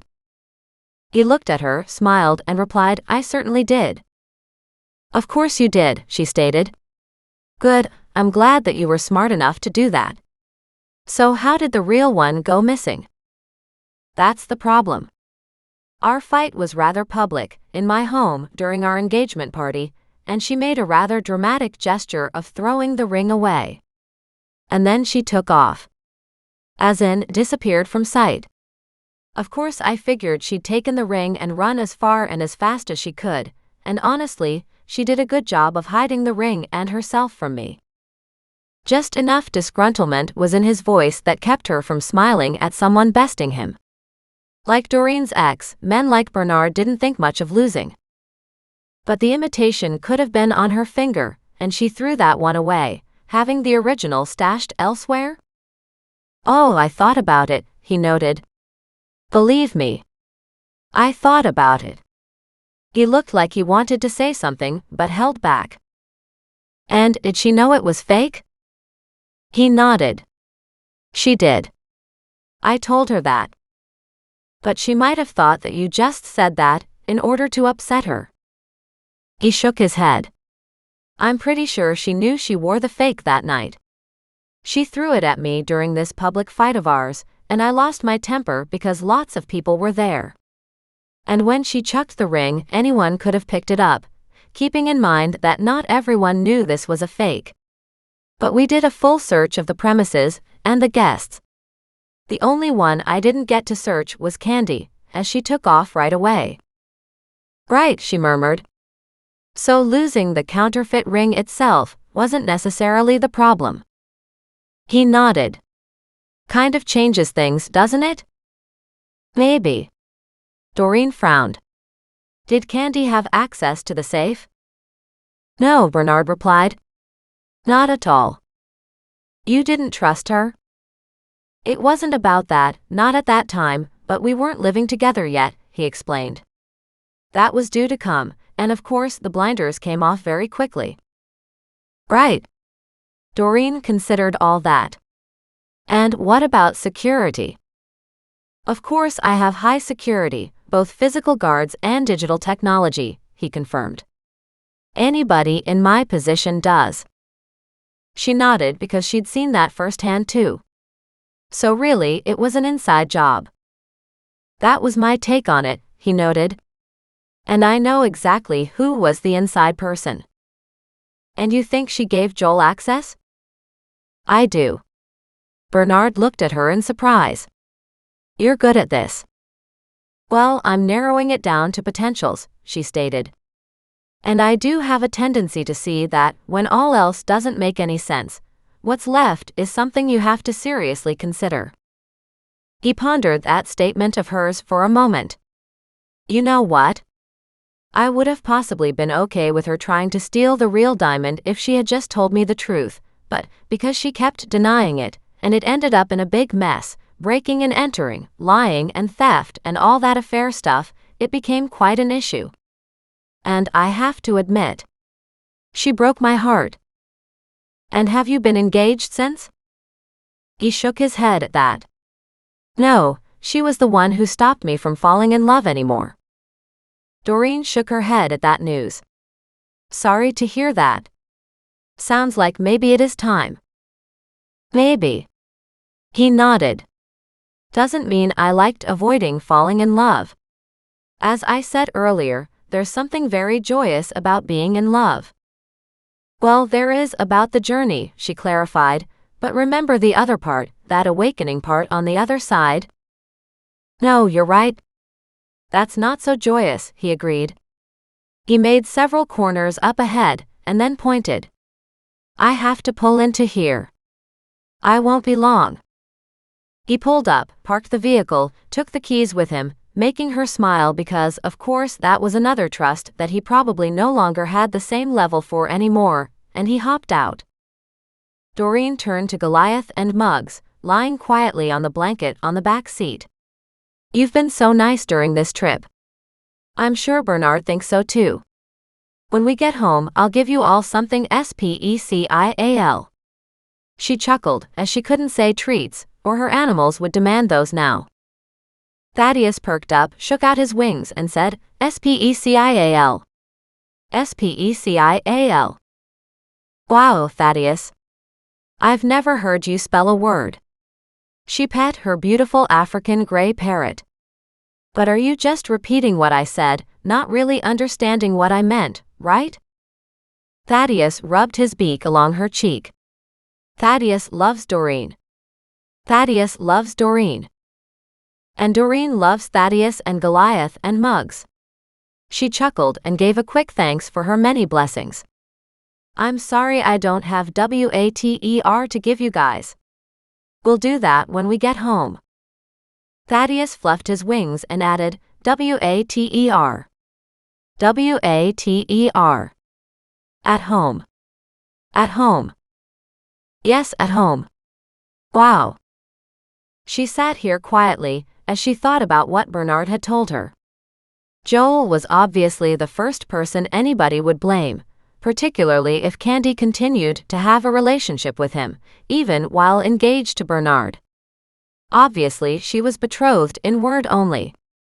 But it didn't make any sense that she would steal the real diamond engagement ring, an overt act surely to be noticed by Bernard, as versus the supposedly covert act of having an affair with Joel. Why would she steal either version of her engagement ring, unless she was planning on taking off immediately thereafter? And the only person who could tell Doreen more about that would be Candy herself. But then, why come to the second-hand store? Ever. Yet even more curious, why come 10 years later? Why try to fob off the diamond ring there? Even if it were the fake version, it would have been a very good imitation, and even selling it for $10,000 would have been still cheap. And then Doreen had to wonder, maybe it wasn't about the real diamond? Maybe it was about the imitation diamond ring? But why? She considered this conundrum for another 20 minutes, not getting any answers, or at least not any logical ones. Bernard came back, half running. As he got in, he said, "Sorry about that. I didn't expect the meeting to be quite so long." "That's fine." Doreen waved her hand. "I have just been thinking about all the information you shared." "And did you come up with any answers?" "Some." "How much was the imitation ring worth?" "Oh God," he replied, "that was expensive too. Maybe 10,000 plus." She smiled and nodded. "Bingo," she stated under her breath. He gave her a sharp look. "Why?" "Because that confirmed one part of the story," she noted. "And one part that I might solve. Now the fate of the real engagement ring, however, that's a different story." She looked at him and frowned. "Are you still in the same house, the same safe, the same everything?" He nodded. "Yeah, why?" he asked. "Believe me. I've turned the house upside down and backward. The real engagement ring is not there." She nodded. "Maybe not. And did you ever have any break-ins afterward?" "A couple." He nodded. "They were all chased away." "Why?"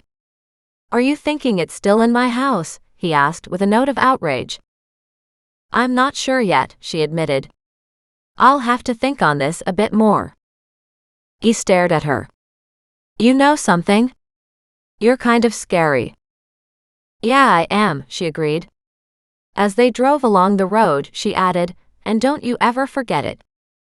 He looked at her in surprise, and then a beatific smile crossed his face. "I like you." She replied. "You might like me, but I'm not available." Immediately, his face fell. "What does that mean?" he cried out as if broken-hearted.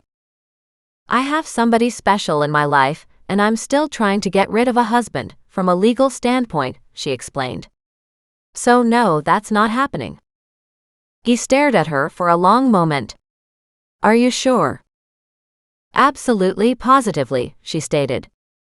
"I get the whole attraction and that whole love thing, but I'm pretty sure a lot of other women out there are missing a beautiful opportunity because you've taken yourself off the market," she noted. "You might just want to put yourself back on."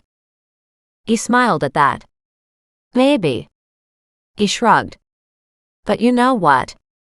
Trying to find that person, the one who makes you feel that way, that's a different story. And again, he turned and looked at her. She shook her head. Nope, nope, nope, nope. She laughed. Don't look at me like that. Well, I'll keep it in mind, he teased. Besides, I won't let you get too far away. You're too smart, and you obviously have a line on what's going on here. So this is something where I'll keep close to you regardless. Now, he said, do you want me to take you back where you were walking? Or will you come and have a drink with me? You can drop me off at my place, she stated, knowing he would have no problem finding out where she lived regardless. Perfect, he replied. Will you invite me in? No. She laughed again. But if you give me your phone number, I'll stay in touch over this case. Oh, absolutely, he agreed. When they finally pulled up in front of Nan's house, he looked at it and asked, This backs onto the river, doesn't it? She nodded. It sure does. I absolutely love it. He nodded. Whoever bought this made a very wise financial decision back then. This was a good investment. He pulled out a business card and handed it to her. I appreciate what you are doing regarding this matter surrounding my broken engagement. Even if you don't find the ring and only find Candy, even if you don't go out with me, at that, he laughed, please keep me in the loop. I can't guarantee that I will solve any of this, she clarified. However, I will definitely have more questions, and I might need access to your house. He studied her and realized she was serious, and his humor fell away. Anytime. I would really like to have answers to this, once and for all. I do feel like it's held me back. It absolutely has, she agreed gently. Don't worry. I'll do my best. After exchanging phone numbers, she got out, moved all the animals out with her, and walked up to her house. As she turned around, she heard the lovely purr of that jag headed down the cul-de-sac. He honked twice and then disappeared around the corner. When she turned back, she found her neighbor Richard, standing on his front step, glaring at her. What's this? He asked in a suspicious voice. Is that ex of yours back? She shook her head. No, absolutely not, that was Bernard Pertel. His eyebrows shot up. The developer. What on earth are you doing with him? And such surprise filled his voice that she had to admit to bristling slightly. What's wrong with me? She asked. It's not like I'm chopped liver. He looked at her blankly for a minute, as if not understanding the chopped liver reference. And then he snickered. No, but you're not exactly cream pie either. And with that, he went inside and slammed shut his front door. Chapter 17. Friday morning. The next day, Doreen was still fuming about Richard's cream pie comment. She'd poured some coffee down her throat before going outside to get some mental therapy by beating up on the dirt. She took her temper out on the weeds in the backyard garden. She finally came back inside at 9 a.m., hungry, as she hadn't even eaten yet. Of course she had fed her brood hours ago. No getting around that. Otherwise Muggs would bark and prance incessantly back and forth between her and the pet food cabinet. Even worse would be Goliath, weaving between her legs, preventing her from even getting to the cabinet, which just proved a cat's contrarian attitude. The last thing she needed was to break a leg or whatever by tripping over her huge Maine Coon cat, possibly hurting him too. With a shake of her head, she was thankful that Thaddeus was the most patient of her pets, yet he could be the most vocal. As she stepped back into the kitchen and washed her hands and face, she put on a second pot of coffee and sat down on the deck, tired now but a little bit calmer. When her phone rang, she looked down to see it was Mac. Hey. What's up? I'm 5 minutes away. Any chance of a coffee? I just put a pot on, she noted. Oh good. Doreen noted the fatigue in his voice. Normally by this time you've already drunk a pot. I have, she admitted. I'll see you in a few minutes. He drove up while she stood at the front door. She let him in, noting how physically tired he looked. But he still sat down on the living room floor and cuddled Muggs, who was ecstatic to see him. And even her standoffish Goliath threw himself down on Mac's lap. When Mac stood up, Thaddeus hopped up his leg. After Mac put his arm down, Thaddeus continued up to his shoulder. "This is what I needed," Mac admitted. "A welcome like this should always be in everybody's day." "Well, it certainly is on my list," she shared, "but I don't get treated like that. I mean, I wake up, and they're usually in my face, squawking at me because they want food or out or something," she said with a laugh. She led the way to the kitchen and poured 2 cups of coffee. "So how come you haven't had coffee yet?" "How come you're just having coffee yourself?" he asked in response. "I had coffee earlier, but I woke up in a temper. So I went outside and decided to take it out on something that couldn't talk back."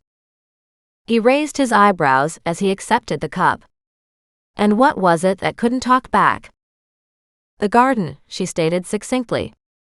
Then she gave him a bright smile and led him outside.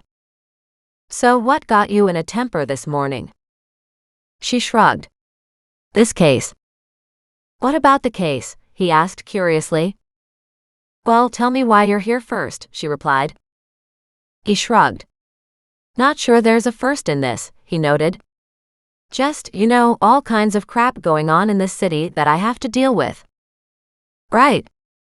She nodded, remembering that she wasn't privy to a lot of the stuff that did happen here. "I'm just working on the missing diamond case," she said, smiling up at him. "Any progress?" "Yeah, in a way, and in a way not." She recounted what happened the day before with Bernard. His eyebrows shot up. "You got into the car?" "With a stranger?" he asked, his tone turning ominous. She immediately glared at him. "Don't you start with me." She plunked down on the deck. "Sometimes you have to trust a little." Silence came from beside her, and she looked over to see Mac's face working. She shook her head. "I am not in the mood." Finally, he let out a slow releasing breath. "Good," she noted. "Nice working on the control." "Yeah, well, I wouldn't have to work on my control," he muttered, "if you would listen." "Listening's one thing. Obeying? Well, that's a whole different story." At that, he burst out laughing and looked at her affectionately. "I can't imagine you being married to your ex and obeying." "Yeah, but that's because I'm not afraid of you," she replied immediately. "You won't hurt me." His smile fell away. He reached across, wrapped an arm around her shoulders, pulled her into a hug, and whispered, "I'm glad you finally come that far." She sighed and cuddled in. "It's just a confusing case," she muttered. "Well, not all that confusing. I pretty well have it all figured out, just have a couple things left to sort." At that, he pushed her away so he could turn her around, and then stared at her. "You what?" She looked at him, raised an eyebrow, and said, "You heard me." "I want to hear more about this." "I won't tell you, not now," she said, shrugging. "I don't have enough information yet. Once I lock it all down, I'll tell you." He frowned at her, and she frowned right back. "You tell me about your case." "I can't," he declared, glaring at her. She smiled. "No, I get it. That's okay." "No, it's not okay," he argued, "because you'll beat me to death over my silence." She chuckled. "I would never hurt you. You know that, right?" He sighed. "You are a challenge." "Good," she noted. "Nothing good should ever be easy." "Maybe," he admitted, "but it would be nice if some things were easy." "No, that's true," she agreed. Then she groaned. "Nan gave me a couple $100, so I need to get some groceries." "Good idea," he replied. "Why don't you pick up something that you want to cook, and I'll teach you. Maybe tonight? If I can get loose from work. I'll let you know." "That would work," she agreed. "I'm not sure what to cook though." I hadn't realized just what a chore it was making a decision every night about what to eat. His lips twitched. She glared at him. Don't you even say it. I know that I lived the entitled life before. However, that's not the point here. Nope, it certainly isn't, he noted. And entitled doesn't mean free.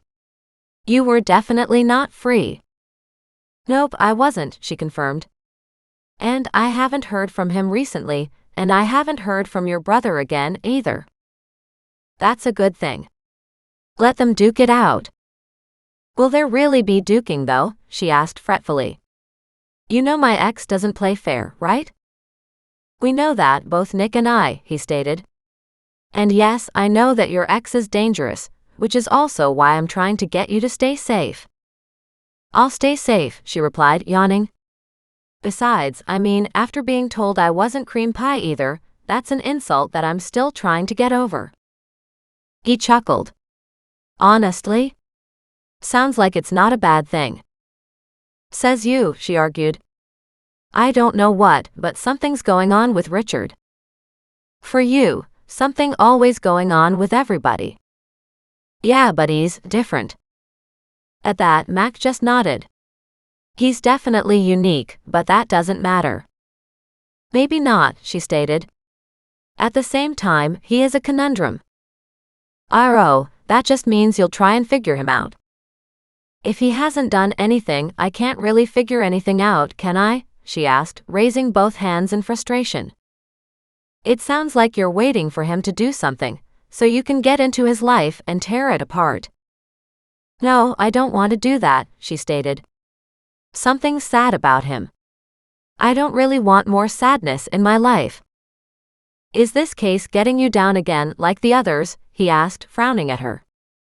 Remember, you have to take this work in small doses. She smiled. Yeah, how about we try paddleboarding or something fun again coming up? To take my mind off all this stuff.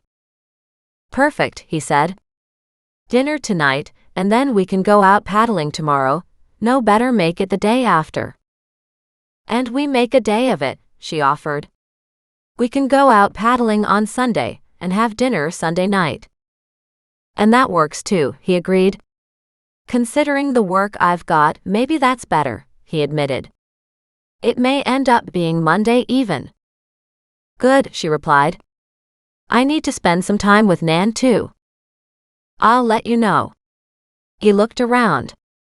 Hate to ask, but you got anything to eat? She laughed. I've got toast. And jelly. He looked at her in surprise. I haven't had jelly in a very long time, he shared in delight. She rolled her eyes.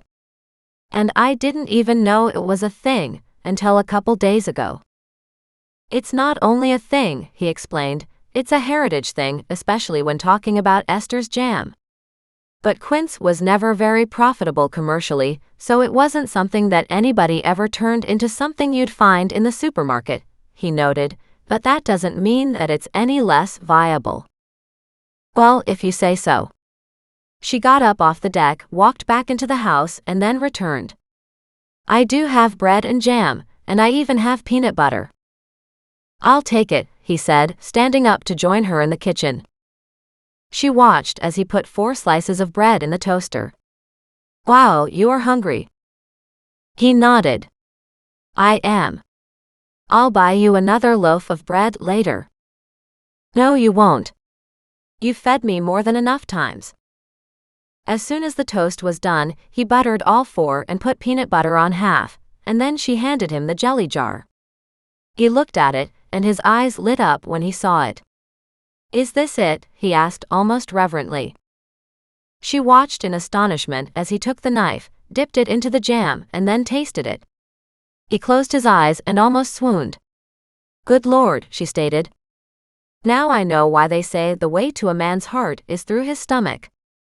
Absolutely. But you can get to my heart anytime, he joked. And then he winked at her. She flushed. Now you're just joking, she replied, laughing. Oh no, I'm not. You have to be, she murmured. You know what my cooking's like. At that, he burst out laughing. Good point. He slathered jam all over his toast without peanut butter and took a bite. He sat down right in place. Wow, he muttered. This has got to be Esther's Quince jelly. She stood here with her hands on her hips. So not only can you tell that it's Quince, you know who made it? Only Esther made jam like this, he declared. I used to go with my mom to the Kelowna market and get it from her. Wow. Well, it is Esther's, she confirmed. She gave me several jars. He looked up at her hopefully. She sighed. Apparently, I didn't get enough jars from her though. No, there is no such thing as enough when it comes to this, he stated reverently. And he sat here in peace and just finished his first slice, then the second with peanut butter, and then again had buttered toast with jam. She smiled at him. I'm glad that you really enjoyed that. Seeing the look of joy on his face, she was happy that she could at least give him that much. She got up, walked over to the pantry cupboard where she had put the jelly, and pulled out one jar and handed it to him. There. Now you can't say I didn't share. He looked at the jam hopefully. Is this another one? She nodded. It is. And it's for you. He beamed like a little boy. She shook her head. And you promise to enjoy it all? Not only do I promise to enjoy it all, he said, chuckling. I promise to not share. She rolled her eyes at that. You better not. I do not have enough to give everybody in town a jar, she exclaimed. Who else have you given them to? Nan, and boy, she had a similar reaction to you. We were all heartbroken when Esther stopped making it. I mean, we understood, but at the same time, you know, she had a heck of a market built up. Sounds like she had a good thing going. She doesn't look like she's terribly flush with money, so I'm surprised she's not still doing it. I think it's hard work, especially for just Esther to handle alone, he noted. And maybe she just doesn't care to do that anymore. Maybe. I know she told me that she had put away enough food for years, and then amended that to say that now that she'd reassessed her age and how much she had stored up, she'd put away enough for decades. He frowned. If you ever have an opportunity to get more, get lots more, he suggested, looking at her hopefully. She shrugged. She gave me enough that it would be suspicious if she were to give me more because I suddenly ran out, she noted. I'm hardly drinking this stuff. He looked at it and shrugged. You know what? It'd be worth it. Can you imagine this with ice and some gin? Nope, I sure can't. Doreen frowned and shook her head. He grinned at her. Well, you have definitely given me a trip down memory lane, and I will take the jar with joy, he declared. And he snagged it up. Now sit there and finish your toast, she said as she walked over, grabbed the coffee pot, and topped up their cups. And after you're gone, I might have a lie down and just let some of this stuff run through my brain. At least you're not getting into trouble. Nope, I'm not, she agreed, at least not at the moment. At that qualifier, he glared at her. She shrugged. Hey, it's early yet today. Who knows? Maybe all kinds of things can still happen. But you said that you had a few more things to sort out. I do, she muttered. Those will be a little harder. I need to find some people who are a little hard to track down. He stared at her. Are you thinking about candy? That would be lovely if I could, she noted. I'd even be happy to talk to the Samuel guy. Did you track him down yet? No, we suspect he's gone back to the Lower Mainland. Yeah, that would make sense, but then they're probably doing regular runs up here. They must be, if they have hit Wendy's place already a couple times this week and last. Maybe. Max sighed. Anyway, I need to get back to work. He ate the last of his toast, looked at the coffee, and shook his head. I might not have time to finish this. Then leave it and I'll drink it, she suggested. You might feel that way about the jelly, but I feel that way about my coffee. He smiled. Good point. He sat here a little bit longer, drank half the cup, and then groaned. Damn, I have to go. He checked his watch. Otherwise, I will be very late. And with that, he got up and headed to the front door, with Muggs trailing sadly behind him. Mac bent down, said goodbye to Muggs, and still holding his jam jar, he headed out the front door. She followed Mac outside and waved him off. Of course, it looked suspicious to anybody outside to see Mac leaving her place mid-morning, but like she cared. Besides, just enough people were watching her place that she felt inclined to give them a show every once in a while, just to keep them gossiping. At that, she turned and looked at Richard's place, and she noted a window curtain closing immediately, as if caught spying. She laughed. I might not be cream pie to you, she yelled, but I'm sure not crab apples either. And with that, she marched back inside. She almost thought she heard Richard chuckling, and it put a smile on her face, to be honest. She didn't think she was all that bad looking, and she might not be a catch by the way of catches, but hey, she'd done just fine. As soon as she had that thought, her phone rang. She picked up her cell, didn't recognize the number, frowned, but answered it. Yes. I don't want to give you that much money, her husband growled. How dare you even think you deserve that much?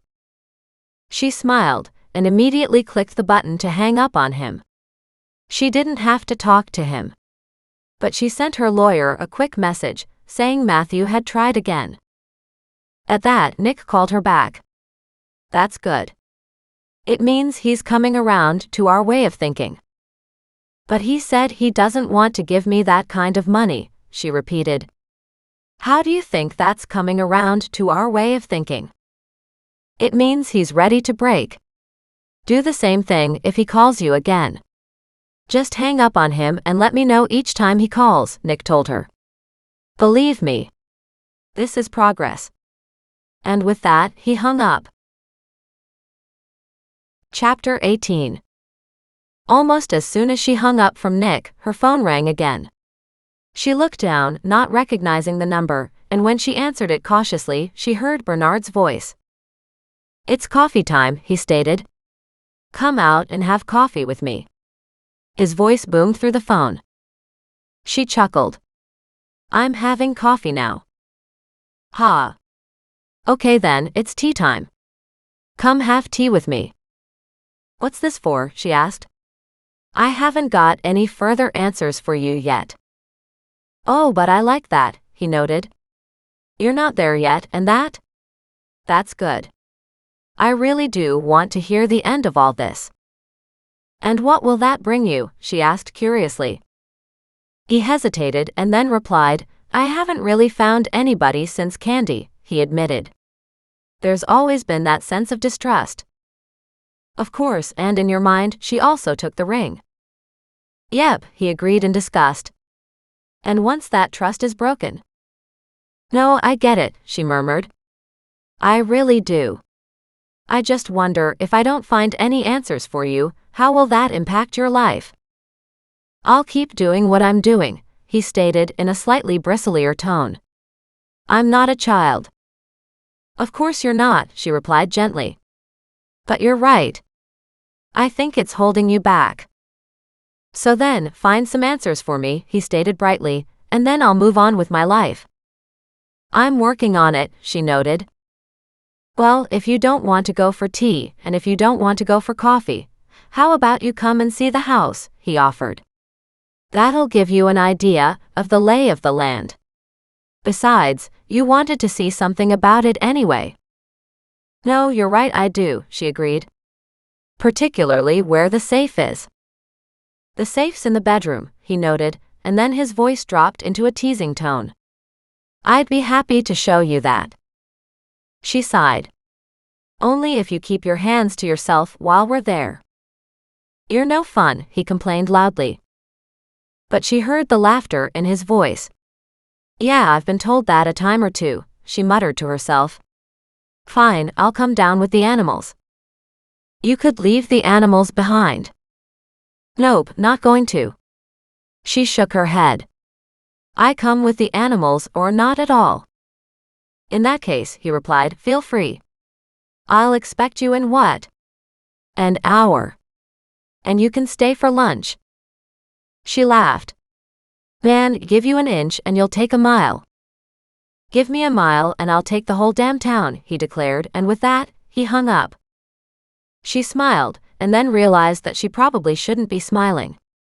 In her defense, she was still nursing the hurt from Richard's snide remark. And a harmless compliment can be accepted, without it going any further, right? With a sigh, she turned and looked at her animals. Well, it is all in the name of our investigation, she muttered. Even Muggs looked at her with a raised eyebrow. Okay, stop, she replied grumpily. It's not what I would choose today either.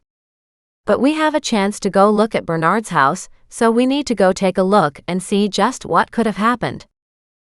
And with that, she headed to her car, with her animals in tow. And this time Goliath wasn't terribly happy to be along for the ride. She pondered that as she got out at Bernard's gates. Just as she went to hit the intercom, the gates opened right in front of her. She got back into her car and slowly drove forward. Somebody was at a security booth even farther down. She looked at him and smiled. I'm sorry you have to sit here the whole time. He laughed. Not the whole time, but it's business, he noted. For my workday, it's part of what I need to do. She nodded. Yeah, I do understand working. Yet she knew that they wouldn't see her work experience as anything compared to theirs. She'd been in that gilded cage, whereas everybody else was just working for the gilded cage. As she drove up to the house, she parked off to the side, and by the time she had the animals unloaded, she found Bernard standing there, a big smile on his face. You see. Even just seeing you, he said, puts a big smile on my face. That just means that you're really suffering and need to get out more, she noted dryly. He grinned. People don't usually talk to me like that, he replied. I always get that certain amount of deference here. Yep, understood, she agreed. And maybe that's why I don't talk to you that way. It's kind of hard to have that kind of respect when I've been here before. He nodded. Sounds like your marriage wasn't all that happy. No, sure wasn't. That's the whole reason for the divorce, she shared with a smile. And you obviously didn't do very well out of it, if you're living in that small house. She shrugged. Even if I had millions, I probably wouldn't move out of it right away. He looked at her and nodded. Ah, you're sentimental. I absolutely am, and it keeps me nice and close to my grandmother. If and when it's her time to leave, I will make a decision at that point. He nodded. Is she in a home? She's in Rosemore. Ah, quite the characters are down there, I've heard. Yeah, and the ones who you've heard about are probably Nan, she admitted with a laugh. That woman can't stay out of trouble, no how. Sounds like her granddaughter came by it naturally then. She laughed. You know what? You're quite right. And I wouldn't have it any other way. He nodded. Nothing wrong with having spirit. He shrugged. I mean, I'm not as close to an old folks' home as some people might think. And it'll be a hard thing for me to head to. Yet you have money, so that maybe you would prefer to have a private nursing staff instead, she suggested. You have options because of the money. But my grandmother is there because she likes people, because she likes having company. And I think, honestly, the last few years were tough on her, and this has put a whole new lease of life on her. I wouldn't be surprised, but I'm still a long way away from thinking about that. She nodded. Everybody wants to think they were miles away from assisted home living. But somehow those years just seem to pass so fast that you didn't really have a chance to adjust, and next thing you know, you're in the same position Nan was in. But Nan had been fully cognizant and willing to go to Rosemore when she'd made the decision to move in there, and that made a big difference. It was a choice for Nan. and a choice that Doreen well knew that Nan did not regret. Muggs walked over with a certain amount of dignity to Bernard, who bent down and said, "He's a nice dog." "I'm not so sure about the cat, but hey, the dog's nice."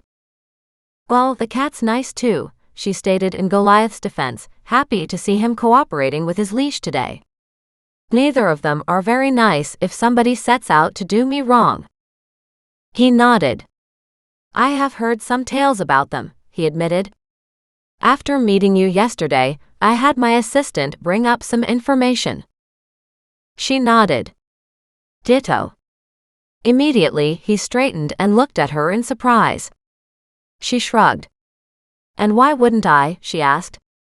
"You're heavily connected to this case." He winced at that. "As much as I don't want to be, you're right, and I don't really have any choice in the matter." "I don't know about that either," she clarified. "But it seems like you're definitely involved. The question now is, to what extent?" "Well, I certainly didn't steal the ring myself," he muttered. "And yes, I did get the insurance payout, but I'm not worried about money. In my position, I never have to worry about money again." She nodded once more. "And you seem to be pretty adamant about getting this situation solved now." "Of course," he stated. "I wasn't kidding about it holding me back." She studied him for a long moment. "No, I agree." He looked at her with relief. "Hey, you're one tough cookie." She laughed. "No, I don't think so, but I'm getting to be a decent read of humanity.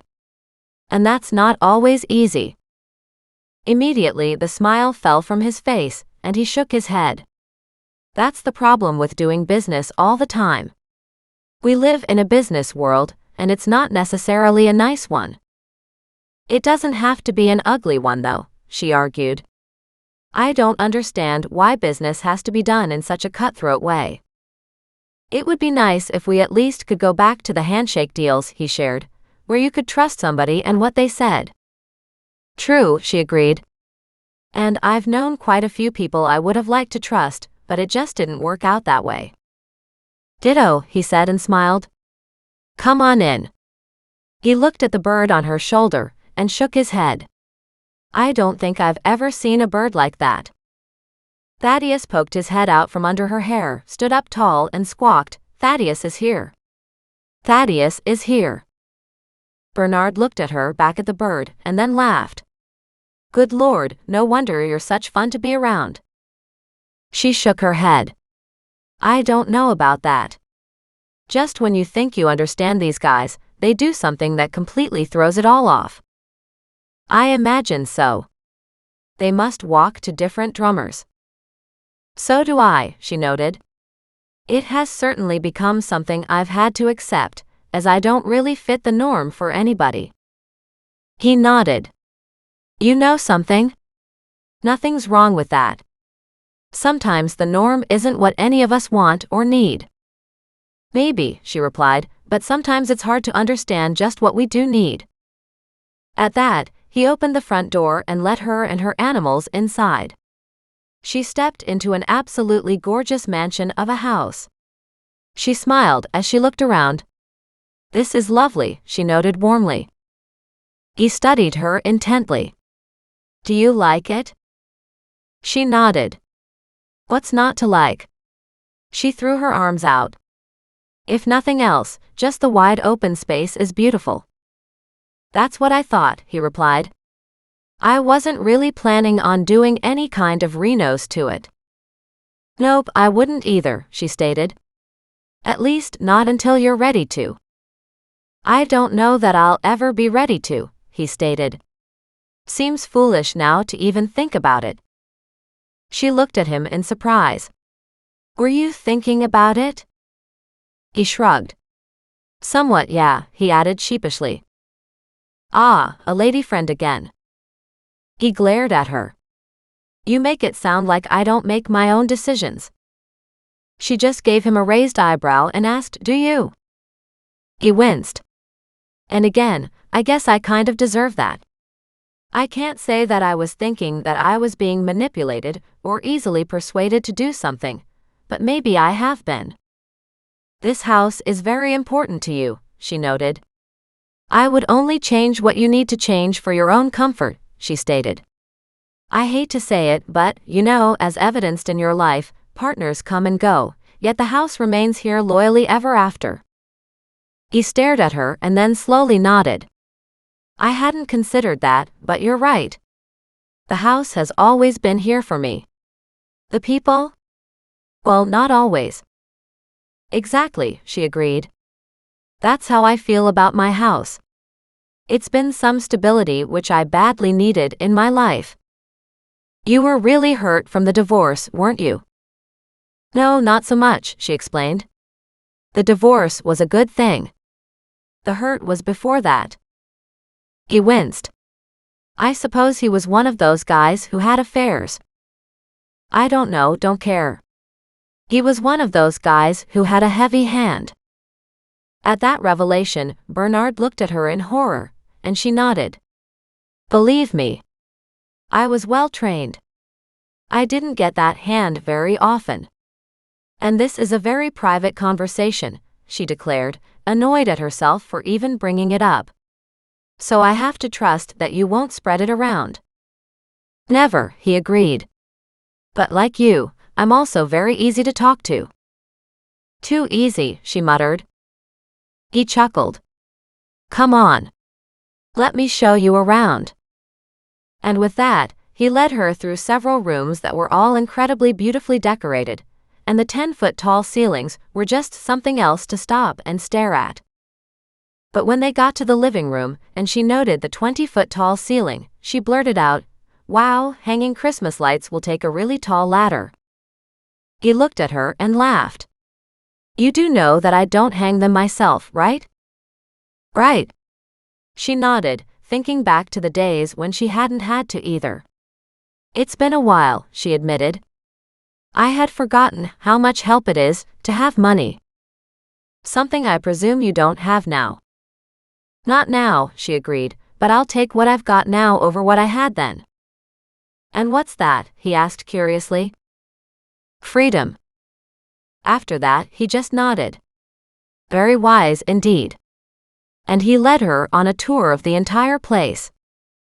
When they got to the master bedroom, he said, This is the master bedroom, and yes, this is where the safe is. I actually have 2 safes. One in the office, she asked. Presumably, the other one is there. He nodded. And it just makes sense, doesn't it? It does, but then I also think that it makes sense then to a thief too. He nodded. I hadn't considered that, but if you guessed it, then I guess that makes sense, doesn't it? It makes sense, she agreed, but I'm not sure that it makes enough sense to go change it. He pondered that a minute. If I were to rebuild, I might change it, but given the circumstances, I don't think I'll be rebuilding anytime soon. You never know, she noted. A lot of life is left out there for you. Maybe. Building a house is a stress that I'm not sure I want. You've already built multiples of them, she replied, so I'm surprised you would hesitate over building another one. Maybe. Maybe. I don't know. It's definitely not today's problem. And he smiled at her. So this is where the safe is. This was where the real diamond ring was, and the only other person who was regularly in the home at this time was Candy. Right. And did she have access to the safe? He shook his head. I might be a fool, but I'm not stupid. It was her turn to laugh. Right. What about your security guys? Nope, nobody has access but me. So then I have to ask, where do you keep your logins and all that kind of information? You're thinking that somebody got them off me? No, but I'm saying that somebody got in here, and there had to be a way in. Sure, he muttered as he thought about it. I keep all that stuff in the office. And she asked, have you opened it much, the safe? Nope, I sure haven't, and it kind of makes me angry every time I see it. Might be another reason to build another house, she suggested. When you think about it, that's a lot of anger to have to deal with too. He shrugged. Maybe, but it's also an awful lot of expense to have to deal with if I do build. Nope, got it. Anyway, where's the office? We must have passed it earlier. He nodded and pointed. It's on the main floor. Right underneath us. She pondered that, and walked back out to the hallway and looked down. So somebody could have come up here, and if they knew that another safe was down here, they could have hacked into both. Maybe, but nothing was missing other than the ring. And a safe cracker is not exactly somebody you can just pick up off the street. No, I'm sure it isn't, she admitted. They have to be very skilled, don't they? Sure, and this is a pretty expensive safe.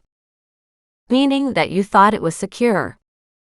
Meaning it is secure. At that she stopped, looked at him and asked, okay, so if it is secure, how did the ring get stolen? He flushed. Okay, so maybe not that secure. She hesitated. I know this is tough. I get that. But if we want to get to the bottom of it all, we need to have clarity here. Is there anybody else who would have had access? He immediately shook his head. No. Honestly, I don't tell anybody this kind of stuff, particularly since then. But. Again she hesitated, and then pressed forward. You know that Pillow Talk's a great time for letting out secrets. He nodded. And I'm not an idiot. Remember that part? Sure, she agreed. Remember Candy? He flushed, and his glare turned slightly dangerous. Then he nodded. You don't hold back on your punches, do you? It's a little hard to do when we're looking for a $10 million diamond, she explained. I mean, there is that saying about fools and their money are quickly parted. And in this case, you have a safe in the bedroom, and you know that the real diamond ring was in there, so somebody had access. If it wasn't you, and if it wasn't Candy, who could it have been? My vote is for Joel, Bernard admitted, but apparently at the time he was in Vancouver, just released from jail like the day before, which seems like a bad thing to do, and so soon after getting set free. She stared at him. Now that is a piece of information I didn't know, she shared. I had a private detective on him, he replied silently, who got Joel's phone number and traced its location. So it was unlikely to have been him, directly at least. Or he could have left his phone at home, while breaking into your safe. Or that, yes. Bernard frowned. You want to share that private detective's report with me then? She asked. It would help me to put the final pieces on this. He turned to face her. Final pieces? She nodded. Yeah, final pieces. You mean you've solved this? Nope, not yet, she noted, but I'm not that far off. He stared at her, dumbfounded. She shrugged. I get it. I do. Not everybody sees things my way, but generally I can get to where I need to be fairly quickly. He shook his head. I would be absolutely shocked to find out that you had already solved this. It's not a case of already having solved this. More often than not, it's a case of people not wanting to tell the truth at the time of something happening, because they're afraid of the repercussions. But like I said before, over time, some of that fear diminishes, and you can get answers that you wouldn't have had previously. I'd really like to think that, he told her, but it's a little hard for me to see how you could have gotten here so fast. Oh, I'm not there yet, but I am close. He nodded slowly and stared at her. In that case, I will absolutely send you a copy of what my private detective sent me, but I can tell you it doesn't say much. Joel went to prison, and Candy disappeared off the face of the earth. However, hopefully it will help you put on the finishing touches, as you say. She smiled at him. Thank you. Chapter 19. Saturday morning. When she woke up the next morning, she rolled over to an insistent phone ring. Hello, Nan, she groaned into the phone. Oh, her grandmother replied. Did I wake you? Yes, you woke me, she said. Did you have a reason for calling me? She asked, yawning, turning over on the bed so that she was propped up on the pillows. What time is it? It's 9 a.m., her grandmother shared in astonishment. You never sleep late. No, I didn't get much sleep last night, she admitted. And does that have anything to do with your afternoon with the richest man in town? At that, Doreen's eyes popped open. Oh, good Lord, I see the rumor mill is running overtime. It certainly is, her grandmother noted with satisfaction. And you had the animals with you. Of course I did. I always have the animals with me. She yawned again and said, Oh man, do I need coffee? Of course you need coffee, but you should come down here and visit with me instead, Nan declared. You can have tea here. I'll expect you in 10 minutes. And with that, her grandmother hung up. It was hardly a request, it was more of a summons, and yet what did Doreen expect? Once the rumor mill got onto that latest tidbit, Doreen should have expected her grandmother to be calling. And hardly the richest man in town. But then she pondered that. Or was he? It wasn't an issue as far as she was concerned. She'd seen big money. She'd seen mega money at her dining room table, and it still didn't impress her. People were people, and Doreen would just as soon not have much to do with any of them who are impressed simply by money, if she had an option. Not sure that Nan did, but hey, that was just the way life went sometimes. As Doreen pondered her next step, she got up and managed to get dressed and headed out, walking with her animals, feeding them treats along the way to Nan's. By the time she got there, she felt better, more alert, and was not yawning. The animals were more than frisky and delighted to be playing at her side. When Mug saw Nan, he raced ahead, almost knocking Doreen over. Hey, she called out to him. Remember your manners. But he completely ignored her. Nan looked at her and smirked. Obviously, you were a little late getting out of bed this morning, she noted, her eyebrows going up. Is that what happens when you don't sleep alone? Good Lord, she said, of course I slept alone. Nan's face fell. But he's the richest man in town, she cried out.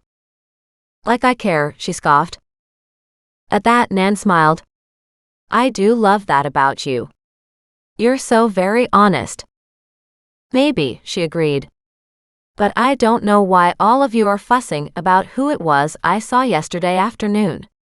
It really doesn't matter to anybody but me. At that, her grandmother laughed. And if you believe that, you aren't using your brain. Meaning?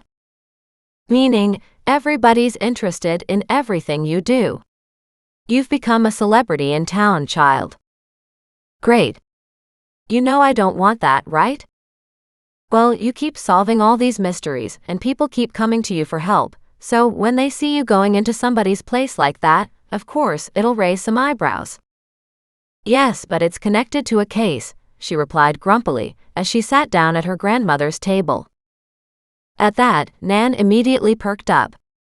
Oh my. Really? Doreen nodded. Yes, really. And she yawned again. You really are tired, aren't you? Well, I didn't sleep well. I had a night where everything just seemed to go around and around in circles, she muttered. Nothing makes any sense.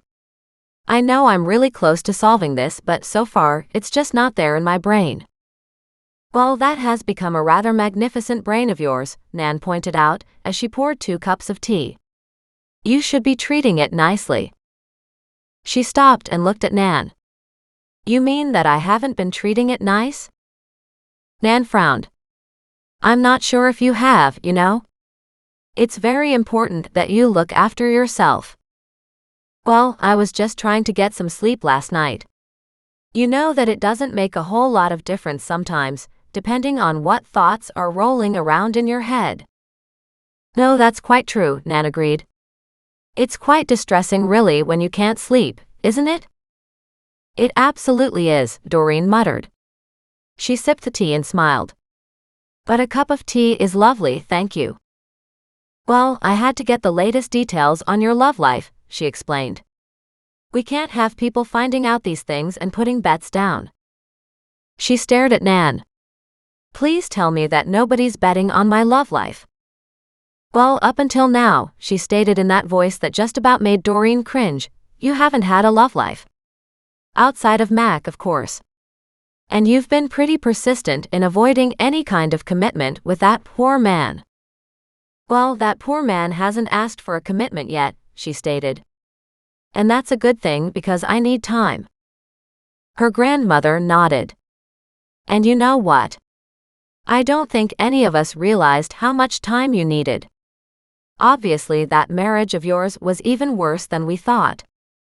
And she had such an upset tone in her voice that Doreen reached across and gently patted her grandmother's hand. Maybe, but it's all good. You mean it's all good because you've left him, she noted. Yes, exactly. And then she laughed. Besides, he's still trying to figure out how to get me to agree to less money. Did he call you again? Nan asked, horrified. Doreen nodded. And I just hung up on him. She cackled. That's good. That should make your lawyer happy. I think so. He seems to think that, because my ex is calling me all the time, he's ready to cave in. But I don't know. You don't think he is? He doesn't cave in easily to anything, she murmured. But I doubt he would want to go to court over it all. He wants to settle out of court, so that he can keep his notoriety down. Nothing's more difficult in the business world than having a wife run amok. At that, Nan nodded. And that's why I am a little worried about you, you know, she admitted almost apologetically.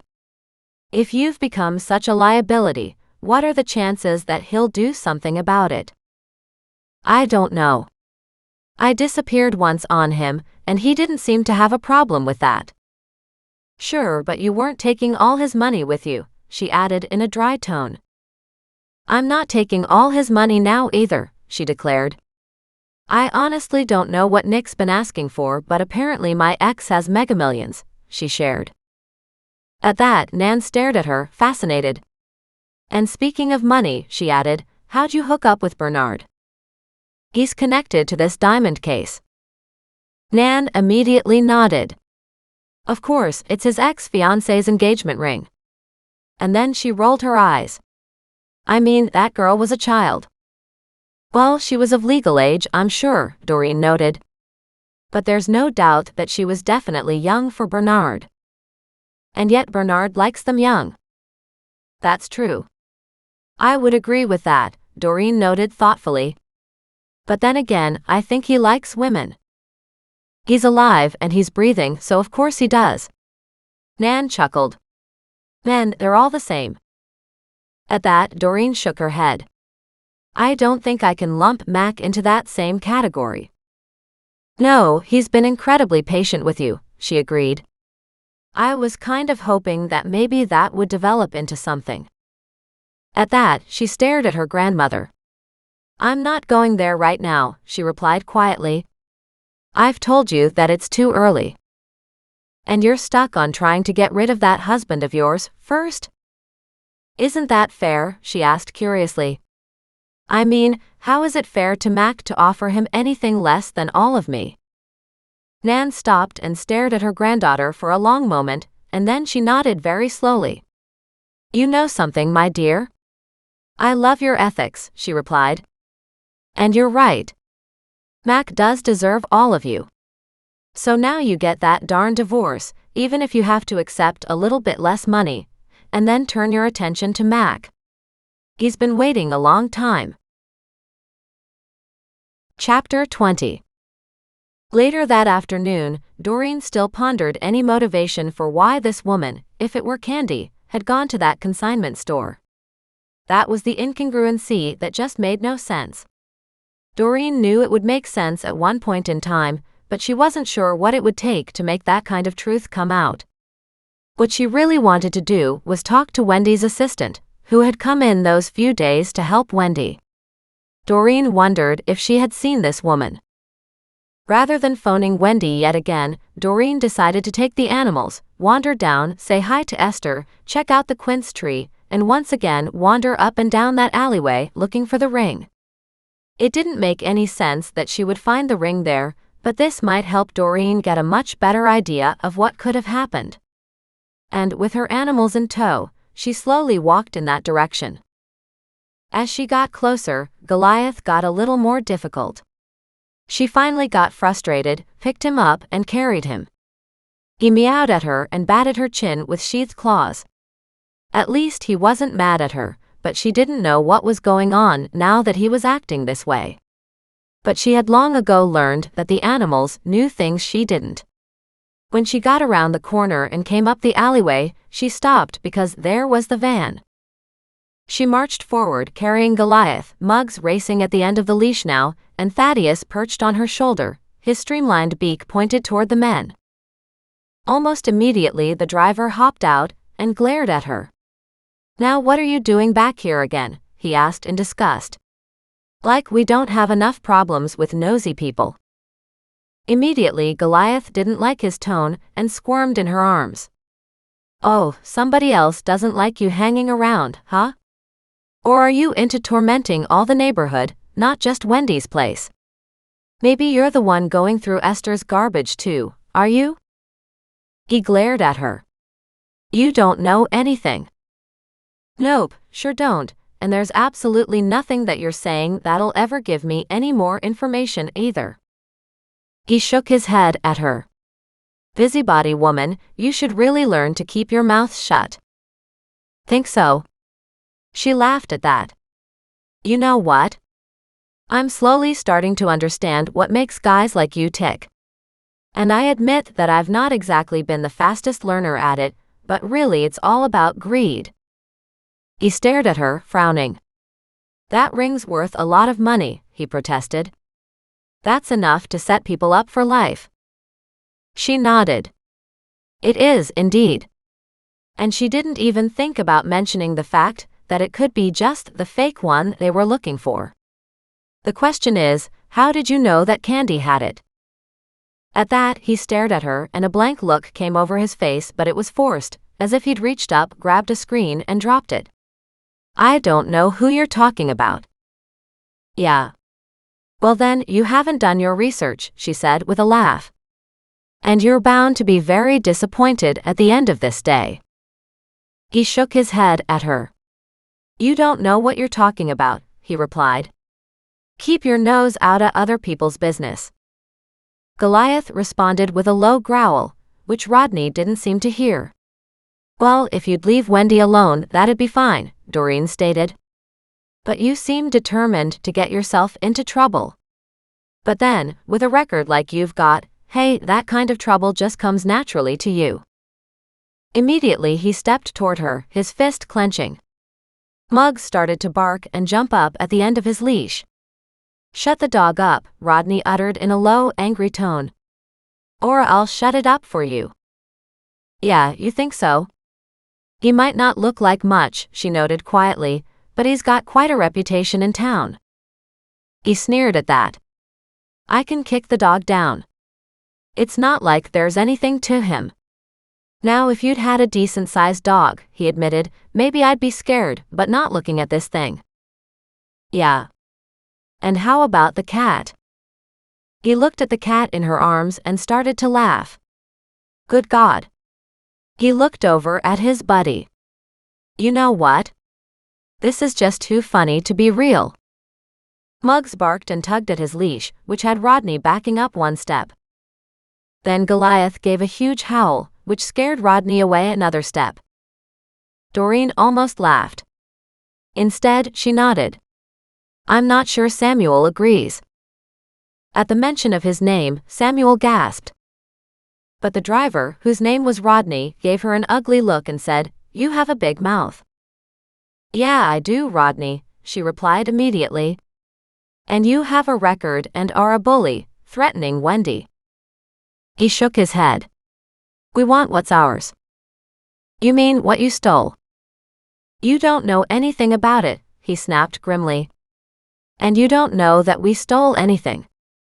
Well, guys like you, she noted, that's what you do. The driver stepped gingerly toward her, testing the animal's responses.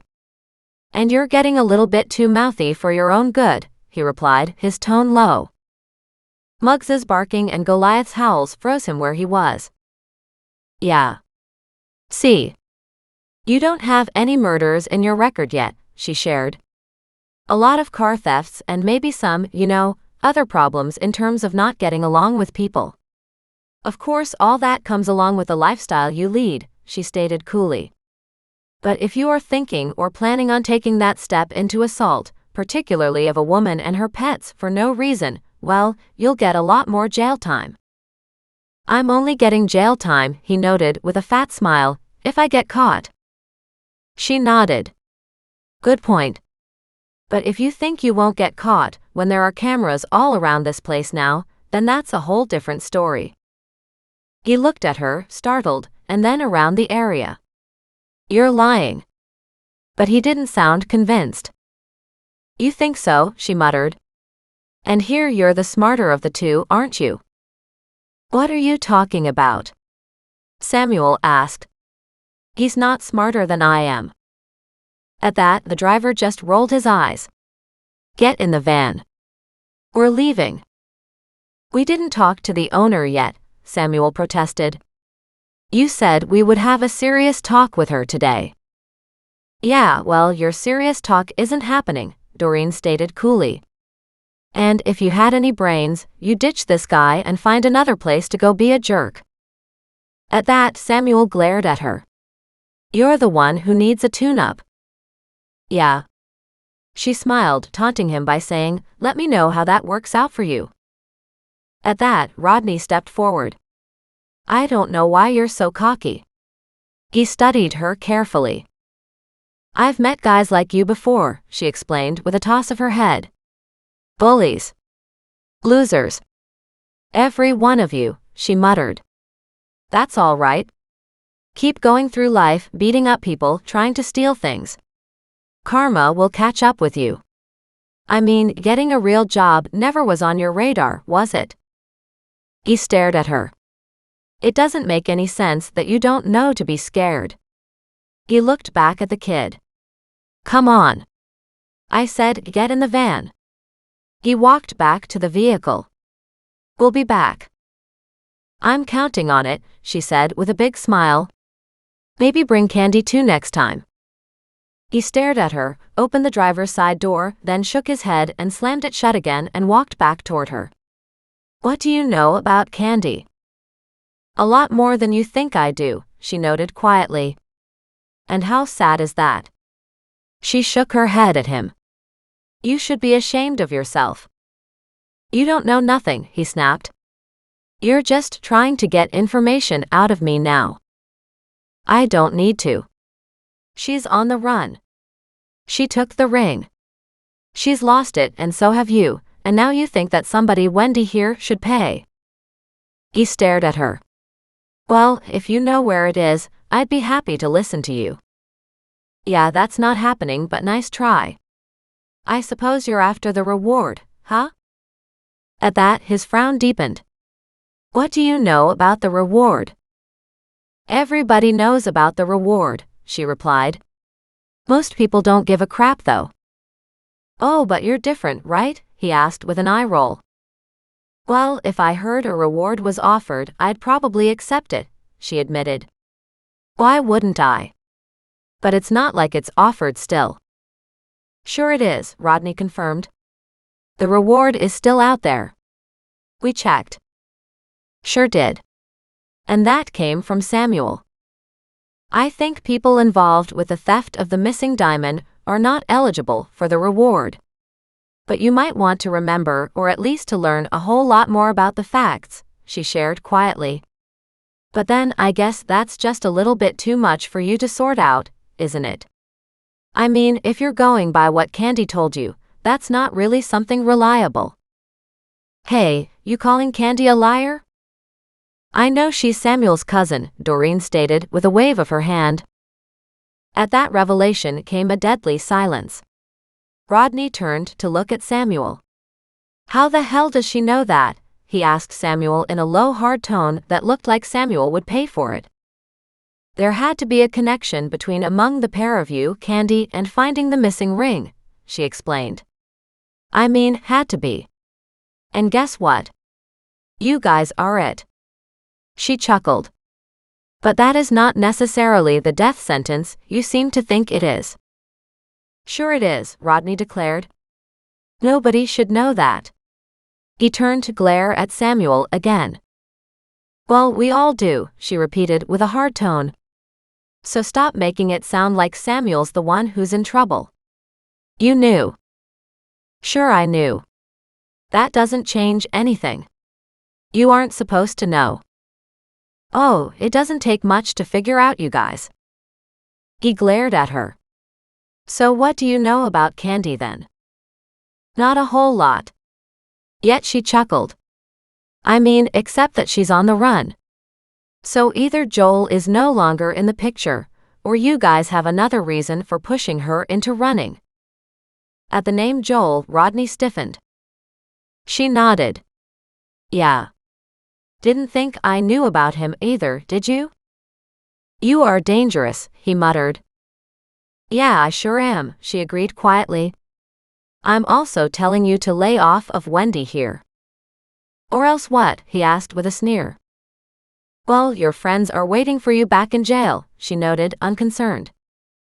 It was the unconcerned part that she knew was getting to these guys.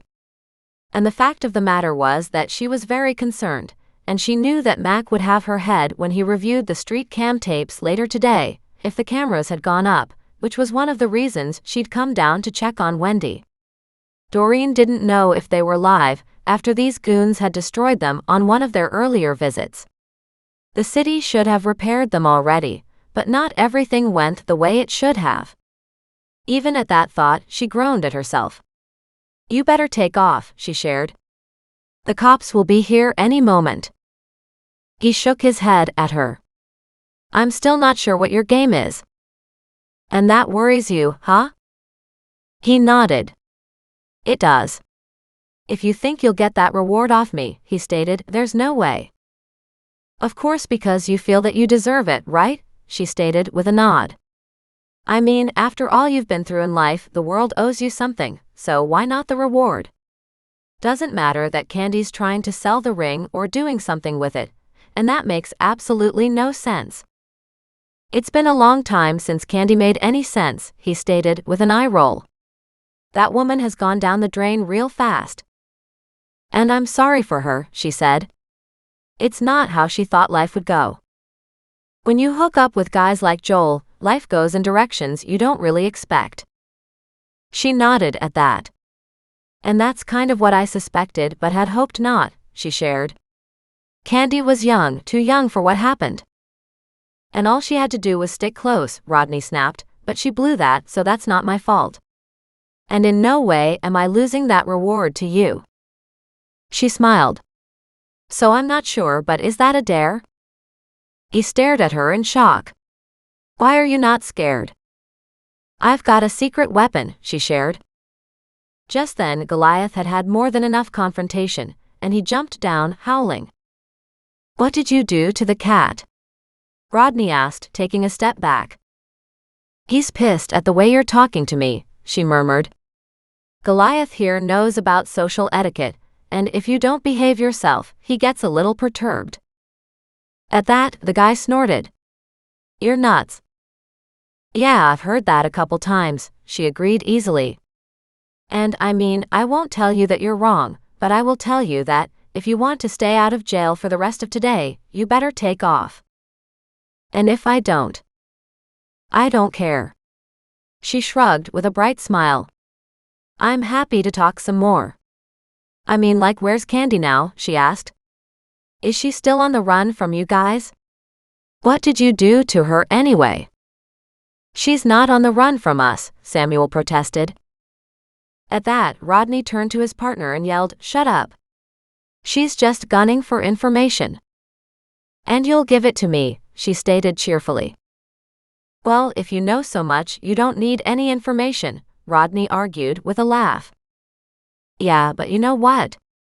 The ring is somewhere, she said. All I have to do is find it. At that, the back door opened, and Wendy stepped out nervously. She looked at Doreen and then the men. "Are you okay?" she asked Doreen, trying to keep her voice calm and brave. "I'm fine." Doreen laughed. "We were just discussing Candy and her involvement in all this." But the men were already moving back to the vehicle. Doreen nodded. "Smart," she noted. "I told you. When the cops get here, they'll be quite pissed at you." Rodney glared at her. "That reward is ours." She shrugged. "You have to find the ring first," she replied. "And you're the one who dared me." "I did not," he argued. At that, Samuel looked at him and said, "Well, you kinda did." Almost immediately, Rodney smacked Samuel hard across the face. And then, in an ugly tone, he said something to him, and Rodney got into the vehicle. She looked over at Rodney and nodded. "Now, Samuel, you know what you're dealing with. So you may want to change your friends before you end up in deep trouble." But Samuel was already in the vehicle and didn't say anything. Yet he looked surly and a little stunned. And she realized that this was a change in their relationship all of a sudden. As they drove off, Doreen figured that Rodney had never lifted a hand against the kid before. Hopefully it'd be an eye-opener. It was also a warning to her. She understood the message, she just wasn't too sure what she was supposed to do about it. She'd never been all that great at listening to bullies and their idle threats. When she heard another sound, she turned to look at the back door to Wendy's store, only to find Mac standing there glaring at her. She groaned. "How did you know?" "What?" "That you're in trouble?" he asked, his fury quietly banked. "Wendy called me." Doreen looked at Wendy and Wendy shrugged. "Once I saw them there, I knew it was trouble. I didn't know you were here." "Ah." Then she beamed at Mac. "See? You came to help Wendy, not because I was in trouble." "I should have guessed." He motioned toward the store. "Shall we?" She glared at him. "I'm here to walk around this back alley. And to visit with Esther." His jaw worked. "And you want to explain what all that was just now?" "They were threatening me," she replied. "And Wendy." "And yet I didn't hear them," Wendy said. "What did they say?"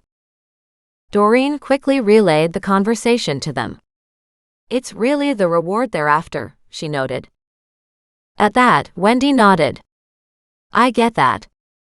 I don't know why anybody would put up a reward for something like this, or at least leave it still valid after 10 years. It just brings in all the crazies. And I really don't know why they're looking around here. I'm pretty sure Candy used the excuse to sell you the ring." At that, Wendy stopped, looked at her and repeated, "Excuse?" Doreen nodded. "Excuse. Wendy, when you put clothes outside, stuff that you're not keeping, that you'll just throw away, what do you do with them?" "Well, it depends. I mean, the dumpster bins are right there." And she pointed. "And does anybody else use the dumpster bins?" she asked. "All the homeless around town go through it, I'm sure," Wendy suggested. "But I don't really worry about it." "Why?" She was obviously confused. Doreen nodded. "I'm just trying to figure out all possible scenarios." Mac looked at her, frowning. "But you seem to think you have some kind of a working theory." She nodded. "Now that I do, I'm not quite ready to tell you." He glared at her. She shrugged. "I get it. I get it. You want me to. But I don't think what I have will hold water yet." "And how long do you expect that to take?" he asked with exaggerated patience. She thought about it and shrugged and offered, "Maybe by tomorrow?" At that, Wendy gasped. "Seriously?" she cried out in delight. "Can you have this solved by then?" She looked back at Mac to see him frowning at her. "And can you do it without getting into trouble?" he asked, raising an eyebrow. She snapped, well, I would like to think so. Yeah, I would too, he agreed. But you do seem to have this penchant for trouble. I think trouble follows me, she added. I'm not really sure how that works. Well, it works, he noted with a sigh, because you keep putting yourself in a position where trouble can find you. She looked at him and frowned. You know what? That kind of makes sense. Good. You want to stop then? He asked quietly. She shook her head at him, still frowning. You know I can't. She tried to let him down gently. I know you're worried about me, and I appreciate that. He sighed. But not enough to get yourself out of trouble, huh? It's not even that, she explained, but Wendy's life won't be improved until we fix this. And you can fix this? Wendy asked in joy, clapping her hands together. I think so, Doreen replied. I'm just not. I have to find the actual items first. At that, they both stopped and looked at her. Mac asked, items?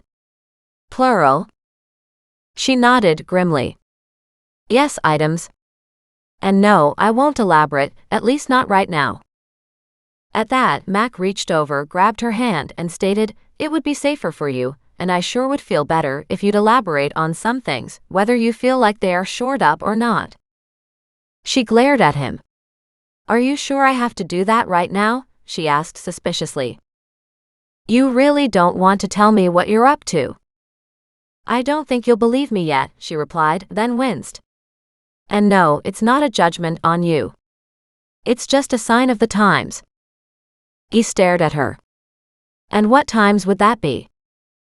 The times of trouble that certain people have been in, she replied. And I know that sounds very nefarious too, and I don't mean it to be. He sighed. Everything with you sounds nefarious. But at that, Wendy was her defender. Let her continue, please, she said. If she can get these guys off my back, and if we don't have to have the police involved, and if it doesn't become violent, that would be the best. It would be, Doreen agreed. But more than that, we would also put yet another mystery behind us. He stared at her in wonder. You know what? If I didn't know you, I'd say something about this being a load of crap. But because I do know you. She waited and then nodded. You'll trust me, right? He sighed. I'll trust you somewhat, he clarified. What I can't have is you getting hurt. She looked up at him mistily and said, I promise. But he was having none of that. You can't promise such a thing.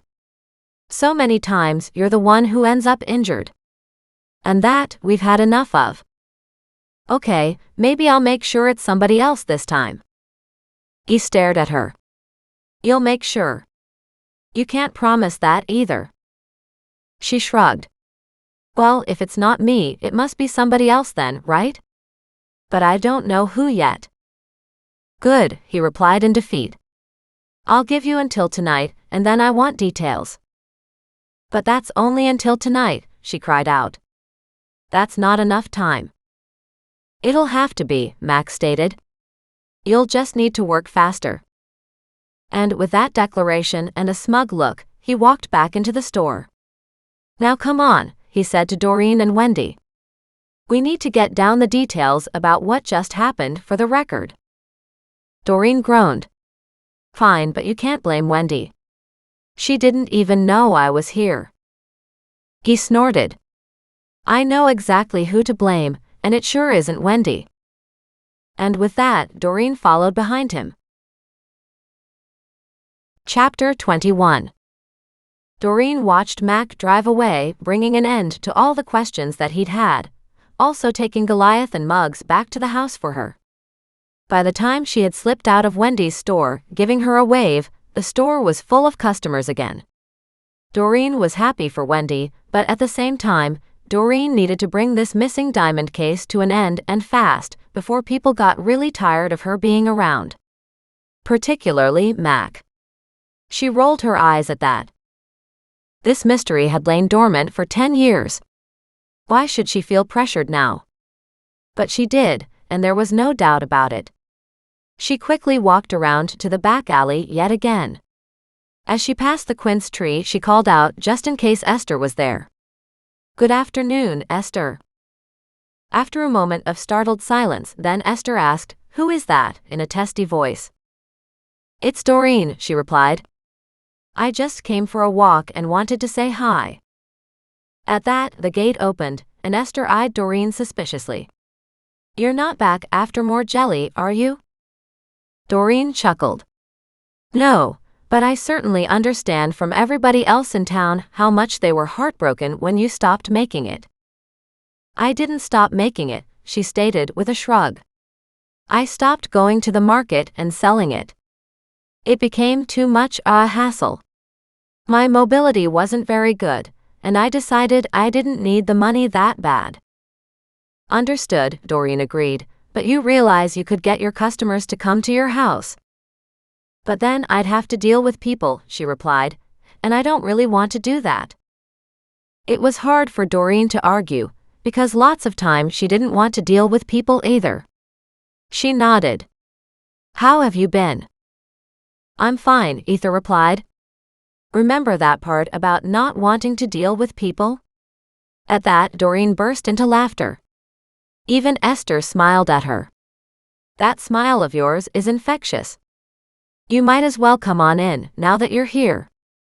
Taking that grudging welcome, Doreen stepped in through the gate and stopped when she saw the crows up on the quince again. "Did you give up trying to chase them away?" "No, but I got my safety pin back," she replied with a cackle. "I hear you can tame them pretty easily," she murmured. At that, Thaddeus poked his head out and said, "Thaddeus is here. Thaddeus is here." "Yes, Thaddeus is here," she cooed at her bird. Then turning to Esther, she asked, "And how did you get it back?" "Banging the tree," she stated with an eye roll. "I knew he'd stolen it. And I don't know about taming them, and I'll only say it to you, but sometimes they are good company." Doreen looked at Thaddeus and nodded. "That's how you feel about him, isn't it?" "Absolutely it is," she replied gently. "Thaddeus is my friend." At that, Thaddeus preened. "Thaddeus's friend. Thaddeus's friend." Doreen chuckled. "Not always a good friend." And then she laughed because Thaddeus gave her a gimlet eye. Esther grinned at their antics. "Well, if you're ever missing anything, check the tree." At that, Doreen nodded, turning serious. "I was wondering about that. Something went missing a long time ago, and the rightful owner would really like it back." "Well, it's probably up there," she said. "The birds love anything shiny." "That's what I was thinking," she muttered. She looked at Thaddeus. "Hey, Thaddeus, you want to go visit?" Thaddeus poked his head back out from underneath her hair and looked at her. She pointed up to the tree. And then she put him on a branch. "Why don't you go up there and see if something shiny is up there?" Almost immediately, several crows surrounded Thaddeus. But instead of being scared, he preened some more. "Thaddeus's friend. Thaddeus's friend." She wondered if she'd done the right thing, frowning now. "Maybe I'll go up with him." At that, Esther laughed. "It's a big tree, but it's not that strong," she explained. "Plus it's old. Some of the branches have broken. But if you want, I've got a ladder." "Oh, I want," she exclaimed. And with that, Esther headed over to the side of the house, where she pointed out a ladder. Doreen grabbed it, brought it to the backyard, propped it up against the tree, and slowly climbed up, talking to Thaddeus the whole time. "How are you doing, Thaddeus? See anything up there?" But he was hooked on visiting with his new friends, walking back and forth with his chest out. "Good Lord," she said, "you're just showing off." The crows muttered among themselves, but didn't seem to be too bothered by the presence of Doreen or Thaddeus. They were probably trying to figure out what this crazy bird was in their midst. But they weren't attacking him, so she was grateful. She wasn't so sure what would happen when she got a little closer to their stash. She asked Esther, "How long have they been hanging around?" "Well, they keep breeding and coming back," she noted, "so we're probably on like the 8th or 9th or 10th generation." Esther laughed. "And how long ago?" "Ever since my fruit trees started having fruit." "So you must get a lot of other birds too then?" "Yeah, but these guys may be here more so because of the dumpsters, I would think." "I don't know," she said, raising her palms. "Maybe they just like me yelling at them." Doreen poked her head out from the branches and grinned at Esther. "You know what? I wouldn't be at all surprised. Thaddeus doesn't seem to like it when I yell at him, but he doesn't seem to be terribly bothered either." "Exactly," Esther agreed. "It was kind of a joke with my husband. He used to come out all the time and try and chase them away, but I don't know that he tried to chase them away as much as just spend time with them. He was always a bird lover. Which is why I don't kill them very much." "But you have killed them in the past." She nodded. "Sure, but usually not very many, and that was a long time ago, after my husband died." At that, Doreen turned and looked at her. "That's an interesting reaction." "Yeah, well, I was mad at him." She wanted to laugh at that, but didn't dare. "Mad at him for dying?" "Darn right," she declared. "We promised to grow old together." And then she sneered.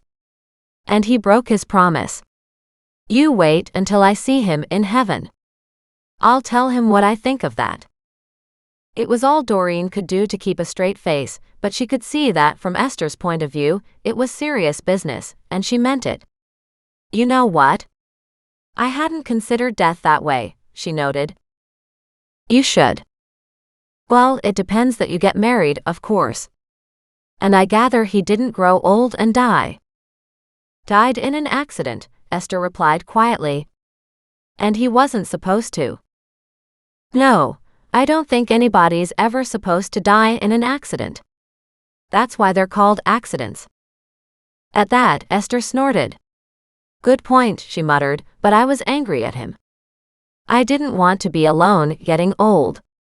"It's hard getting old, but getting old alone is even harder," she muttered. "And if you're not careful, you'll find that out for yourself." "I might," Doreen agreed cheerfully. "So far I upset more people than I make friends." "Well, if you would stop trying to put them in jail all the time," Esther noted with a cackle, "they might stay friends." "Obviously, you've heard about me." "Yep, and I looked up some more after you left the other day," she said, still laughing. "But what do you expect? I mean, even people who befriended you, you turned on them." "Well, not really," she said, turning to look at her. "I was just solving a murder." "Yeah, but you ended up sending them away." She winced. "I know, and now I don't make friends, and then I don't have to feel like I'm a traitor." "Oh, now there's a thought," Esther teased, still laughing at her. "Don't make friends, and then you won't have to feel guilty when you put them behind bars." "Yeah, that's kind of my thought process," Doreen confirmed. "What about Mac?" At that, she froze, slowly poked her head back out of the tree, where she was trying to climb a little higher. "What do you know about Mac?"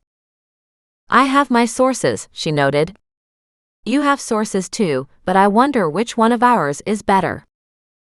"Probably yours," she admitted. "I don't have years of experience living here to garner that kind of a loyal base. Besides, I have something to bribe them with too." Esther chuckled. At that, Doreen called out, "Yeah, jelly. Believe me. Nan and Mac have forewarned me that all kinds of people would try to get some of that off me." "Did you sell it?" Esther asked in an ominous tone. "Nope, I sure didn't, but I will confess to giving Nan a jar or 6. She was absolutely over the moon when she found out I had some." "Well, that's fine. She's your grandmother. You're supposed to look after her." "That was my thought," she replied, "but I was hoping it wouldn't make you too angry." "Like you care," she snapped. And then she asked, "Did you find anything yet?" Well, I see Thaddeus, who seems to be hopping from branch to branch and going higher and higher along with the crows. I'm not sure what's going on with that. They're all talking and chittering back and forth, Esther explained. You know, almost like tea time between them. Which is kinda bizarre, considering they're a very different species. I don't know, Doreen replied. I think most humans are too. I mean, particularly if you've met some of them. Oh, you're so right, Esther agreed. I have met some of them, all right. Some of the weirdest, wildest, wackiest people ever. Yeah, that's just kind of how it works, she stated. And just when you think you're getting somewhere, you find out you're not. I won't argue with that either, Esther declared. As soon as Doreen got a little bit higher, Esther called up to her. Move to the left a bit, and there should be a big haul of stuff there. My husband used to go up there all the time to clear it out. Hearing branches creak, Doreen shifted ever so slightly. And don't fall down, Esther snapped. I'm not calling you an ambulance. Rolling her eyes at that, Doreen reminded her, I'm still on the ladder. Yeah, but it's pretty easy to fall, she added. Doreen would not argue with her because Esther was probably correct. Doreen leaned over to the side using the branch for stability, and that's when she saw a stash. You're not kidding about a stash. Wow, I wonder if they just inherit this from one generation to the next? I think they just take it over, Esther guessed. We had one crow about 10 years back that would steal anything and everything. My husband went up there several times to get stuff. What kind of stuff? Oh, everything from socks to watches, she stated. I didn't even think they could carry that kind of stuff. Yeah. What about rings? Doreen asked. There was a bunch, mostly costume jewelry. Esther shrugged. I don't know. He left them a bunch of stuff too, because he didn't want to steal everything. He took what he wanted to take, and then he left them the rest, hoping it would make them happy. Doreen smiled at anybody leaving a crow things in their nest to make them happy, but hey, you know what? She would probably do the same thing. As she looked in on the nest, which was more like a cardboard box that had been stuffed full, she found everything from straight pins, needles, pieces of tinfoil, metal twist ties, plastic twist ties, bread clips, everything you could think about. So how many safety pins do you want? She asked Esther. A gasp came from down below. Have those little buggers stolen more? Quite a bunch are here. Doreen chuckled. So I'll say yes. Wow. She thought about it and said, I need about 4 or 5. Okay, hang on. And with that she added, heads up. I'm dropping them down. And she dumped 5 of them overboard. She heard a scrabbling in the grass below her. I got 4, Esther replied. I did send 5, but maybe you can't see one. That's okay, Esther stated. 4's enough. If I need more after this, I know where to come. Yeah, probably 1 dozen are still up here, she told her. There's also some money, coins. You can pass that down. Money is good. She dropped the coins that she could find and said, there might be more in the bottom of this box. I have to keep digging. The lighting was bad here, so it was hard to see. She wondered at animals that would pick up shiny stuff like this. She was sure there was a whole psychology behind it all. And it was fascinating, no doubt, but what she was hoping to be here hadn't shown up. As she kept digging, she saw a ring. She pulled it out and looked at it, but it wasn't the ring she was looking for. However, it was nice. Found a nice-looking ring here too, she told Esther. You want that? Might as well toss it down, she said. If I can get a few bucks for it, why not? And that's what she did. Took Doreen several more minutes to go through the stash, and when she finally got down to the bottom, her disappointment was immeasurable. She groaned. And here I thought for sure it would be here. She kept digging around a little bit more, and then realized there was another layer, as if more twigs and branches had gone in on top to separate the two layers. She had watched birds build complete nests in one day's time, so she shouldn't be surprised. She quickly shifted around and heard the birds starting to caw and getting angry at her being there. "Just give me a minute longer," she told them. "They're getting quite agitated," Esther called out. "You wouldn't want to push it too much further." "No, I know." She reached for another handful to sift through, and her hand landed on something large and hard, like a ring. She pulled it up and smiled. She quickly stuck it on her finger, and with the crows now crying around her and swooping and diving, she stepped down on a few more rungs of the ladder and called out to Thaddeus. "Thaddeus, come on." He cried out, "Thaddeus is here. Thaddeus is here." But he made no attempt to jump down toward her. She frowned at that. "Come on, big guy. It's time to get you out of here. These guys aren't real happy with me." "Thaddeus is here. Thaddeus is here." But he still wasn't coming. She groaned. "This is not a good time for you to make your bid for independence," she stated. "Nan loves you." At that, Thaddeus called out, "Thaddeus loves Nan. Thaddeus loves Nan." "Well, show it please and come on down." And she put out her arm so that he could swoop down. And thankfully he marched toward her and hopped onto her arm. Feeling measurably better, she slowly made her way to the bottom of the ladder. She sighed when she held up Thaddeus to give him a kiss and a cuddle. "I was afraid there for a minute that I wouldn't get him back." Esther nodded. "That's always a problem with birds, but he does appear to be quite happy with you." "Well, I hope so," she muttered. "I would be lost without him," she admitted quietly. She held out the little bit of money that she'd found on the last pass to Esther. "Here. This was up there too. Most of their stash is tinfoil and garbage bits and pieces. There's a bunch of that which I just left up there." "Good." Esther looked at the ring on Doreen's finger and pointed. "That's what was missing so long ago?" "This was what I was hoping to find." "Maybe it's the one from years ago," Doreen agreed, "but it could be another one just like it. Like fake versus real. I'm not a fancy jewelry kind of person anyway, so I couldn't tell which." "Right," she murmured. And with that she grabbed the ladder and told Esther, "Let me put this back for you." "Now," Esther stated, her hands on her hips, "I suppose you want payment for going up there and getting my safety pins, don't you?" "Nope, sure don't," Doreen cried out cheerfully. "Just happy we got them back for you, and I had a chance to go take a look for what I was searching for too." "You really just wanted that ring, didn't you?" "Yep." She nodded. "It's really ugly. You know that, right?" Esther said gently. At that, Doreen laughed. "It is really ugly, but beauty is in the eye of the beholder." Esther shrugged. "Well, it's all yours." "Thank you, Esther." As Doreen walked toward the rear gate, Esther called out, "Come back another time. That was fun." And with a laugh, Doreen smiled at her and waved. "Sure, I'll come and visit again." And she let herself out of the gate. The usual walk home was hard to do because she wanted to run. She wanted to take a closer look at the ring, now in better lighting, but no way she would do that while she was walking.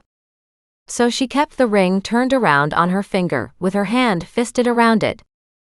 Even if somebody stopped to talk to her, she would make sure that it wouldn't show. She should have stuffed it in her pocket, but now she felt too conspicuous to do that in public. She had no idea if this was the original ring, the real diamond one, or even close to being Bernard's missing diamond ring. And even if it was Bernard's, was it then the real ring or the imitation ring? That was, of course, Doreen's next problem. Chapter 22. Leaving Esther, Doreen turned the corner, heading toward home. She wasn't too far away, if she could get there safely and just in time. As she came up to the cul-de-sac, she felt some of the relief unfurling inside her. Now to just make it inside. As soon as she got up to her front door though, Richard opened his front door and glared at her. She smiled. "Hi Richard," she said in an amiable tone. "Nice day, isn't it?" "Well, it was," he groused. "Until that van came driving by, honking." "What van?" she asked, staring at him in astonishment. "Dunno, a big white van," he replied, and he repeated 3 of the letters of the license plate. "2 guys driving." He nodded. "Yeah, and it was obvious they were honking at your place." "Yeah, they're kind of a pain," she stated carefully. "Don't talk to them if they come by, okay?" "Why is that?" he asked suspiciously. "Because they're criminals," she murmured. He stared at her in horror and quickly stepped inside, slamming the door behind him. She unlocked her front door, stepped inside, closed it, and relocked it, happy to have her animals greeting her. She stopped to pet them all, then raced through the main part of the first floor of the house into the kitchen, just to make sure that nobody was here, and then checked out the backyard. She also checked the second floor and confirmed the place was empty. With that and a sense of great relief, she sat down at the kitchen table, took the ring off her finger, grabbed her magnifying glass, and took a careful look. Her hands shook when she checked it once, put it down, took several deep breaths, lifted her magnifying glass, and checked it again. She told Mac that she knew jewelry. But did she know enough about jewelry to tell a $10,000 fake and a very good facsimile against a multi-million-dollar genuine yellow diamond? She picked it up again and looked at it carefully. But there was just no doubting that unmistakable glow and eerie quality to it. Although, if she didn't have her experience with big flashy gems, then maybe it would look cheap and gaudy. What she didn't have, as she slowly raised her head, was any reason to understand why this ring was down there by Wendy's and Esther's places. If it had been the fake one, if this were the fake one, then she'd understand better. But the real one? Trouble was, Bernard had paid big bucks to have a remarkable copy made, and she wouldn't expect anything less from Bernard, so she couldn't tell for sure which this ring was. And she didn't want to contact Bernard or Mac until she'd sorted it out. That thought uppermost on her mind, she got up, pocketed the ring, went over and put on the coffee. As she stood here, thinking about everything that had gone on and knowing that she was still missing some of the major puzzle pieces, she wanted to scream and pull her hair out.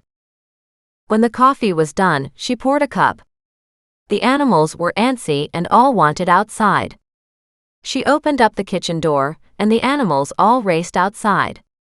She smiled. "Yeah, we'll stay home for the rest of the day," she said quietly. "My brain hurts from thinking too much." An odd sound came from behind her. In her kitchen. And she froze. Turning ever so slowly, she looked to see a woman she'd never seen before but instinctively already knew who she was. "Hello, Candy." Muggs raced back into the kitchen toward Candy, barking like crazy. Doreen reached out a hand to calm him down. "Hey, buddy.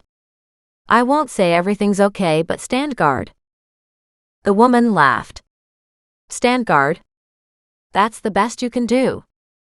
"What do you want me to do?" Doreen asked her. "I'm looking at an intruder into my own home," she glared at her.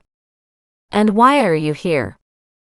"And how did you know that what my name was?" the woman asked, looking confused for a moment.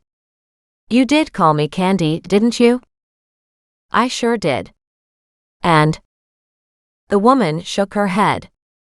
"I don't," she stopped. "I don't get it. How did you know?" "You're the only person I haven't rousted up at the moment," she explained. At that, the woman continued to look confused. Doreen shrugged. "Let me just say that the list of suspects was pretty narrow." The woman shook her head. "I don't even know how you would know my name in the first place. How is it that you know that?" And then she shook her head. "Rodney told me that something was off about you." "Yeah. What did Samuel say?" She blinked. "Look. I just want the damn ring." "Yeah. And why do you want the ring?" Doreen asked. The woman stared at her. Sentimental value. At that, Doreen burst out laughing. Well, that may be a reason, but a flimsy one. I mean, you blew it way back when and got yourself unengaged from Bernard. You don't know what he was like, she said with a shudder. I thought I could handle it. I mean, there was so much that I really liked. What do you mean? So many things about him that you really liked, she asked curiously. Or just so many things about Bernard's lifestyle to like. The woman sniffled. Look. You don't know what it's like to be single and alone, where everybody else has stuff, but you don't. Doreen looked at her with a note of amusement. You know what? I've been on both sides of that, she noted. I definitely know which I prefer. Yeah. Candy nodded as if understanding. Stuff. Nope, not at all, Doreen argued. You don't understand the price that you would end up having to pay for that stuff, she explained. When I found out that you were no longer engaged, my initial thought was, good for you. The woman shook her head. No, you don't understand. It's not a case of good for me at all. If I'd been any smarter, I would have found a way to get him back again. He's still single, she shared. You could always try again. However, Bernard can't trust you now. No, not possible. I would try with a different rich guy. Towns are full of them, she said with a laugh. Candy looked at her. Yeah, but they don't come after girls like me. They did originally, Doreen noted quietly. I don't know what happened between the two of you, but I can guess. She sneered. Yeah, you and everybody else. Everybody's got something to say. Everybody tells me how I blew it.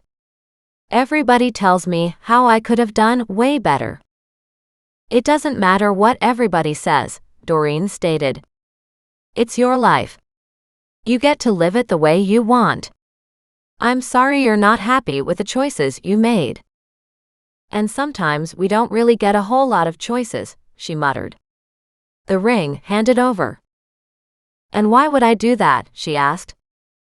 I mean, if you think about it, it's my ring. No, it's not, she snapped. What do you mean? It's my ring, and if I don't give it back, I'm in trouble. A note of desperation was in Candy's voice. At that, Doreen stopped and stared. Give it back to whom? I am confused. The woman shook her head. Good. It's not for you to figure out. This is my problem, not yours. Well, you're in my house and I don't even know how you got in. I locked the door. I have learned a few things since I was engaged to that man. That man has a name, she stated, studying her.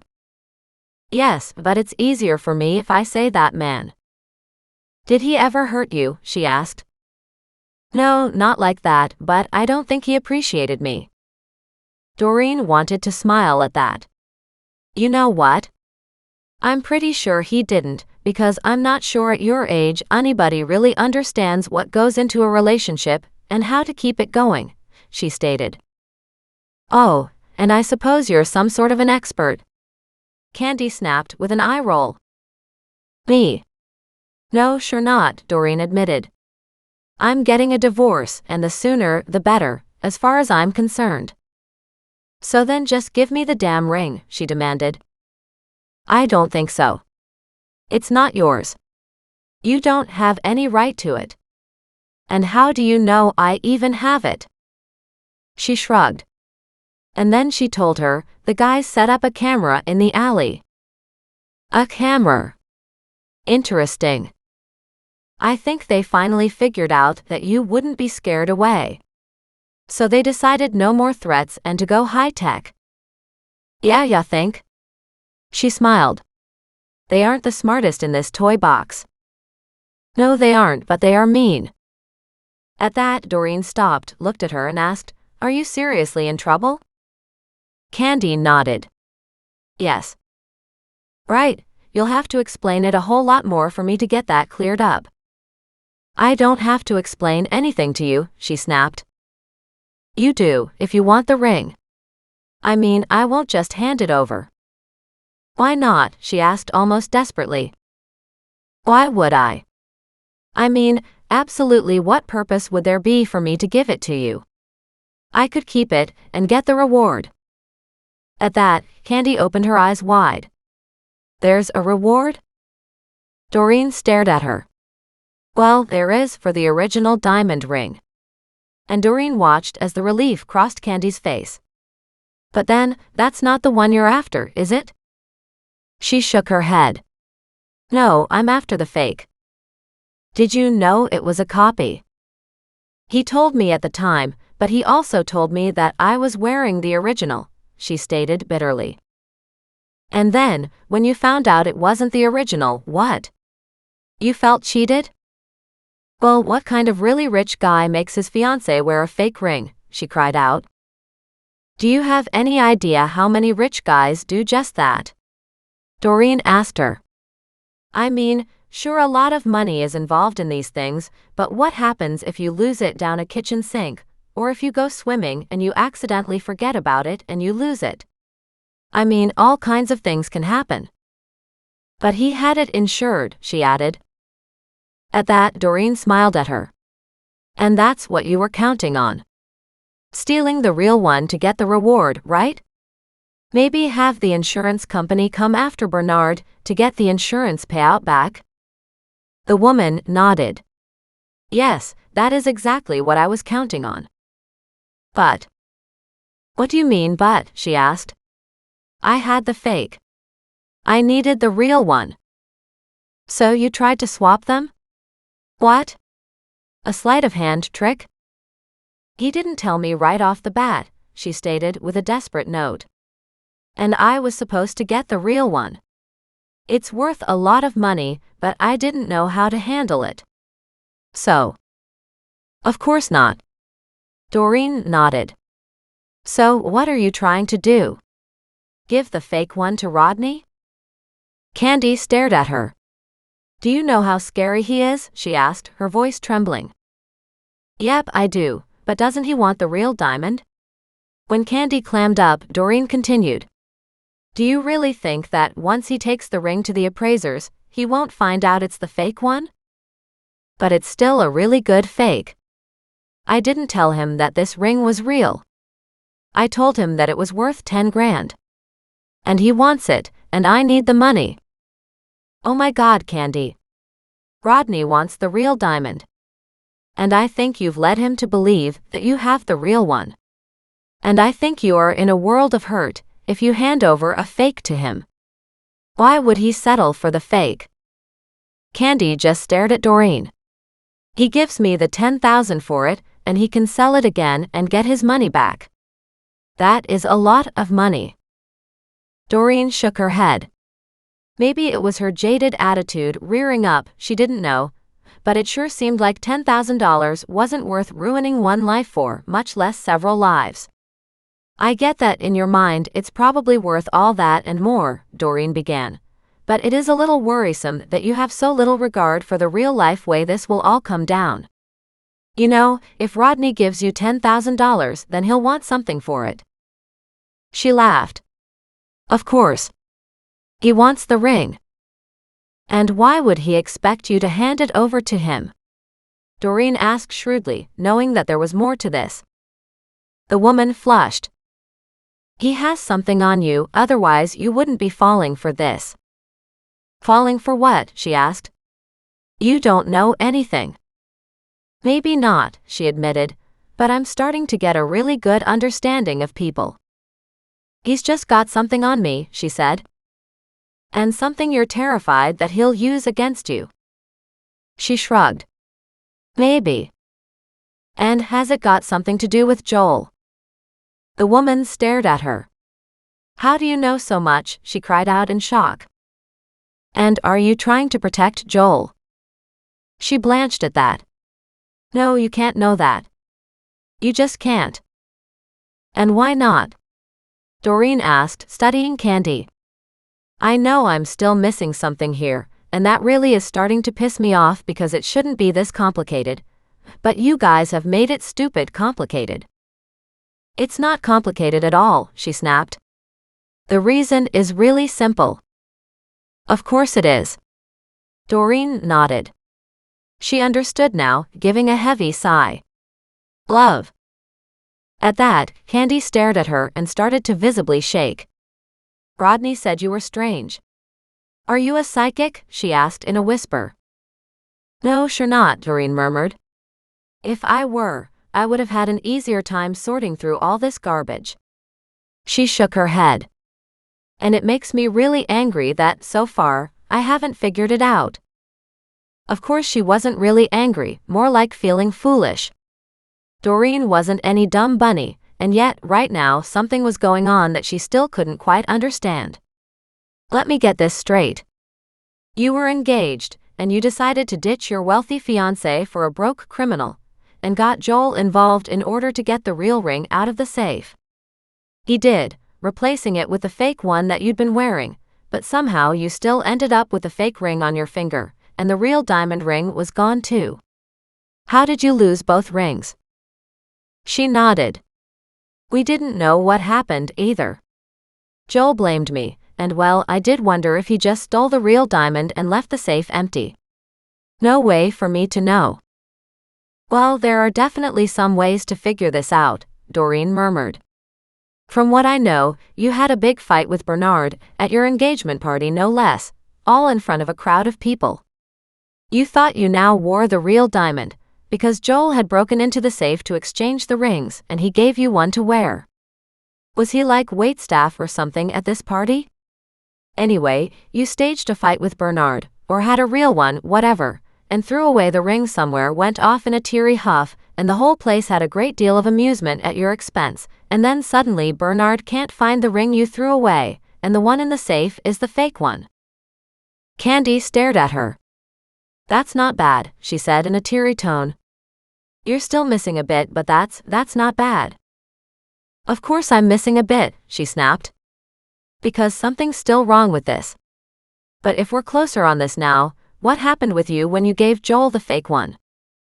"He was really angry at me, blamed me, said that I was too stupid to know what a real diamond was from a fake one," she replied, wiping back tears. "Well, these are very expensive fakes," Doreen noted. "So I can't say that I'm terribly surprised. I told him that, but he didn't believe me. He blamed me, said that I'd done it on purpose and that I was trying to take the money for myself." Doreen looked at her. "And were you?" "Of course not," she snapped. "It's only been him for me." "But did Joel believe you though?" Doreen asked. "Because you know these guys. Whether Bernard, Joel, Samuel, or Rodney, once they get something in their heads, they're not really reasonable after that." "No, they aren't," she agreed. "And Joel told me that I had to get the fake back, if nothing else. I still don't understand this fixation on having the fake ring. Plus, it's been 10 years since the real diamond went missing, which means you had the fake for the past decade. So why now? Why does Joel want the fake now? That's another part one don't understand." She shuddered. "Joel's been in jail. The whole time he's been in jail, I thought it was over and done with. And what did he get picked up for?" "It was nothing to do with that ring," she cried out, making the mistake of looking at Doreen. "Okay, it kind of had to do with the ring. He'd stolen a car, and we were running away to Vancouver. He stopped to get the ring appraised there. Found out it was the fake. He was so angry when we left there. He finally pulled the car over on the side of the road. Now he was really yelling at me, hitting me. Somebody must have called the cops. And Joel has a record, so when the cops found out who he was and ID'd the vehicle as stolen, the cops arrested him on the spot. And he remained in jail until he saw a judge, who gave him a hard sentence as a repeat offender. Joel thought he'd get away with a light sentence. Then back in jail he got into some fights and well, that sentence just kept growing. And so now that he's out, what? He needs a new start," she said desperately. He needs a chance to start fresh and he needs money for that. So he came to you again. She nodded, tears in her eyes. But I had finally grown past him, only he won't let me. Of course not, you've been there for him the whole time, haven't you? Sure, she whispered. But I've gone to counseling, and I've done all kinds of things to sort this out, and to separate myself from Joel. And so what is all this really about? Even if you do find the fake one, Doreen asked, how does that help you? Because Joel will leave me alone, she replied. And you really believe that? It's obvious that Candy wanted to believe it, but she was also scared. Doreen nodded. See? That's the thing about blackmail. Once you start paying, it never stops. You don't understand, she wailed. The blackmailer is Rodney. Joel's insisting I give the real one to Rodney. So now Joel wants you to produce both the fake ring and the real one? Doreen shook her head. But you don't have either one now, right? Something like that, she murmured, all the stuffing out of her by now. I don't know anymore. Rodney believes I have the real one, but I know it's the fake. Both Bernard and the appraiser said so. Joel believes I have the fake one, and he wants the real one, which disappeared 10 years ago. And I just want them all to go away. At that, Doreen chuckled. You know something? They're kind of close to the truth of it all. What do you mean? Doreen sighed. Well, in order to sort it out, I'd have to bring Bernard into this. There's something that I have wondered about. What do you mean? She shook her head. If you're up for visitors, I'll call some people to help us get to the bottom of this. And she immediately dialed Mac, and luckily got him in person. I need you here, she said loudly and clearly, and then hung up. Then she phoned Bernard even while Candy stood and stared at her. Doreen's luck held out, and she got to speak directly to Bernard. You need to come to my house now. And with that, she hung up. Candy stared at her. What are you doing? Don't you know how much trouble I'll be in? When we get to the bottom of this, will you still be in trouble? She nodded. Yeah, Rodney won't let me off the hook, and neither will Joel. Joel could end up back in jail anytime now, Doreen stated. Yeah, could is not the same thing as ending up in jail, Candy snapped. And I would like to see him back in jail. You have anything on him? Doreen asked. Sure. Candy shrugged. I know all kinds of stuff he doesn't want me to know. Well, maybe then you can put Joel back in jail, if you have something for the police. What are you talking about? She asked Doreen. Think about it. You're part of the reason why the real diamond ring went missing in the first place. The woman swallowed hard. I know, and I felt terrible about it. Not quite as terrible as you're likely to feel by the time this is all over with, Doreen stated. Think about it. You were part of the attempt to steal the original. She nodded. I know. And I don't want to go to jail for that. A lot of money is riding on this right now, Doreen said. Bernard got insurance for it, she repeated eagerly. So he shouldn't care. She stared at her. You think the insurance company doesn't care? She looked at her blindly. Well, they don't though, do they? You think they just pay out that kind of money and walk away? She nodded slowly. Doreen shook her head. They don't. Insurance companies get really pissy when you do insurance scams. Yeah, but that wasn't us. No, as far as I know, it wasn't Bernard either. Bernard acted in good faith, reporting his property as stolen, and sure, Bernard did get his money's worth back, as well as he also got a broken engagement and found out that his fiancée was cheating on him. She swallowed at that. I didn't realize what Joel was doing in my life. And how about now? She nodded. I've been in counseling for quite a while, all the time that I was in hiding, but he still found me. And so now you're supposedly trying to lead a life on the straight and narrow, and he won't let you. I was never the criminal, she stated firmly. Sounds like you need more counseling. What do you mean? She asked. Being part of an attempt to steal millions of dollars in diamonds means that you were part of that criminal element. Candy nodded. Fine, she huffed, but that was back then. Back then is still today, she muttered. And you're just making it even more confusing. Almost immediately, Doreen heard the sound of a vehicle driving up. She looked over at Candy. So the question is that your friend's or mine? She stared at her and said, they'd better be yours because if they are mine, we're in trouble. Doreen watched as Candy blanched and stared nervously at the door.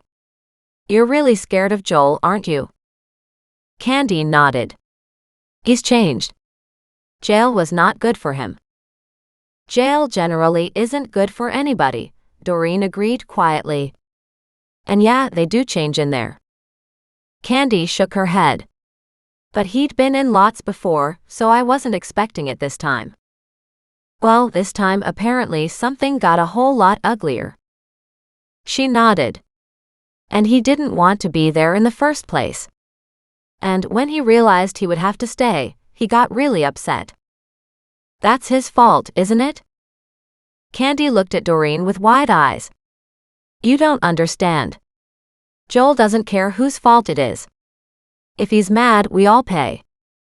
Ah, one of those guys, Doreen noted with a heavy sigh. Was your husband like that? Absolutely, she said with a small smile. And you need to get clear of this guy. I was trying to, she snapped bitterly. But he found me, and I don't even know how. And he wants the fake. And Rodney wants the real ring. Yes. Right, Doreen murmured. When a second vehicle pulled up, Candy raised her eyebrows. Things could get interesting. Why? Doreen asked. Because. She hesitated. If you called for the cops, Joel won't be easy. Easy to take in? Right. Has he done any crimes since he's been let out of prison this time? No, he hasn't, but Rodney has. She nodded. Rodney wants to break bones for a living, she said bitterly. He's got that mindset. Yeah, I've met him, Doreen said quietly. He's a pretty scary dude, but I see him mostly as a bully making threats. You gotta stand up to them. We can't let guys like that run their mouths without speaking up for yourself. Candy just stared at Doreen. How can you be so confident up against these guys? I mean, they're really not nice people. Nope, they sure aren't, she agreed quietly. At the same time, I'm a little tired of having my life run by people like that, like my ex, so being scared is really not an issue for me. Besides, she added, I know somebody who's on my side. Yeah, but they're only on your side for a little while, and then they're on their own side. Doreen stared at Candy, who had already learned some pretty hard lessons in life. You need to get better friends, maybe continue with more counseling. And consider reconnecting with your sister. No, I can't do that. Why not? She hates me. I don't think so, Doreen said gently. I talked to her recently, trying to find you. Candy frowned, shaking her head. I don't get why you're even involved. No, I'm sure you don't, Doreen replied. And then she looked over to see Mac walking into her kitchen, glaring at her, seated at her kitchen table, calmly talking to this other woman. He asked, what if I had been at a crime scene? I can't just be at your beck and call. Well, you could be at a crime scene here too, if you just give it a few more minutes, she replied. She pointed at the woman sitting nearby. Meet Candy. Chapter 23. Mac heard the doorbell ring not very long afterward. He walked to Doreen's front door and let in the stranger, Mac's expression still a thundercloud. Mac, I presume. He nodded and studied the stranger. Bernard? I see Doreen's up to her games again. I don't know about games, Bernard admitted, but she made it sound like she was in trouble. She called out to him. Come into the back, please, Bernard. She stood now and watched as the two men walked into her kitchen. She smiled at Bernard. Somebody else is here. He turned, looked around Doreen, and reared back. Candy. She nodded, tears coming to her eyes. She turned to Doreen and asked in a hoarse whisper, Why did you tell them to come? Because I think we need to know exactly what's going on, she explained, and the only way to do that is to have you tell your story. That won't help, Candy wailed, crying out in confusion. They'll still get really mad at me. These guys won't get mad at you. Too much time and effort has gone into this investigation. And as far as Joel and Rodney go, well, they need to be stopped regardless. Doreen looked over at Mac. The short and simple of it is, and Candy will give us the details, Joel was in jail for the last 10 years. He was in on the original heist to exchange the rings, she said, with a nod to Bernard. Joel was to give her the real one, not the fake one, and then Bernard, during your fight with Candy, she would disappear with the real diamond ring. However, they ended up with the fake ring after all, and even that got lost somewhere along the line, she added, with an eye roll. Rodney and Candy both have some dirt on Joel, which will put Joel away for a very long time. Besides that, Rodney wants the real ring. Yet somehow he figures the fake one is the real one. She shook her head at that. And yes, it's confusing. And the story gets more confusing. I get that, but Rodney is no rocket scientist, nor a certified gemologist. She looked at Mac and Bernard. So I just ask that you two listen to Candy, and keep your minds open. Don't question anything yet. Can you just listen to Candy? Both men shared a look and then nodded. Then Doreen turned to Candy and asked her, Now, you want to fill them in? She stared at her in disgust. What's the point? Now I'll just go to jail. It depends if you help Mac or Bernard or neither of them, she noted quietly. You helping the cops keeps you out of jail, hopefully. You helping the insurance company to recover a stolen gem gets them their payout monies back. And Bernard gets his expensive diamond ring back, which means a lot to him. Now you've told me that you've been in therapy for the last many years, that you want nothing to do with Joel, so this is your chance to tell us whether or not you spoke the truth. Candy looked at her in surprise. You really are trying to help, aren't you? Yeah, I have a problem with that, she teased, sighing. Just ask Mac here. Mac groaned. Yeah, that would definitely be her. Candy looked hopefully at the two men. She's essentially right. 10 years ago, we did try to do a switch. I'm really sorry. She faced Bernard. And yes, when you found out Joel was still in my life, I had to make a choice, and I, unfortunately at the time, chose him. Candy wiped away more tears. I was young and stupid. Bernard nodded with a clipped movement. Yeah, you're not kidding. Go on. Candy bowed her head. Then she looked up at Bernard and made her confession. Joel was one of the waitstaff at our engagement party that day. He broke into your safe that day and exchanged the rings. Shortly thereafter, you and I had our big argument in your house during our engagement party and broke off our engagement in front of many witnesses. I flung the ring off my finger before leaving, to throw suspicion off me. However, I knew the layout inside and the thick carpet at the entrance to your house, so I ended up throwing the ring behind me and grabbed it on the way out, when I made it look like I was fixing the strap on my shoe before tearing out of the house, she explained. And when Joel and I got away, we thought we had it made. For all of a few hours. We did the 5-hour drive to Vancouver in record time and went straight to get the ring appraised, and found out that it was fake.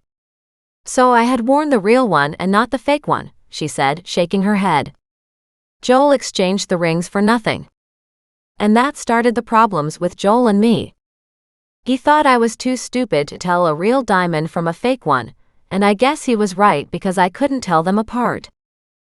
Neither could Joel, Doreen added. Candy frowned but perked up. Right. Right. Joel didn't know either. Candy shook her head, as if shaking away some thoughts that she had been wrong about. Then we had a rip-roaring fight on the side of the road and the cops came by, realized the car was stolen, and arrested him on the spot. He's been in jail for the last decade, until a few weeks ago. Mac's lips twitched. And how did you get the combination to the safe? I was seeing Joel the whole time I was seeing Bernard. She glanced at Bernard and again said, I'm sorry. Bernard glared at her. I don't want your worthless apologies. I want the rest of this story. Candy nodded as she swallowed back tears. I snuck Joel into the house weeks prior to our engagement party. He mounted a tiny camera, so when you opened the safe, we would hear and see the tumblers in action. I don't know how it works, but he got into the safe after that, at the party. He didn't dare take any of the money because he didn't want it to look like there'd been a burglary, she added. And that's what happened. And then he got out of jail just recently, and he wanted the fake diamond this time so that he could make a new start, she explained. I have been ignoring him, hiding away, not wanting anything to do with him, to have my own new start. Somehow Joel found me, which freaked me out. And all this time he spent in jail has made him really angry about everything that got him arrested, and whatever other things happened in jail. So I've been trying to get better, while Joel's gone from bad to worse. The muscles in Bernard's cheeks twitched at that news. But he just nodded. Abusers tend to be abusers for life, he noted quietly. She nodded. Very true. And she looked over at Doreen. And now of course you want to know about how this involves the second-hand store, Wendy's place. Yes. Doreen nodded. You've been working there a few days a week for the last however many weeks since Joel got out. That was a desperate move, working in Kelowna, with Bernard still living here. That makes no sense. She stared at Doreen. How did you know that was me? Because it had to be you, looking to sell the fake ring, because you are on a short list of people who could have the fake diamond, she stated quietly. I still don't understand why you chose Wendy to buy your fake ring instead of some pawn shop. Joel found me, called me several weeks ago, demanding I get money ready for him upon his release a few weeks later. I had the fake ring and other things that Bernard bought for me stashed in a storage unit here. She glanced at Bernard. I was afraid you would have emptied the unit or changed the locks by now. Wow. I completely forgot about that. He turned to Doreen. I'm sorry. I own units everywhere, not just here in Kelowna. The rentals are good as gold, recurring. Yet not my biggest monthly draws, so I didn't even think of that. And I do keep a few set aside for special uses like for this. He extended a hand palm up to Doreen, adding, I would have told you if it was even on my radar. Doreen nodded. I understand. Then she turned to Candy. So I presume you raided your storage unit and took clothes recently to Wendy's, to sell on consignment. Candy nodded. I came back on the bus. So I asked Samuel's sister to take me to the unit, and we loaded up everything to make the trip to Wendy's. Oh my. That must have triggered Rodney as to my whereabouts. When I tried to explain to Joel that I was waiting on checks that wouldn't come until later, he went ballistic, wanted me to sell the fake ring. Luckily, I did have that much. During our next call, he had the wild theory that the real diamond ring was in the pockets of the clothes I just gave away. She sniffled. You don't know what it's like when you have been reduced to sell clothing. Doreen winced. Yeah, you might want to hold judgment on that. Candy looked at Doreen distractedly, who was sharing a look with Mac. You don't know what Joel's like, she exclaimed. He'll beat me up if I don't do everything he says. Doreen raised her hand. My ex beat me up too. So don't tell me that you have to just put up with his abuse. You stand up to these losers, these bullies. You just had one abuser. Candy yelled. I had Rodney too. Doreen nodded. Maybe if you would yell at them, like you are yelling at me now, it would have made a difference. Candy closed her eyes, took several deep breaths. I took the fancy clothes to Wendy's consignment shop and found out how the system worked, which meant it could be months before I got a check for any clothes sold. So right then and there, I asked Wendy for a job. And she gave me part-time work. And I got another part-time job at a diner nearby. I was supposed to call Joel weekly. So on one of those calls, he decides the real diamond is in my clothes, some of which had sold already because Wendy had told me so, but some would still be there in the store. I hadn't been working there all that long, but I searched through those pieces still there. It's been 10 years, and I didn't make an inventory of all those items, but I couldn't tell Joel that. If nothing else, I figured I could get close enough to Wendy to find out if she had ever found surprises in the pockets of the clothing she took in. Candy looked down at her hands in her lap. Wendy never found anything but lint in the pockets and purses. She looked at the others defiantly. I was desperate. And that's why you were disguised when you came in, asking Wendy if she'd buy the ring? Doreen asked Candy. She nodded. I was afraid she'd recognize me. And I was pretty sure what the answer would be, but I had come to know her somewhat and figured I could tell if she was lying. If she was, then I could at least tell Joel that. Of course, Doreen noted quietly. But Wendy didn't lie, and nobody's seen the original diamond ring in a decade. Exactly. And when you first came to the shop and brought all the fancy clothing to Wendy, did you go out the front door or the back door? Candy shook her head. The back door. It's really humiliating having to sell your clothing. Doreen stared at Candy and nodded. You know what's even more humiliating? What? She asked. Starving. You learn a lot about what's important.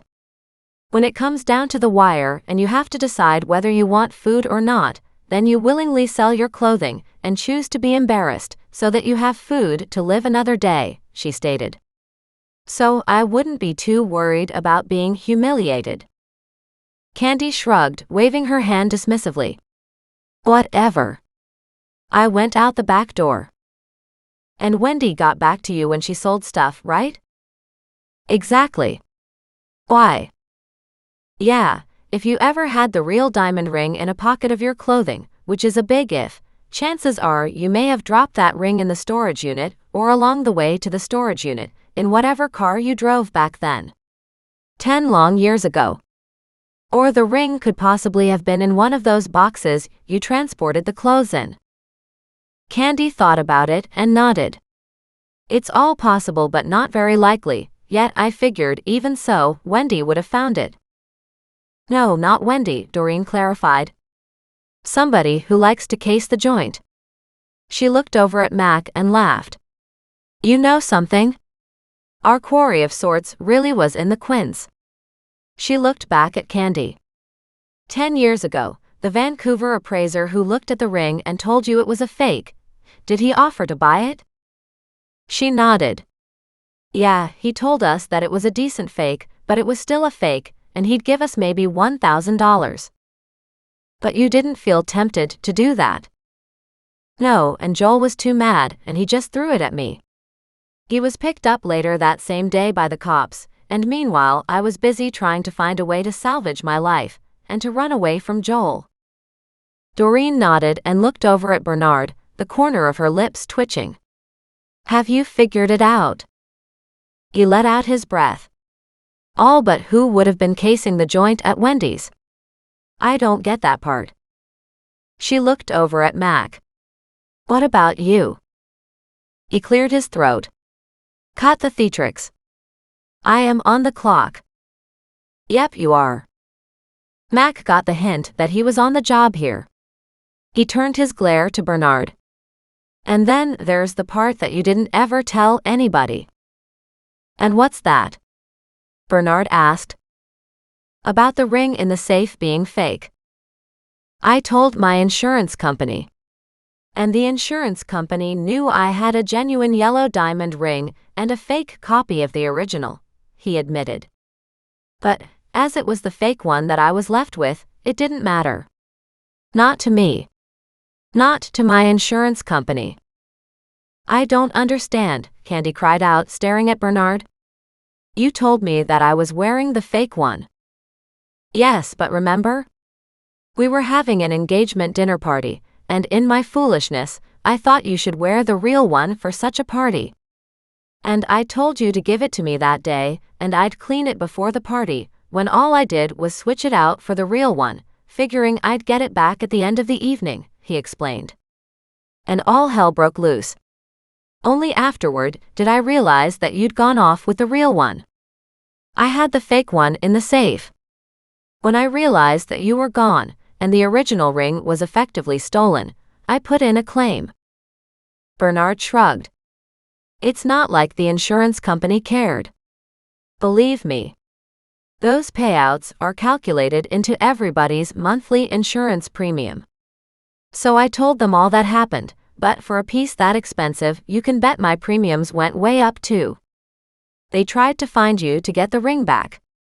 But they never could locate you, Candy. The police report remains an open burglary case. With you as the prime suspect. Candy blanched. I didn't even know about that, but I guess I should have. Yeah, you should have, Bernard snapped. If you had taken off with the fake one, it wouldn't have been such a problem. Doreen now cleared her throat. Except that would mean you seem to have two fakes now, Bernard. You're fake and Candy's fake. By now, everyone in the room frowned at Doreen. Bernard spoke first. What is going on here, Doreen? At that, Doreen stopped and smiled and asked Bernard, is there still a reward for the return of the original? Yeah, I had a reward up from that very day for $10,000. And I haven't pulled it down. I guess I should, considering the nefarious characters trying to get it now for their own greedy purposes. She pulled the ring out of her pocket and held it up in her palm and said, or you could leave it up and give it to me. He stared at the ring, stared at her, and picked her up and twirled her around, before putting her back down and giving her a whopper of a kiss. Oh my God. He stared at the ring, still in Doreen's hand. Then he looked at her and asked, but is it the real one or is it the fake one? At that, she laughed. Well, you should know because you've got the fake one still, don't you? He nodded slowly. I sure do. I keep it as a reminder of a harsh lesson learned, in case I ever want to be stupid and fall in love with somebody who doesn't deserve it yet again. And he glared at Candy. Candy flushed as she stared at the ring in Doreen's hand. You did have it, she cried in shock. Where? How? Yep, I did, Doreen confirmed. And you'll hand it over now too, a man said from Doreen's rear kitchen door. She sighed, turned to Mac and pointed.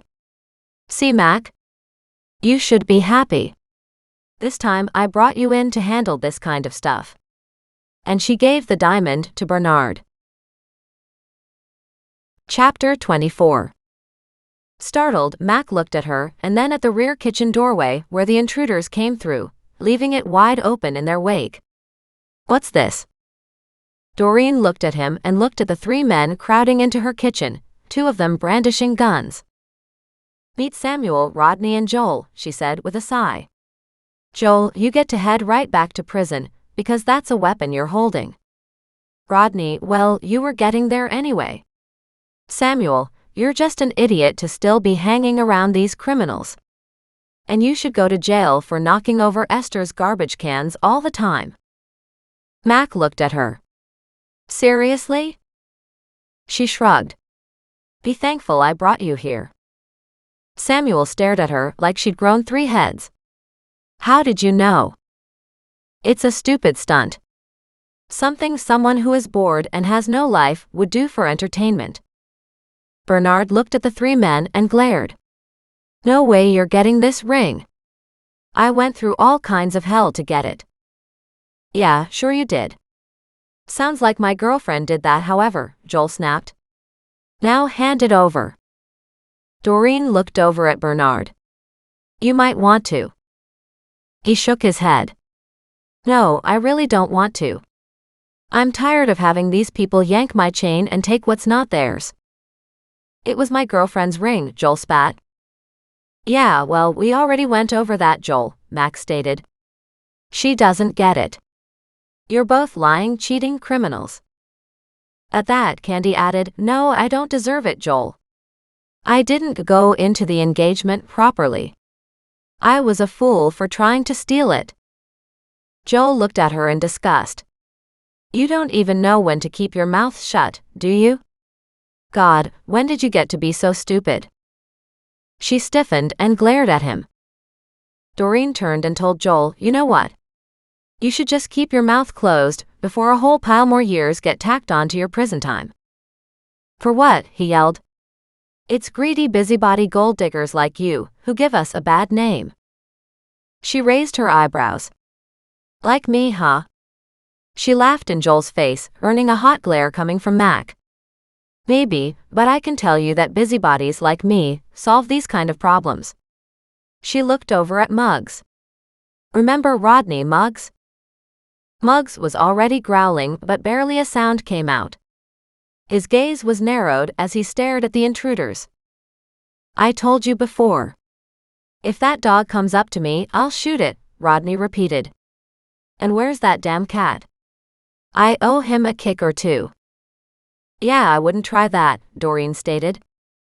As it was, Samuel, the only unarmed guy of the trio, stepped up and without a warning decked Bernard in the face, sending him to the floor where his hand opened and the jewel dropped. And then a mad scramble ensued, as everybody dove for it. Then it got even worse, between Muggs and Goliath attacking the gunman, plus Doreen with a fry pan, while Candy screamed at the top of her lungs, and both Bernard and Mac tried to grab the guns from the two gunmen, sending wild shots into the floor. Mac got the gun away from one of them, and Doreen spied it fall to the floor, which she grabbed and fired 3 times out the kitchen door, into the dirt.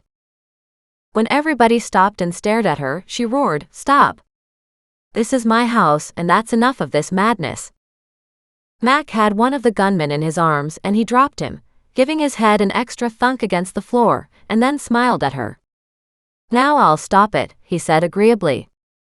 Bernard gave a shout of laughter and repeated Mac's motions with the gunman he was hanging onto, then handed the gun to Mac. And with the 2 of the 3 intruders unarmed, down on the ground and knocked out, Doreen looked for the third one, finding Samuel still standing. She smiled at him. Really not smart to get involved with these guys, but Mac here will take care of you.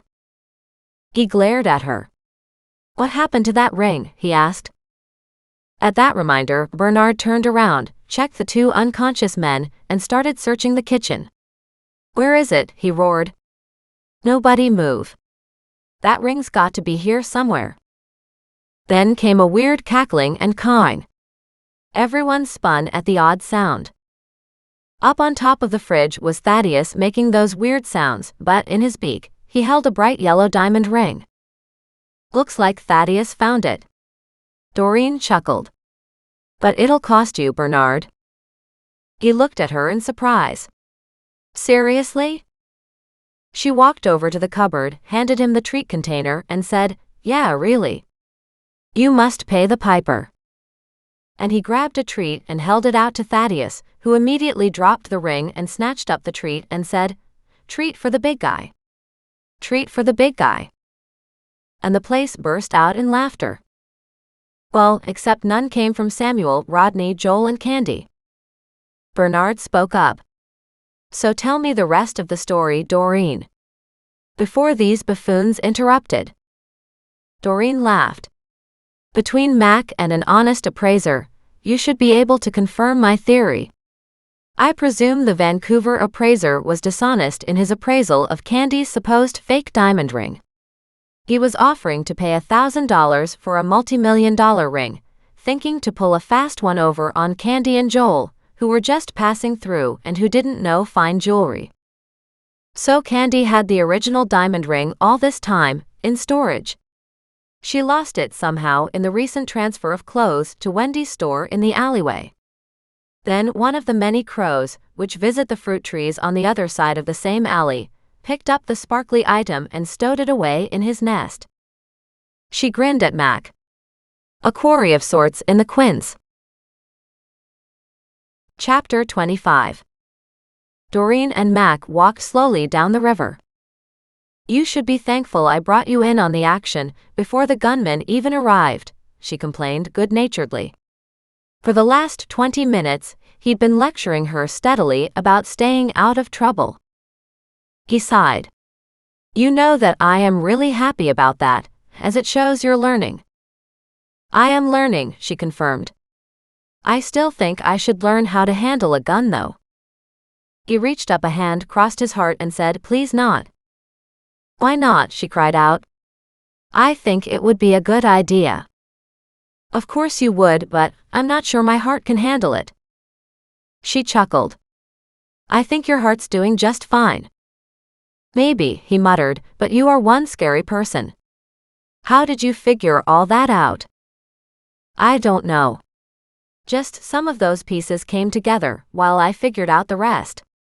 As they walked closer to Nan's, she added, "I'm glad it's over.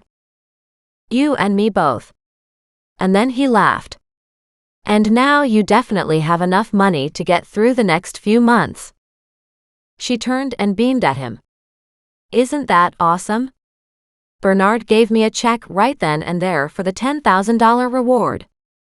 And then she stopped. "But it's a check." She looked at Mac, worried. "What if it doesn't clear the bank?" Mac smiled. "I'm pretty sure you know where he lives, so if the check bounces, I'm certain you can go get another one." She sighed. "He wouldn't do that, would he?" "No, I don't think he would. I'm pretty sure that the richest developer in the city is good for that kind of money. But he already got insurance money for the theft of it." "Yep, which I presume he will repay." "Again, that won't stop your little check from clearing the bank. Just think of this from Bernard's point of view. He got so much more than his diamond ring back. Finding that ring and returning it to its rightful owner has now put paid to that stage of his life, where he feels like he got ripped off. And look at that," she added. "You guys may almost be friends out of this." He shrugged. "He seems like kind of a nice guy. In spite of himself, right?" He laughed. "I'm not that hard to please," he stated, "as long as I know he's not after you." She looped her arm through his. "Even if he was, it wouldn't make a darn bit of difference. Apparently I'm an idiot, and I happen to like big lugheads like you." He burst out laughing, squeezed her arm, and nodded. "I don't know about the insults, but I'm okay as long as they're said in that sexy tone of voice." "Exactly," she murmured. "Besides, you know I only mean it in good fun." At that, he laughed. "That's what they all say," he teased. "Have you told Nan about the reward money?" "I haven't really had a chance. I figured we'd do that tonight when we go see her." "Sounds good to me. I presume that's where we're heading." "Yep, a cup of tea at Nan's. That's what the animals need too." She watched them gallivanting around happily. "Thaddeus wants to go back and visit with his new friends soon at the Quince tree too. Is that where he learned that trick to capture shiny objects, do you think?" "I don't know where else. It's the only place that we have recently been around birds," she admitted, smiling. "It is pretty amazing though, when you think about it." "What?" "How well you figured that out," he admitted. "I never have enough time to spend on things like that. And I keep telling you that it's really not about the time. It's all about the people involved, and how much time has gone by since everything blew up." "I wonder," he muttered. "I mean, once you give it time, so that many things can shake loose, that's why cold cases have to be revisited every once in a while," she noted. "Just make it all happen." "Maybe," he muttered. "I have told everybody at the office." "I'm sure you have." She chuckled. What did they say? Everything from I should marry you to watch my back. While laughing, he looked at her sideways. Yeah, speaking of marriage, she added, your brother left me a voicemail on my phone to call him. Good, maybe it's something final this time regarding your divorce. Even if it's progress, I'd be happy with that. Me too, he muttered. When will you call him? Maybe tomorrow.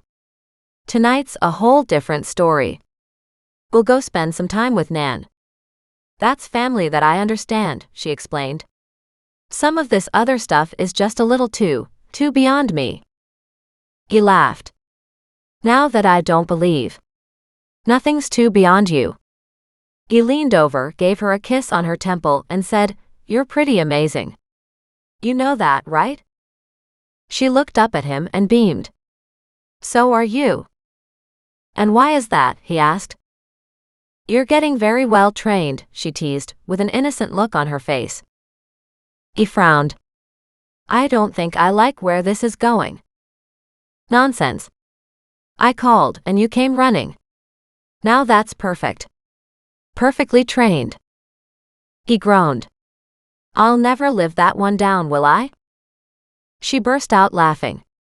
You will one day. But not for a while yet. And with that, they headed down the river to Nan's. Epilogue. Tuesday evening. A few days later, she was repeating the same pattern, walking down to Nan's with Mac. This is becoming a bit of a habit. Is 2 times a habit? He asked. Maybe. Well, this time I have to be there because Nan is hosting a celebration for you. She chuckled. I told her not to bother. Yep, but you also know how much she loves doing this kind of stuff. Yeah, that's true, she murmured. She really does have fun, doesn't she? And so she should. It's important to her. Doreen nodded. And anything that's important to Nan is important to me. Although I'm not too sure that I want Bernard there though, Mac noted in an odd tone. You're fine to have Bernard there, she replied immediately, because he doesn't matter to me, not in that way. Well, at least my brother has got your ex working on some paperwork now to get this divorce of yours settled. I know. Isn't that huge? She clapped her hands.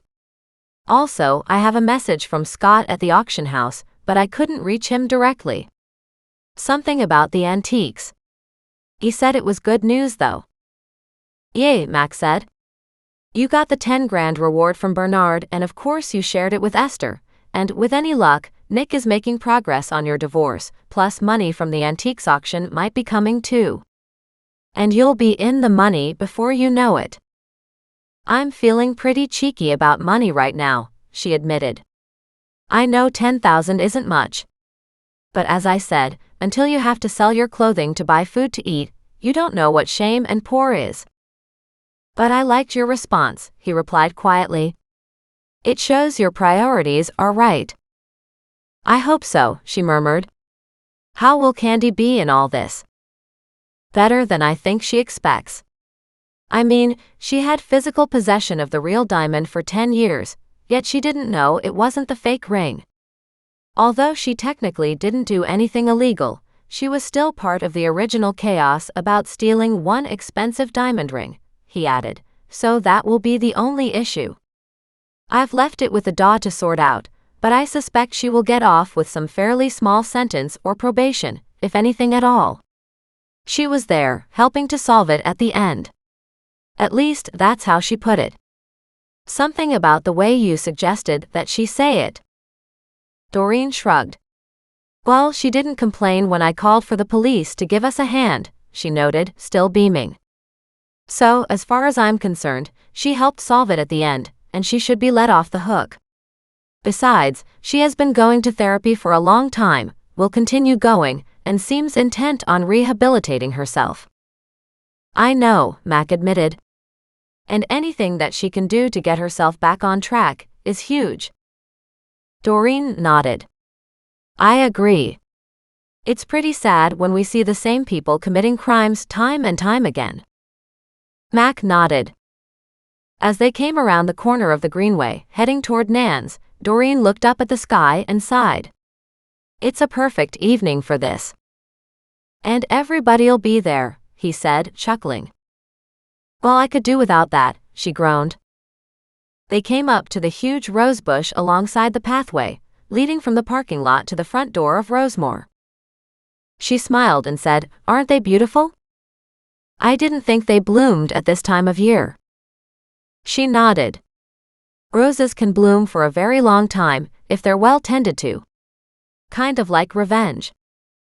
He looked at her in surprise. Where did that come from? He asked.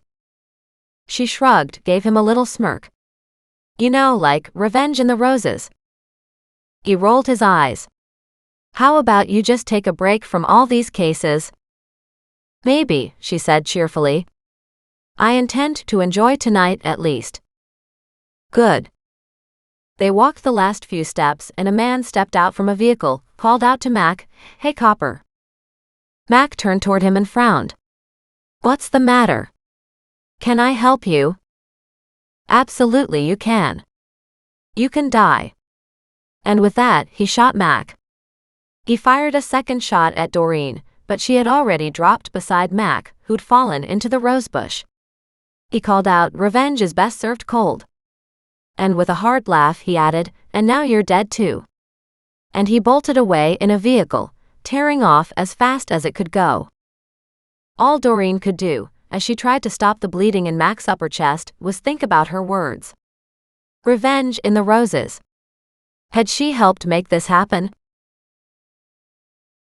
This concludes Book 17 of Lovely Lethal Gardens, Quarry in the Quince. Read about Revenge in the Roses, Lovely Lethal Gardens, Book 18. Lovely Lethal Gardens, Revenge in the Roses, Book 18. A new cozy mystery series from USA Today best-selling author, Dale Mayer. Follow gardener and amateur sleuth Doreen Montgomery, and her amusing and mostly lovable cat, dog and parrot, as they catch murderers and solve crimes in lovely Kelowna, British Columbia. Riches to rags. Bullets start flying. Rage is rising, especially for some.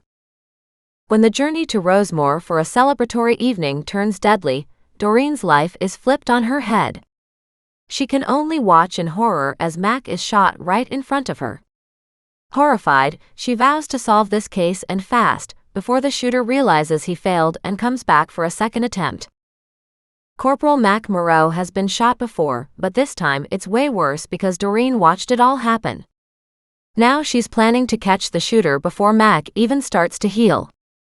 That's not a good idea. She's yet to consider that maybe the shooter wasn't after Mac, but really wanted to shoot her. After all, the cases she's been involved in have created a whole new level of acquaintances in her life. How many of them are gunning for her? But Doreen is not deterred, and with her trusty team at her side, she's determined to keep Mac safe by finding his shooter before he tries again. Find Book 18 here. To find out more, visit Dale Mayer's website.